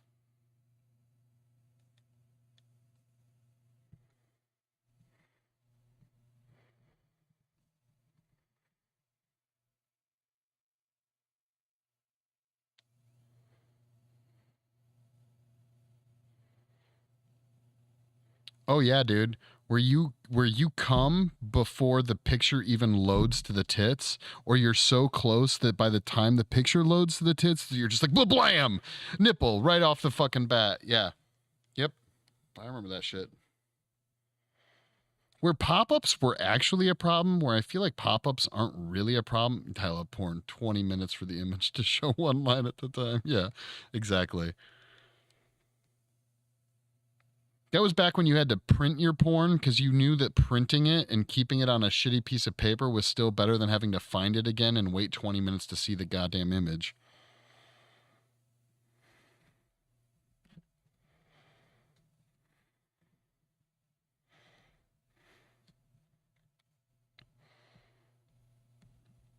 Have a chin fetish now.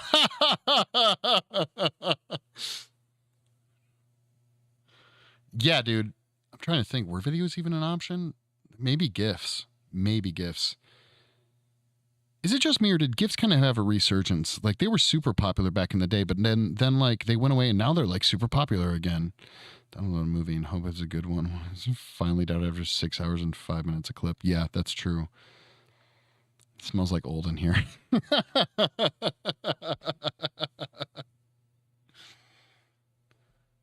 We're bonding, okay? We're bonding over old shitty porn.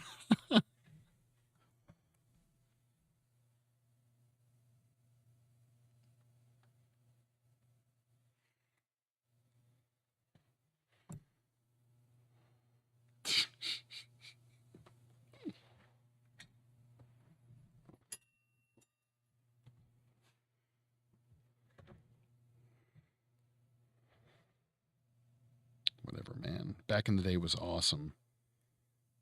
Before there was COVID, it was awesome. Growing up, the only thing we had to worry about were school shootings. Oh wait, they still have to worry about that.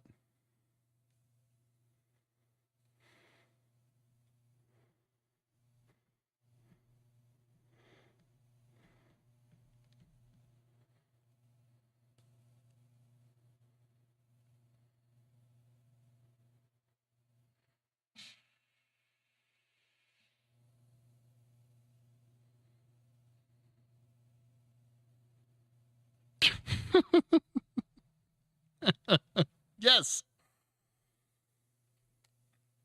Oh my god. I don't even remember what site I used. Yeah, how the fuck did I even find porn back in the day? I don't even remember what site I would have used. It for sure wasn't like Pornhub. God, what was it?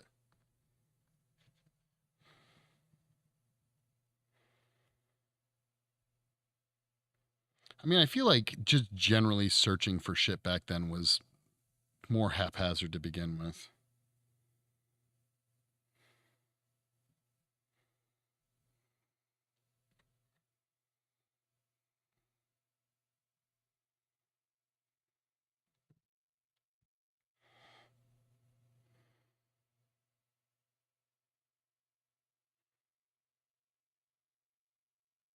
Yeah, I definitely don't remember any site.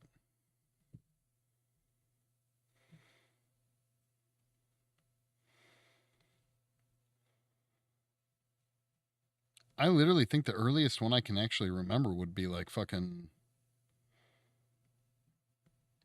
Would it be like, yeah, like X Hamster or one of those? But I think, yeah, that's still around. And still a competitor, I think, too.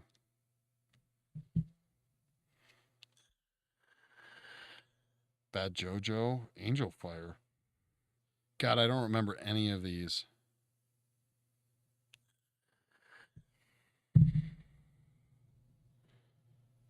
Angel Fire. Bad JoJo, yeah. I'm telling you, I'm gonna go to bed tonight and my brain's gonna like unlock the website or something in my memory bank. Cause yeah, I don't remember shit.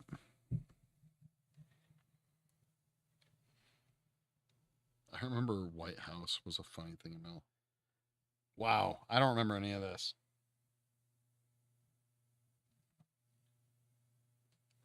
Okay, well, actually, I take it back.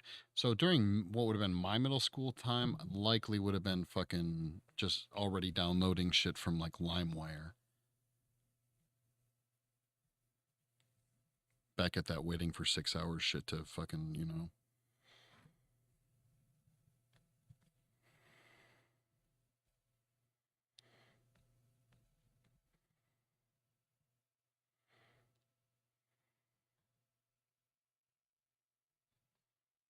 Napster for the win.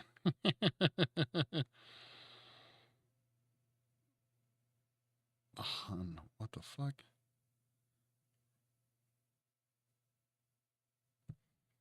See, I think by the time I got into all that fucking pirating bullshit, feel like Napster was already attacked by Metallica and kind of done, or at the very least on its way out.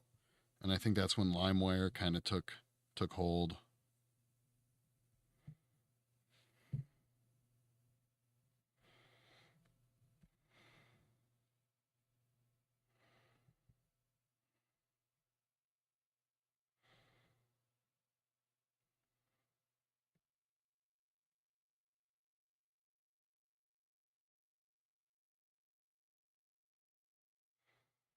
Yeah, fucking then yeah, honestly, I've been out of that whole fucking thing for a while. I don't really do the pirating thing anymore. Now that streaming services kind of become what they are, which is pretty much what cable a la carte. Yeah, it was. Back in the day when you didn't know you were going to when you were talking to on the internet message because picture sending wasn't a thing yet. That's true. Back in the day before Google, at least I think it was before Google. I didn't learn about Google until much later, like mid to late 2000s. It was all Yahoo. It's all Yahoo, man. God, fucking Yahoo chat rooms. Blah.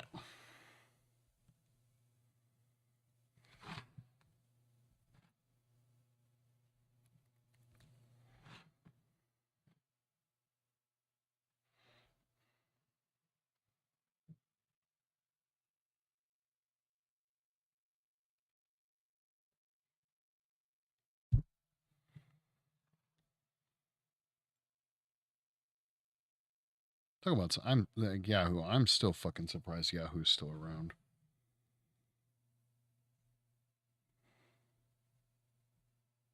Like, how the fuck is that happening?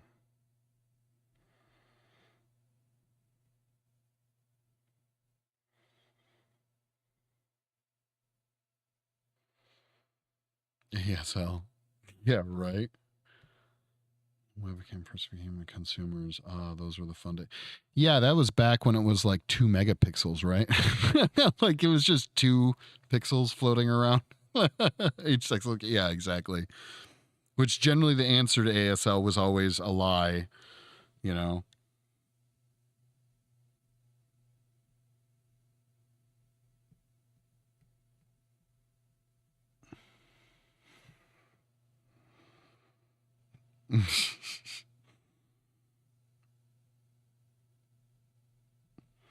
Like those, you're a hot cube. Yeah, exactly. It makes me think of like, God, what were they called? The Game Boy cameras. Do you guys remember those? Like that was up there for first level of like webcam quality. The little cartridge thing you'd put in the back of the Game Boy that where you could like theoretically see your face, but it was just looked like a fucking DOS mess.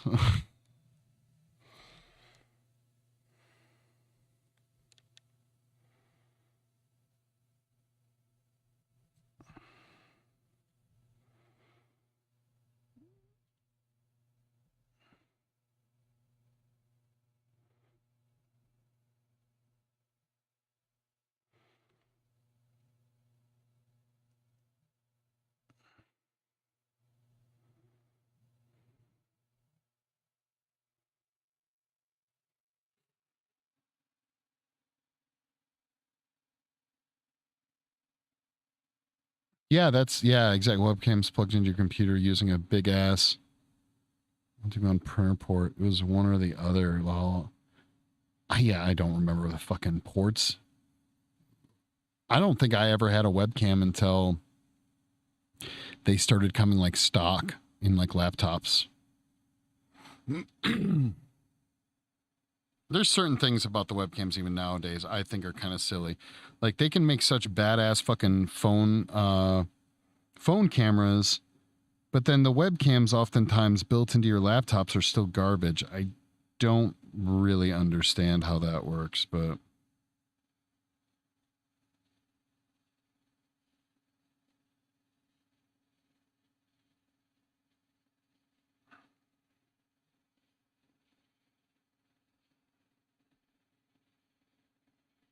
yeah, that's what I'm saying. Missed a large amount of Flash games. Oh, fuck yeah. Oh, God, I haven't thought about Flash games in for fucking ever. There were some fucked up Flash games out there back in the day. I seem to remember playing one where you could, like, I think you would, like, literally torture people or something. It was pretty terrible.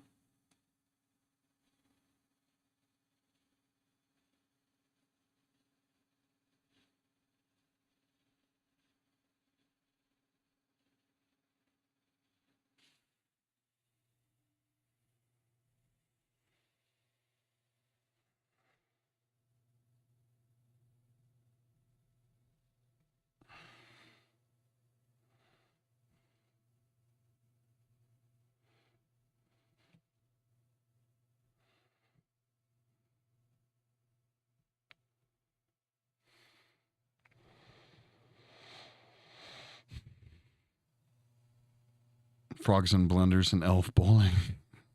I know upside that. Dude, there's probably a bunch of Flash games. I'd imagine that's still a thing. Hell, they've probably advanced quite a bit. Battlegrounds was a big one. Battlegrounds. I don't remember Battlegrounds.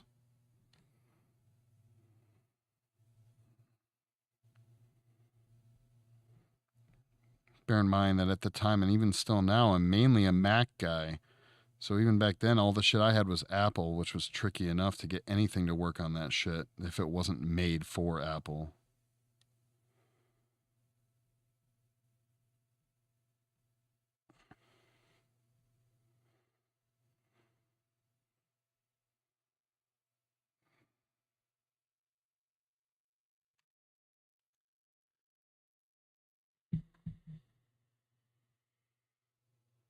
Half porn, half games.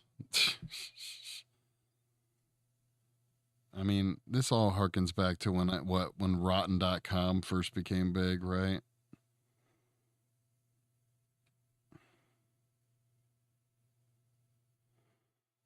I mean, now it pretty much just transformed into Reddit, right?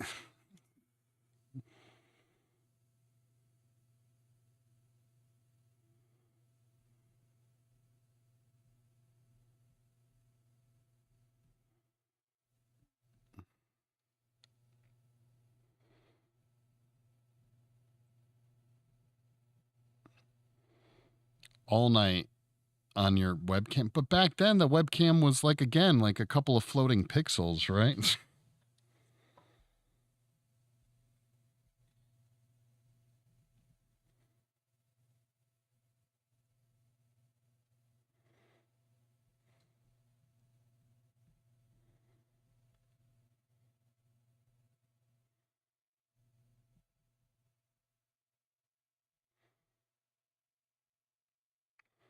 When I was 13, I got a fucking DV. Well, my parents bought it, but they didn't really use it. I got a DV camera. I don't know if you guys remember those or fucked around with those at all, where it had like the tiny little cassettes, but they were technically digital video cassettes. Weird fucking shit.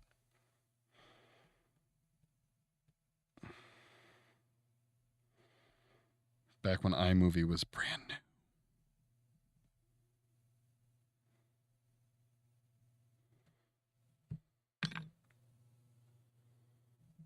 Oh, rotten well. Scaring when your friend wanted to show you something real quick. Yeah, right, exactly. Plains man, you know, so I was 16, so 2008, I think. Okay. 2008. Yeah, okay. Yeah, they guess they weren't that bad back then, yeah.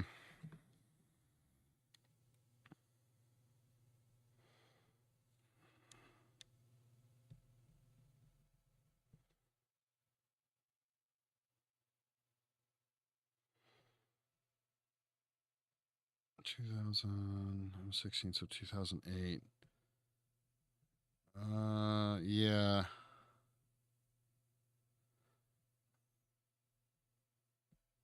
Yeah, so it would have been 22. Yeah. They were pretty good quality at that point, all things considered.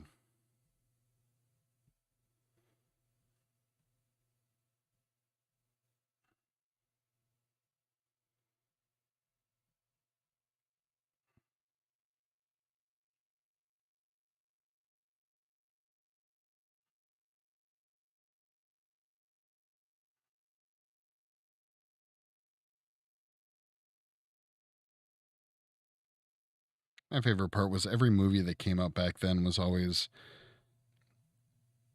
so fictitious with what the computers could do.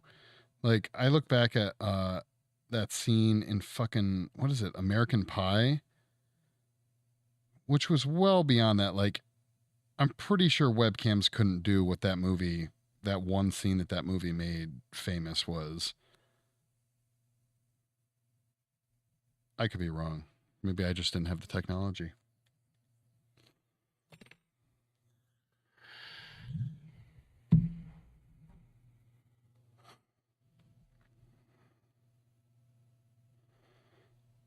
I think I just aged myself by bringing up American Pie.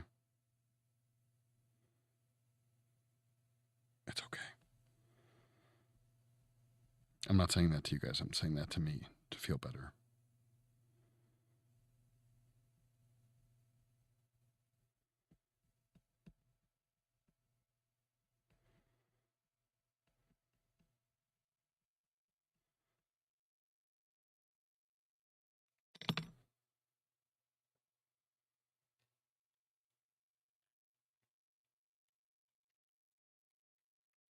Yeah, dude. No shit.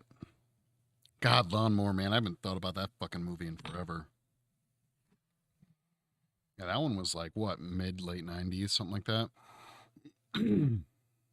Because you were six. Yeah. Um, Hackers, dude. Honestly, I don't even think I fucking have seen Hackers. If I saw it, I was so young I don't remember it.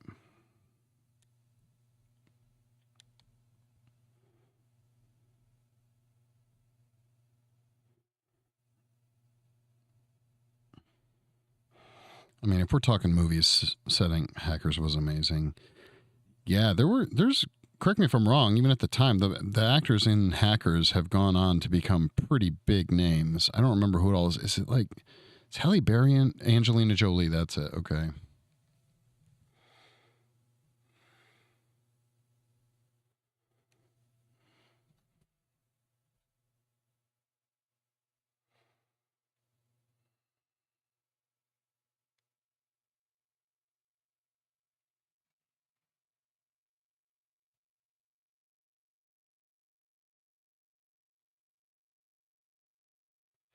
Did you guys ever see Swordfish?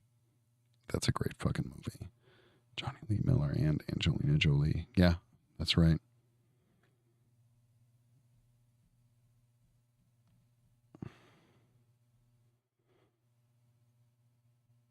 Swordfish, if you guys haven't seen it, you should. Fucking classic.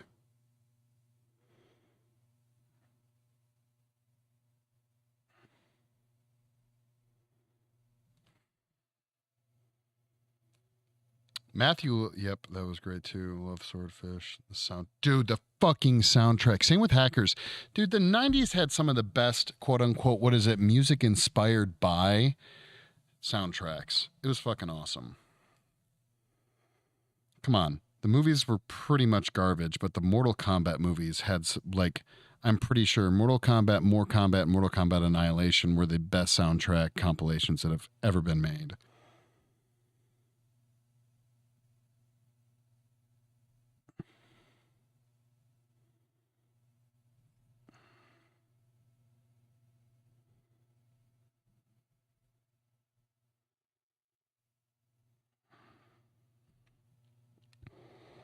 God, yeah, that's what I'm saying. Whatever happened to good soundtracks like that? Like, even if it is just music inspired by, I feel like that doesn't really happen anymore. I mean, even if you go back, like, think about it, like, how I swear it was like 90s, maybe early 2000s, but 90s for sure, where big name musicians would get involved with making, like, and I'm not talking about Disney movies. I'm talking about like maybe an action flick or something like where they made a song for that movie. Does that really even happen anymore? Existence, Johnny Mnemonic. Yeah. Mnemonic. Yeah. Dude, that's been a grip since I've seen that one.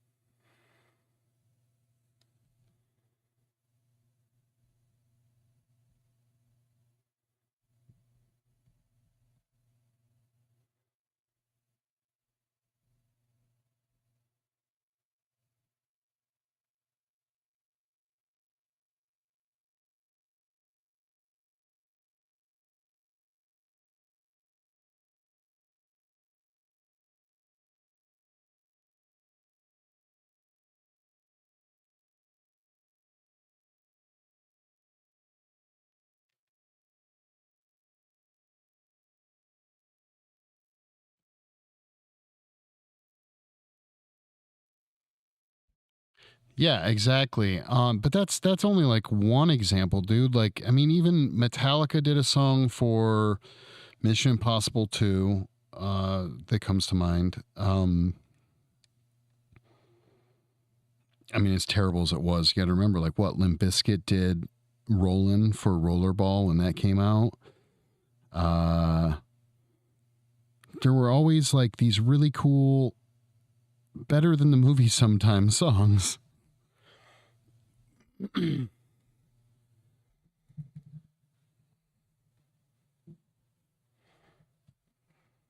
know there's got to be dozens I'm missing right now.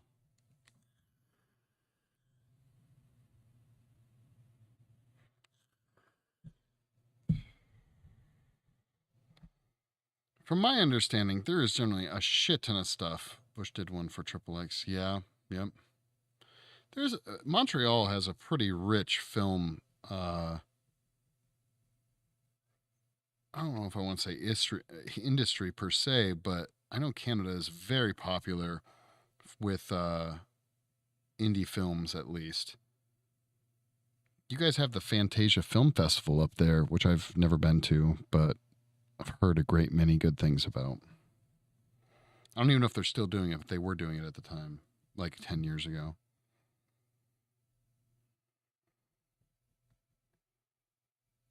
We were talking about Cabin in the Woods a little bit earlier. Wasn't that filmed?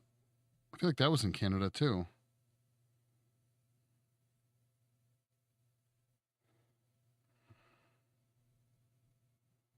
or at least, again, part of it.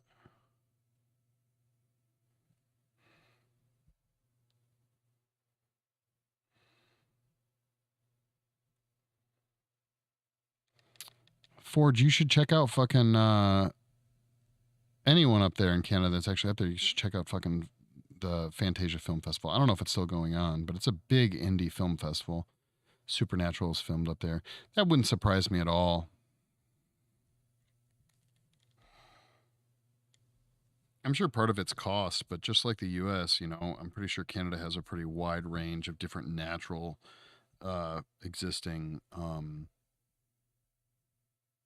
what's the word I'm looking for? Like a variety of scenes, like different scenic vibes. I don't know if you guys quite have desert, but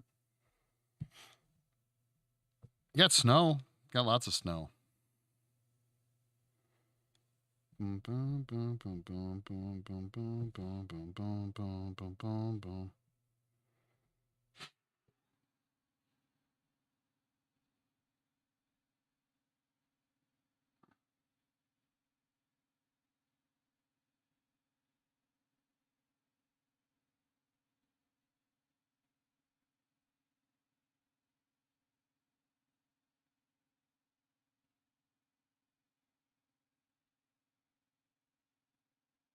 Yeah, I went to go to Fantasia once, I think. I went to go to Fantasia. Yeah, a lot of TV shows are filmed in British Columbia. Yeah.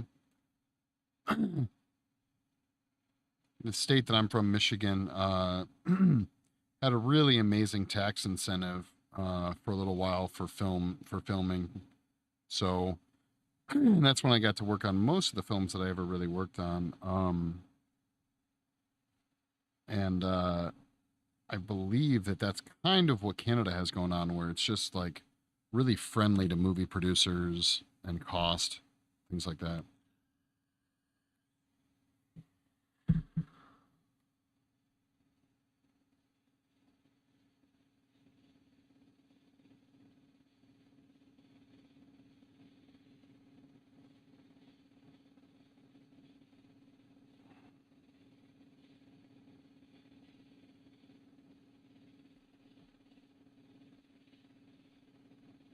Yeah, someday I'm gonna have to make it up there for a visit. I owe my buddy a visit for sure. He's come to visit out me on the west. He's come to visit me on the west coast like 3 times now.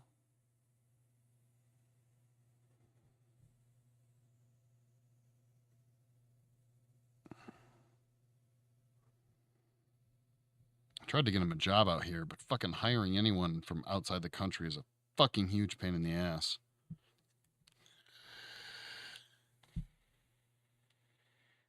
Oh yeah, dude. Georgia has some amazing tax credits for Hollywood.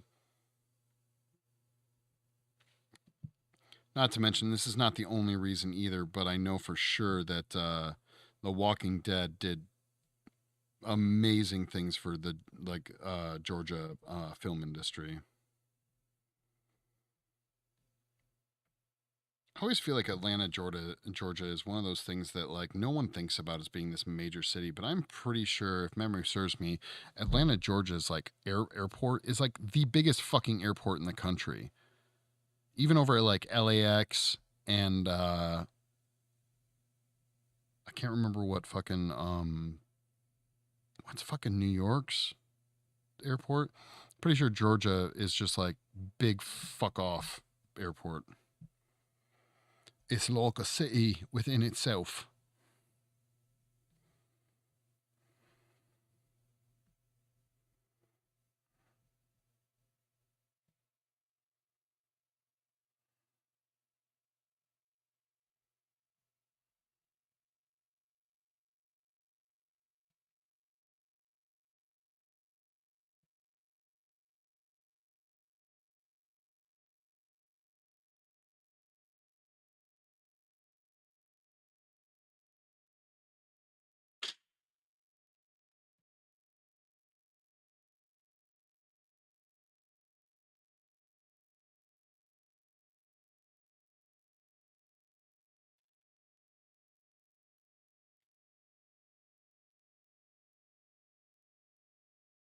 Is it Denver?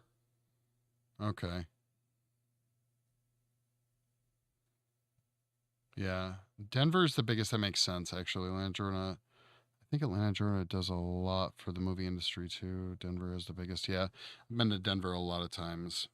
That makes sense. Okay. Well, Georgia's, it's got to be in the, I'm pretty sure it's in like the top five. You guys have Google at your fingertips. Prove me wrong.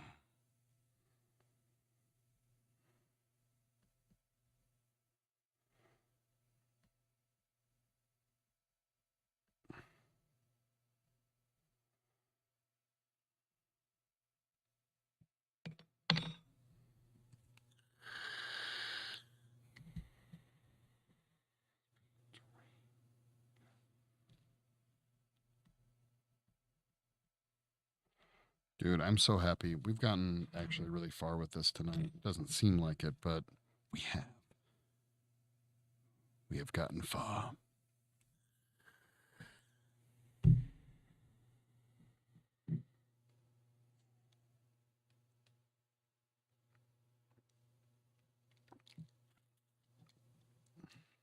I've never been to Dallas. Mainly Denver. Is it JFK that I'm thinking of? JFK is New York, actually, now that I think about it. Oh, yeah. Denver and O'Hare, Chicago. those are the ones I've spent the most time in.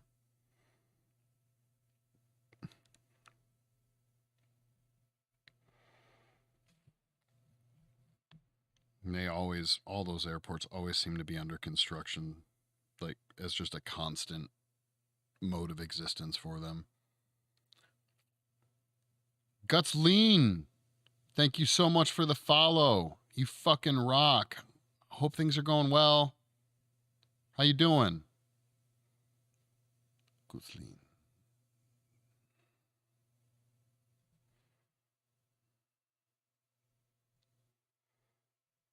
Pulling heaven down.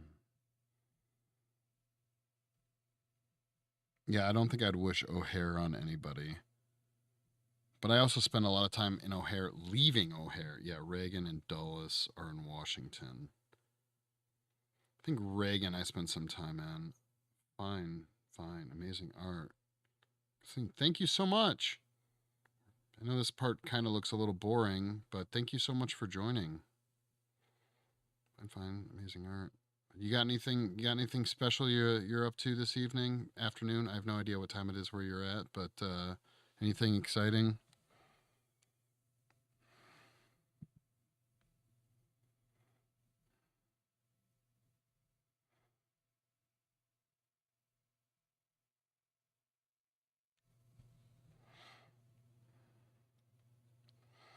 Is it Reagan?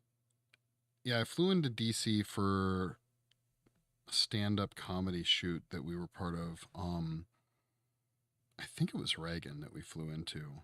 That one was pretty fucked up too, as far as airports go. I don't know. I don't like airports where I have to ride in a trolley under fucking ground. I think that's Reagan. Creeps me out, man.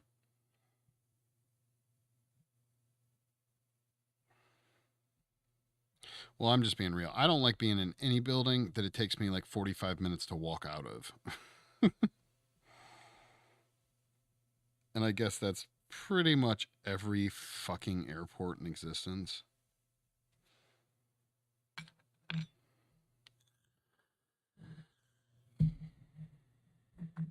Reagan is downtown-ish, and Dulles is out in the boonies. It's Dulles then. It's fucking Dulles. It's definitely not Reagan. I was out in the boonies for sure. I will say this though, I fucking actually loved DC very much. I had a great time while I was there. I went during the fall. Colors were changing. The East Coast is, there's so many parts of it that are so old. They just, like, I dig the vibe, man. Hung out with a bunch of firefighters in this fucking middle of nowhere, or this just like hole in the wall pub. It was just a bunch of firemen and police officers, and I had a great time. The whole like brick, big laid brick roads and all that. I fucking love that shit. Out here in Las Vegas and like San Diego, California, all this shit's like new and all fucking, well, comparatively new. Boring shit. Not a fan. I like walking around near buildings that are likely haunted, you know? They give that vibe off. Don't really believe in that shit, but I like to increase my chances.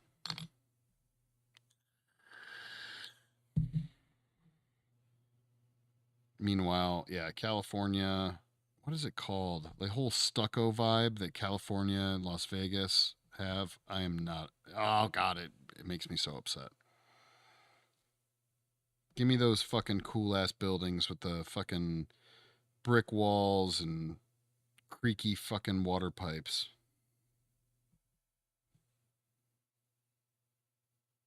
That's my jam.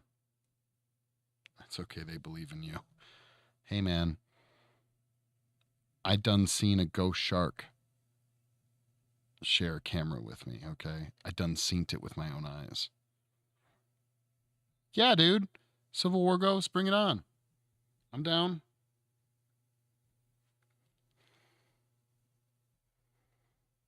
I want the chance of it. At least the chance, you know?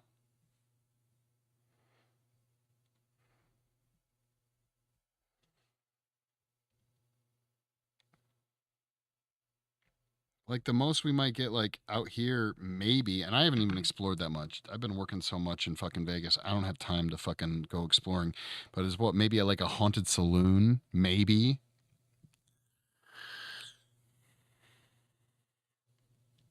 I know, right? Thanks to Harding. Creepy ghost children. It's dude, it's bad enough. This fucking building just makes noises from being a big ass building. It's like, oh, I'm just gonna shift a little bit due to like the ground moving, and it sounds like the whole fucking thing is falling down.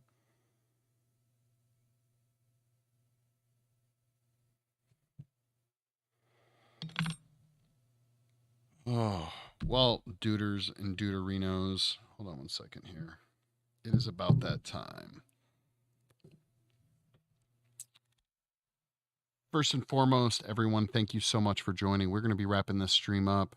We got further than I had actually expected to. Is probably all the quality conversation that's been going on. If you haven't followed or you're just jumping in, I'm sorry. My name is Mike. I am creatively cursed. I'm a special effects artist.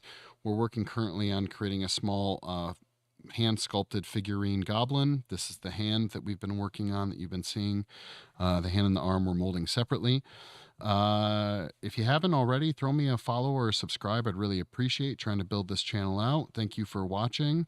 I'm streaming. Probably my new schedule is going to be Monday, Tuesday, Wednesday, 4:45 p.m. PST, and I usually stream for about 4 hours, usually to the dot. So we're going to keep moving forward on this. We got some other really cool projects underway. Once we knock out the tedium of this project. So again. Thank you so much for all the great vibes. We have a Discord too. It's creatively_curse. Links are in my bio. We're trying to get a bunch of IRL artists together to share their work. Paintings, drawings, illustrations, same thing as drawings, sorry. Sculptures, whatever the case may be. Please jump over, join the Discord, post your critiques, post your work, whatever you want to do. We're pretty chill. Thank you so much again for all the follows. We got Gusleen followed me today, and I really appreciate that. Plainsman came over from fucking Reddit. That's super awesome. Forge did an amazing fucking raid with a channel today. I really appreciate all of that. Artist Kitten and Blood, thank you for stopping by. I fucking had a great time talking to you guys. We're going to keep this going. Again, sorry for the music, but maybe you guys enjoyed it without the music this evening, just hearing me talk shit the whole time about movies and old man stuff. But thank you so much, guys. Again, I appreciate all of you. Much love. I hope you have a wonderful evening, and I will catch up with all you guys later. Peace.